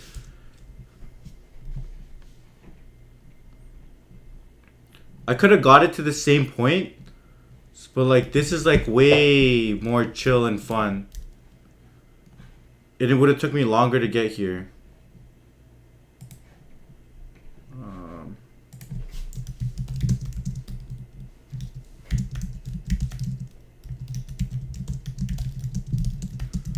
Set up. Yeah. No, I have no regrets vibe coding this thing.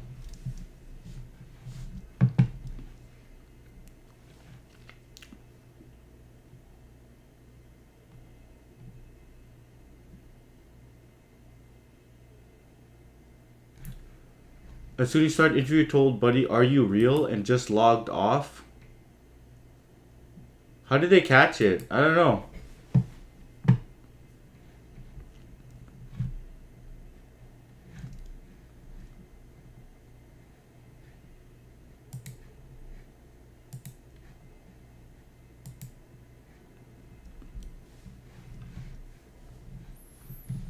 I wouldn't use that interview coder stuff. I'd literally just learn how to code.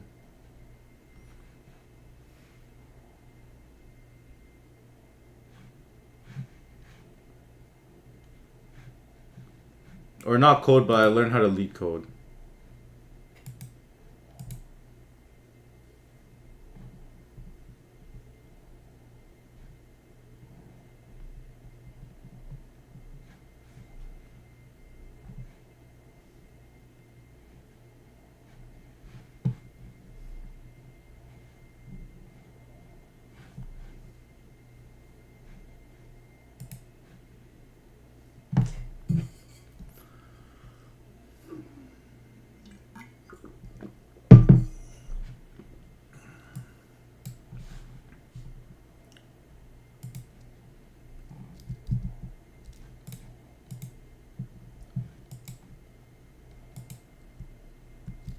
Channel ID is not configured.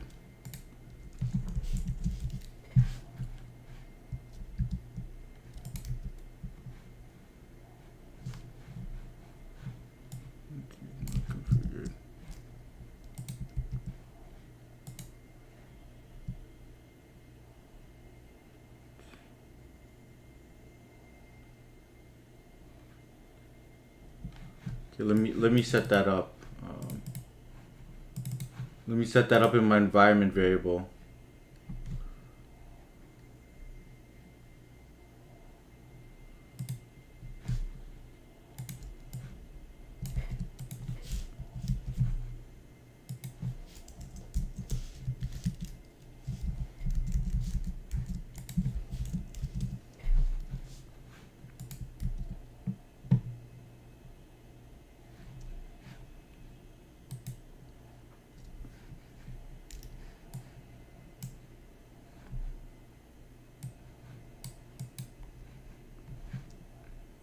Yo, what the?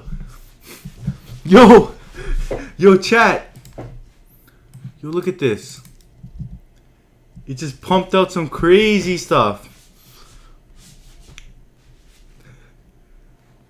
I was like, what the heck?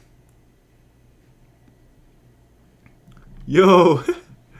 Dude, that is crazy. Yo, what the heck? Is this the last 50 days? Yo. I want this on my homepage. It's like... Yo, ship it, ship it. Ship it.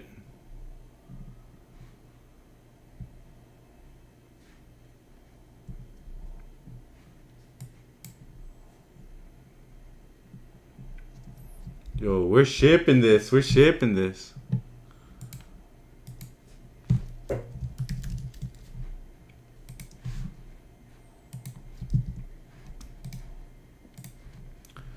Bro, this is so crazy. See what this looks like.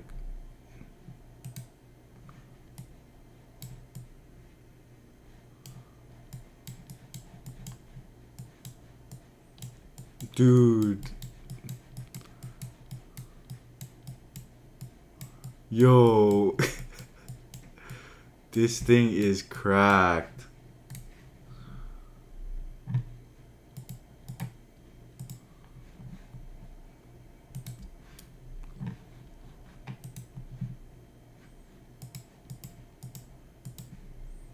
Dude, this is crazy.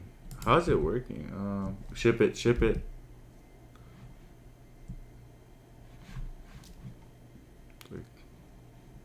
Why does it do the double at there? But like now that I know how to read the Next.js code after, because I spent some time actually reading it, I could actually like figure out where exactly this thing's breaking. So for the, I know the API is there. I know the analytics is here. Run dev.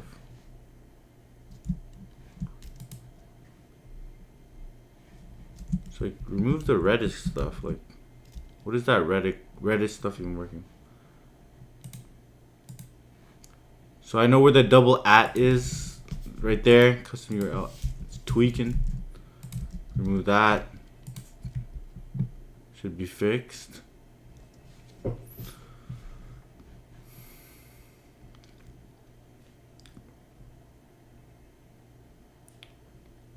I'm gonna hook up the database and stuff. Fixed.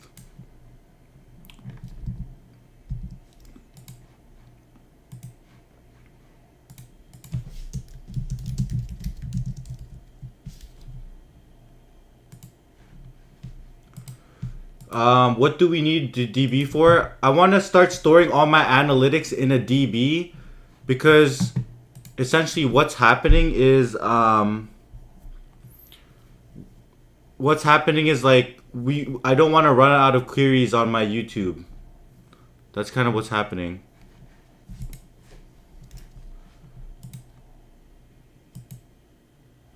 Like I don't want to run out of queries on my YouTube API. It runs out fast, especially when we're generating these analytics.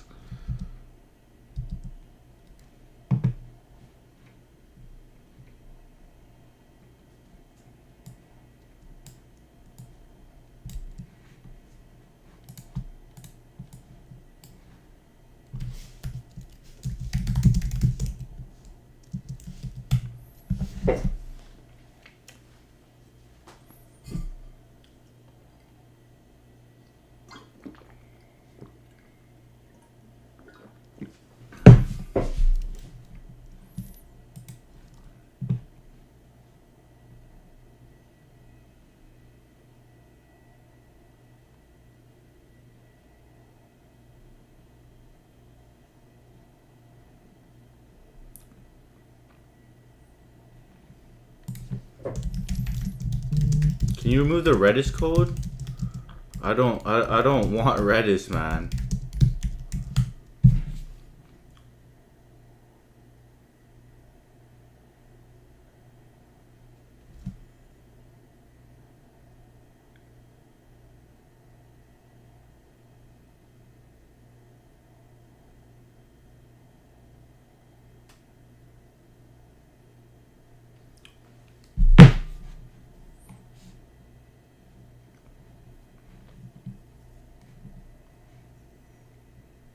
Like, why is it using Redis? I don't want no Redis. Delete that. Delete that. ASAP delete that.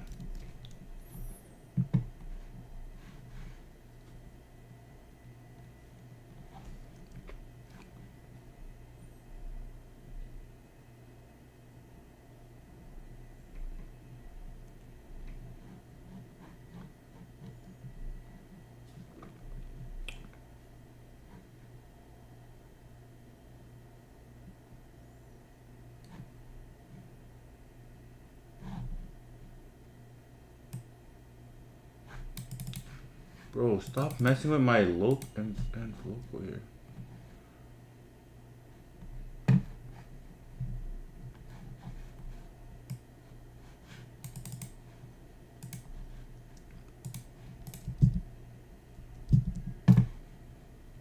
Okay, delete that Redis. Hell yeah. Get rid of that Redis ASAP.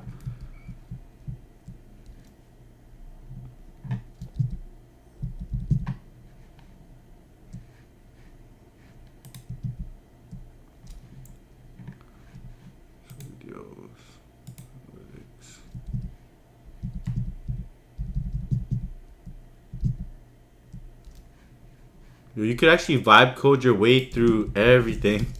What's going on here?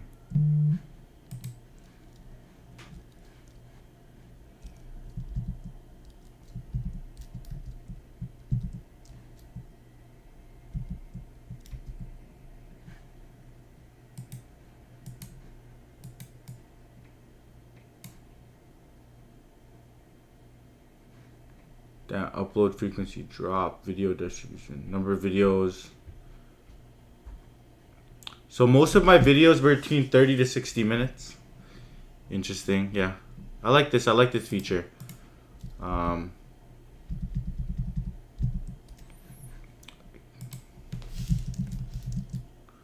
Yo, yeah, dude, Social Blade sucks, man. This is essentially what it's gonna be doing. I'm gonna let you like just search up your name and it's gonna like, what's like, can you change all of the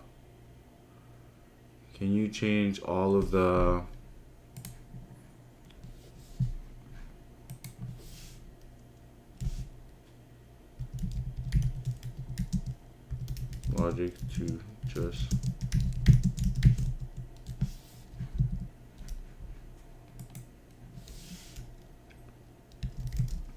Yo, Farzan, probably.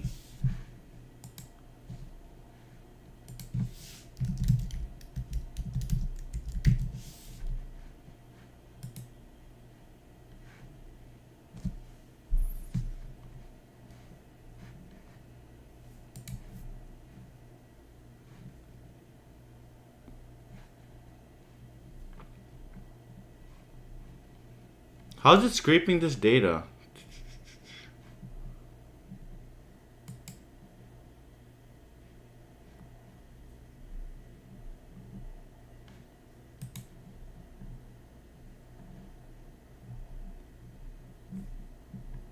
Yeah, I'm gonna use a cron job for that. This is sick.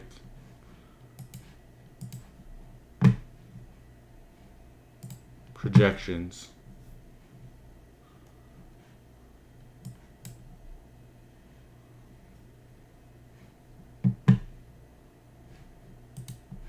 Okay, when will I get a mil subs? 2027? Hell nah.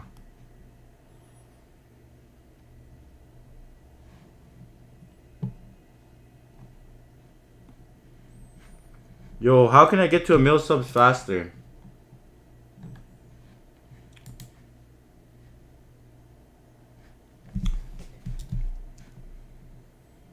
Okay, view stats is cool.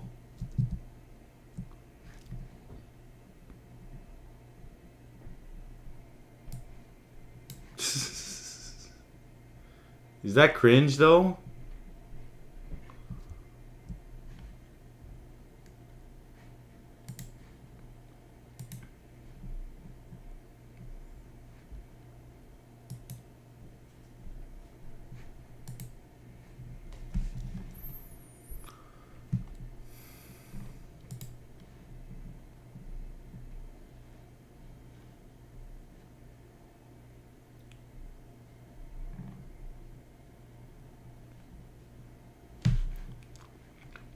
Yeah, that's why my channel's popping off, honestly.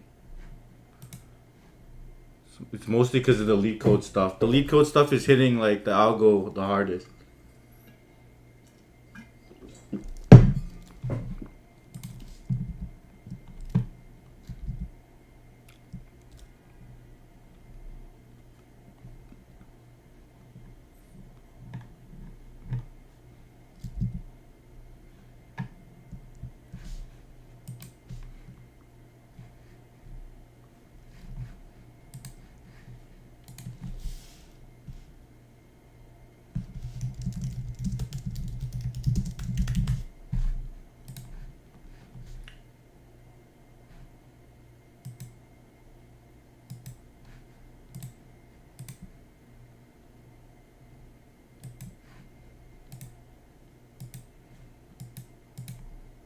Codex was good.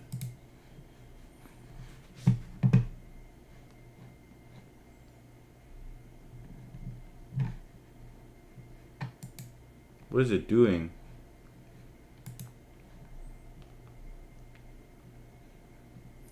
Why is it refactoring so hard? I literally said like...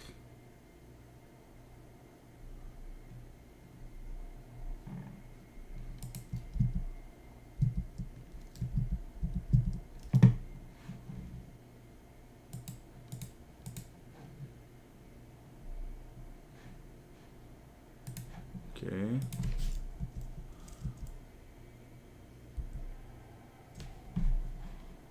Okay.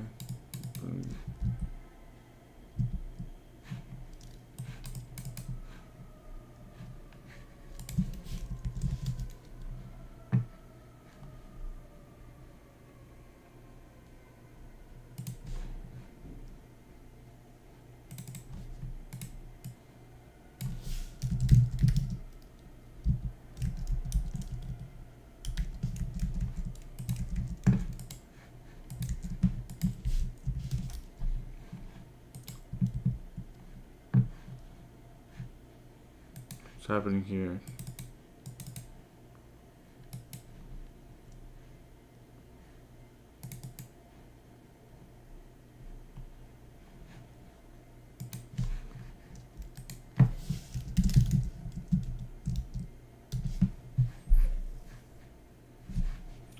Dude, this AI is crazy.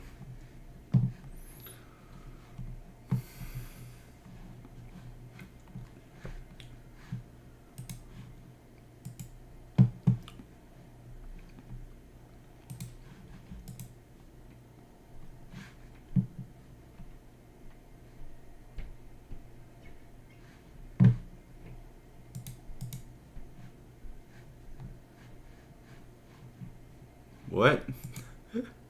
What the heck?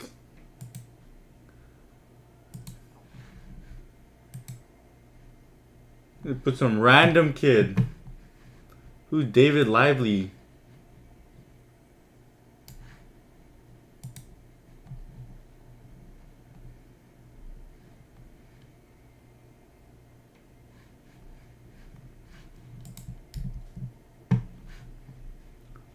Dude, it tried to change way too much.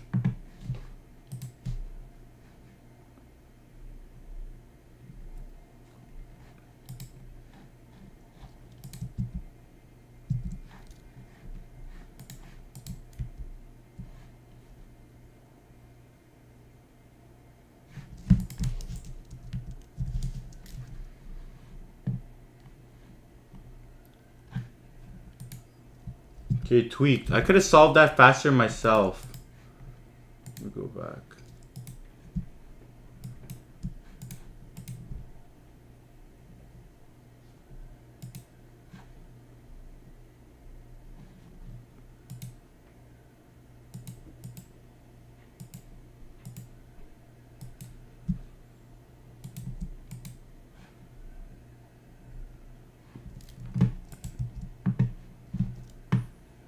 Where is this? Okay, let me delete some stuff. This thing's tweaking out.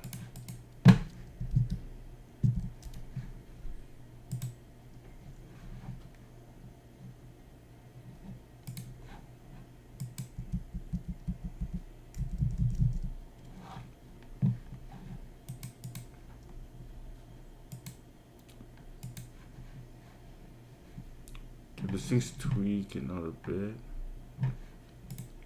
I could have solved that faster myself. So this is.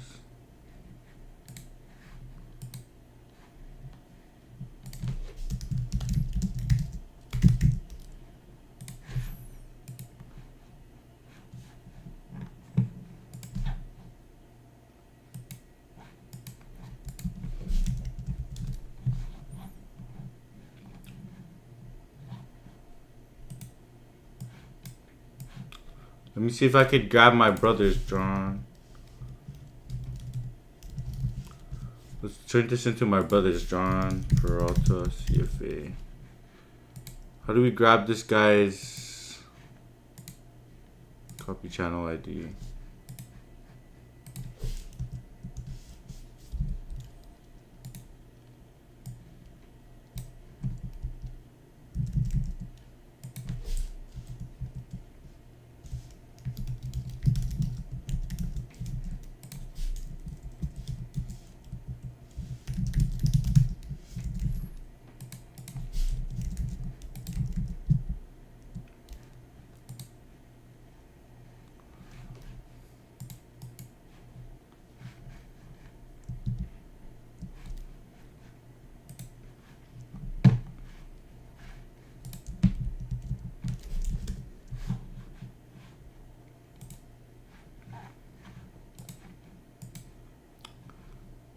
See if it pops open, John. Hey, let's go.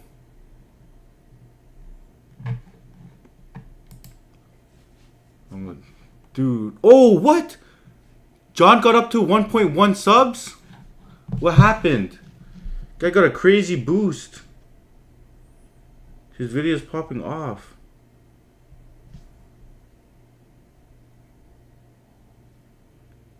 No, this thing's rounding. What the fuck?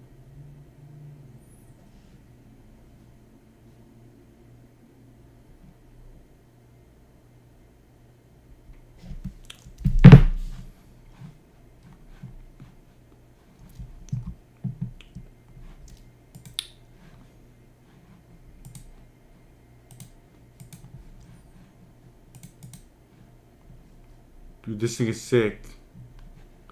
I could use analytics too. Like, bro, what? This should be...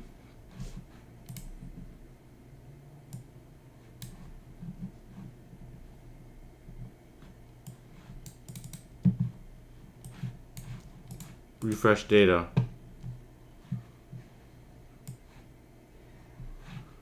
You want my brother to do investment advice stream? Yeah. Farzan, you know what? You know how the market goes, though.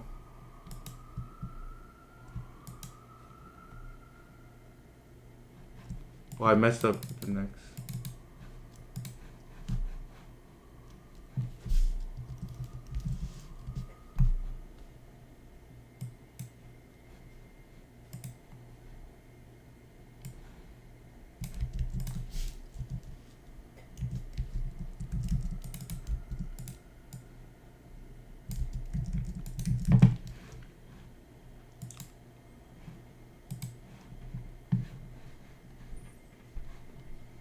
Heck yeah.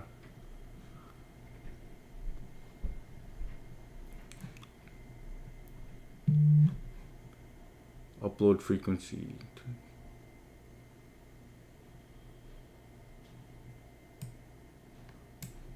Nice. Okay. I want to push this. I could watch my brother's videos too.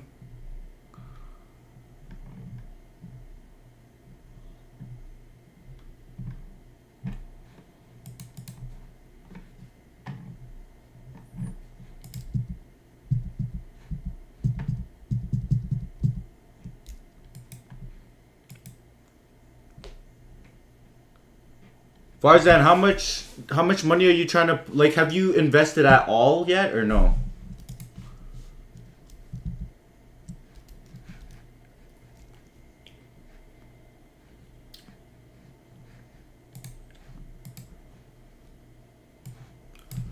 Bro, productivity gains with this new AI stuff is actually nuts.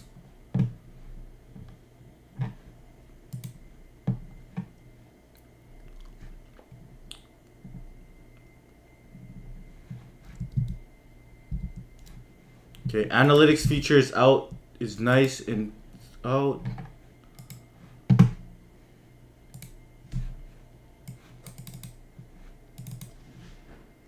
I'm gonna merge this in and push it.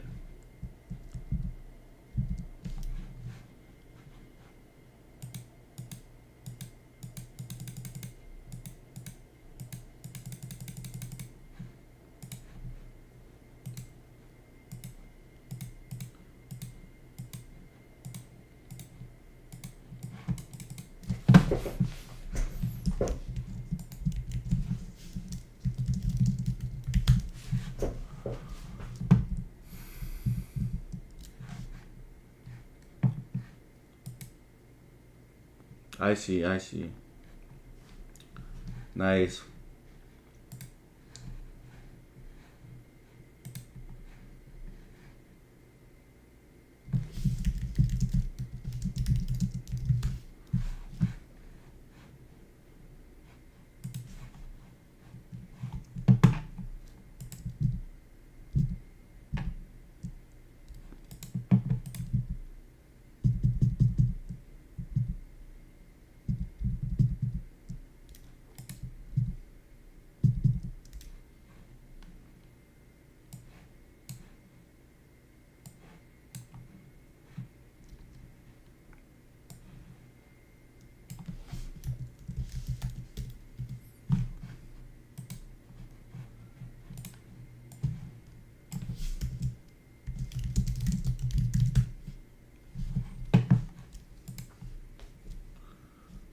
adjacency list graphs. Yeah, I can make a video on that. Like, you just want to know the different adjacency lists, like the different ways that you can make adjacency list.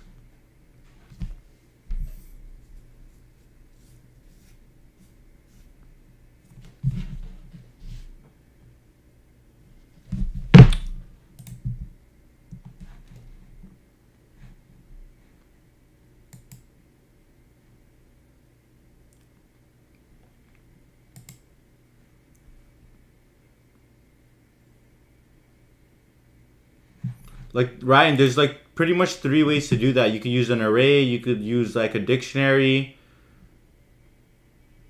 You can use an array, a dictionary, or you can actually like build out the actual graph.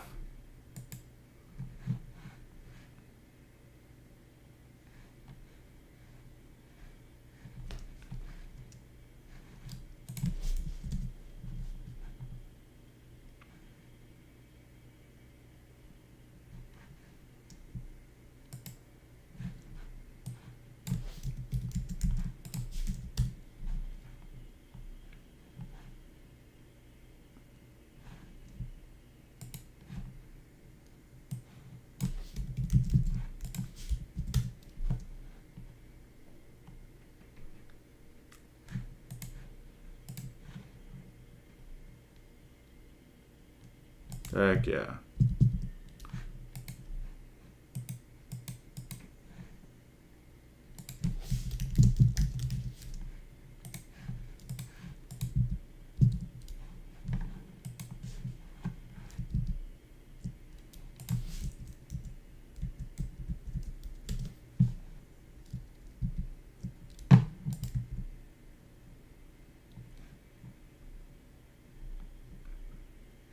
Oh shoot, did my API run out?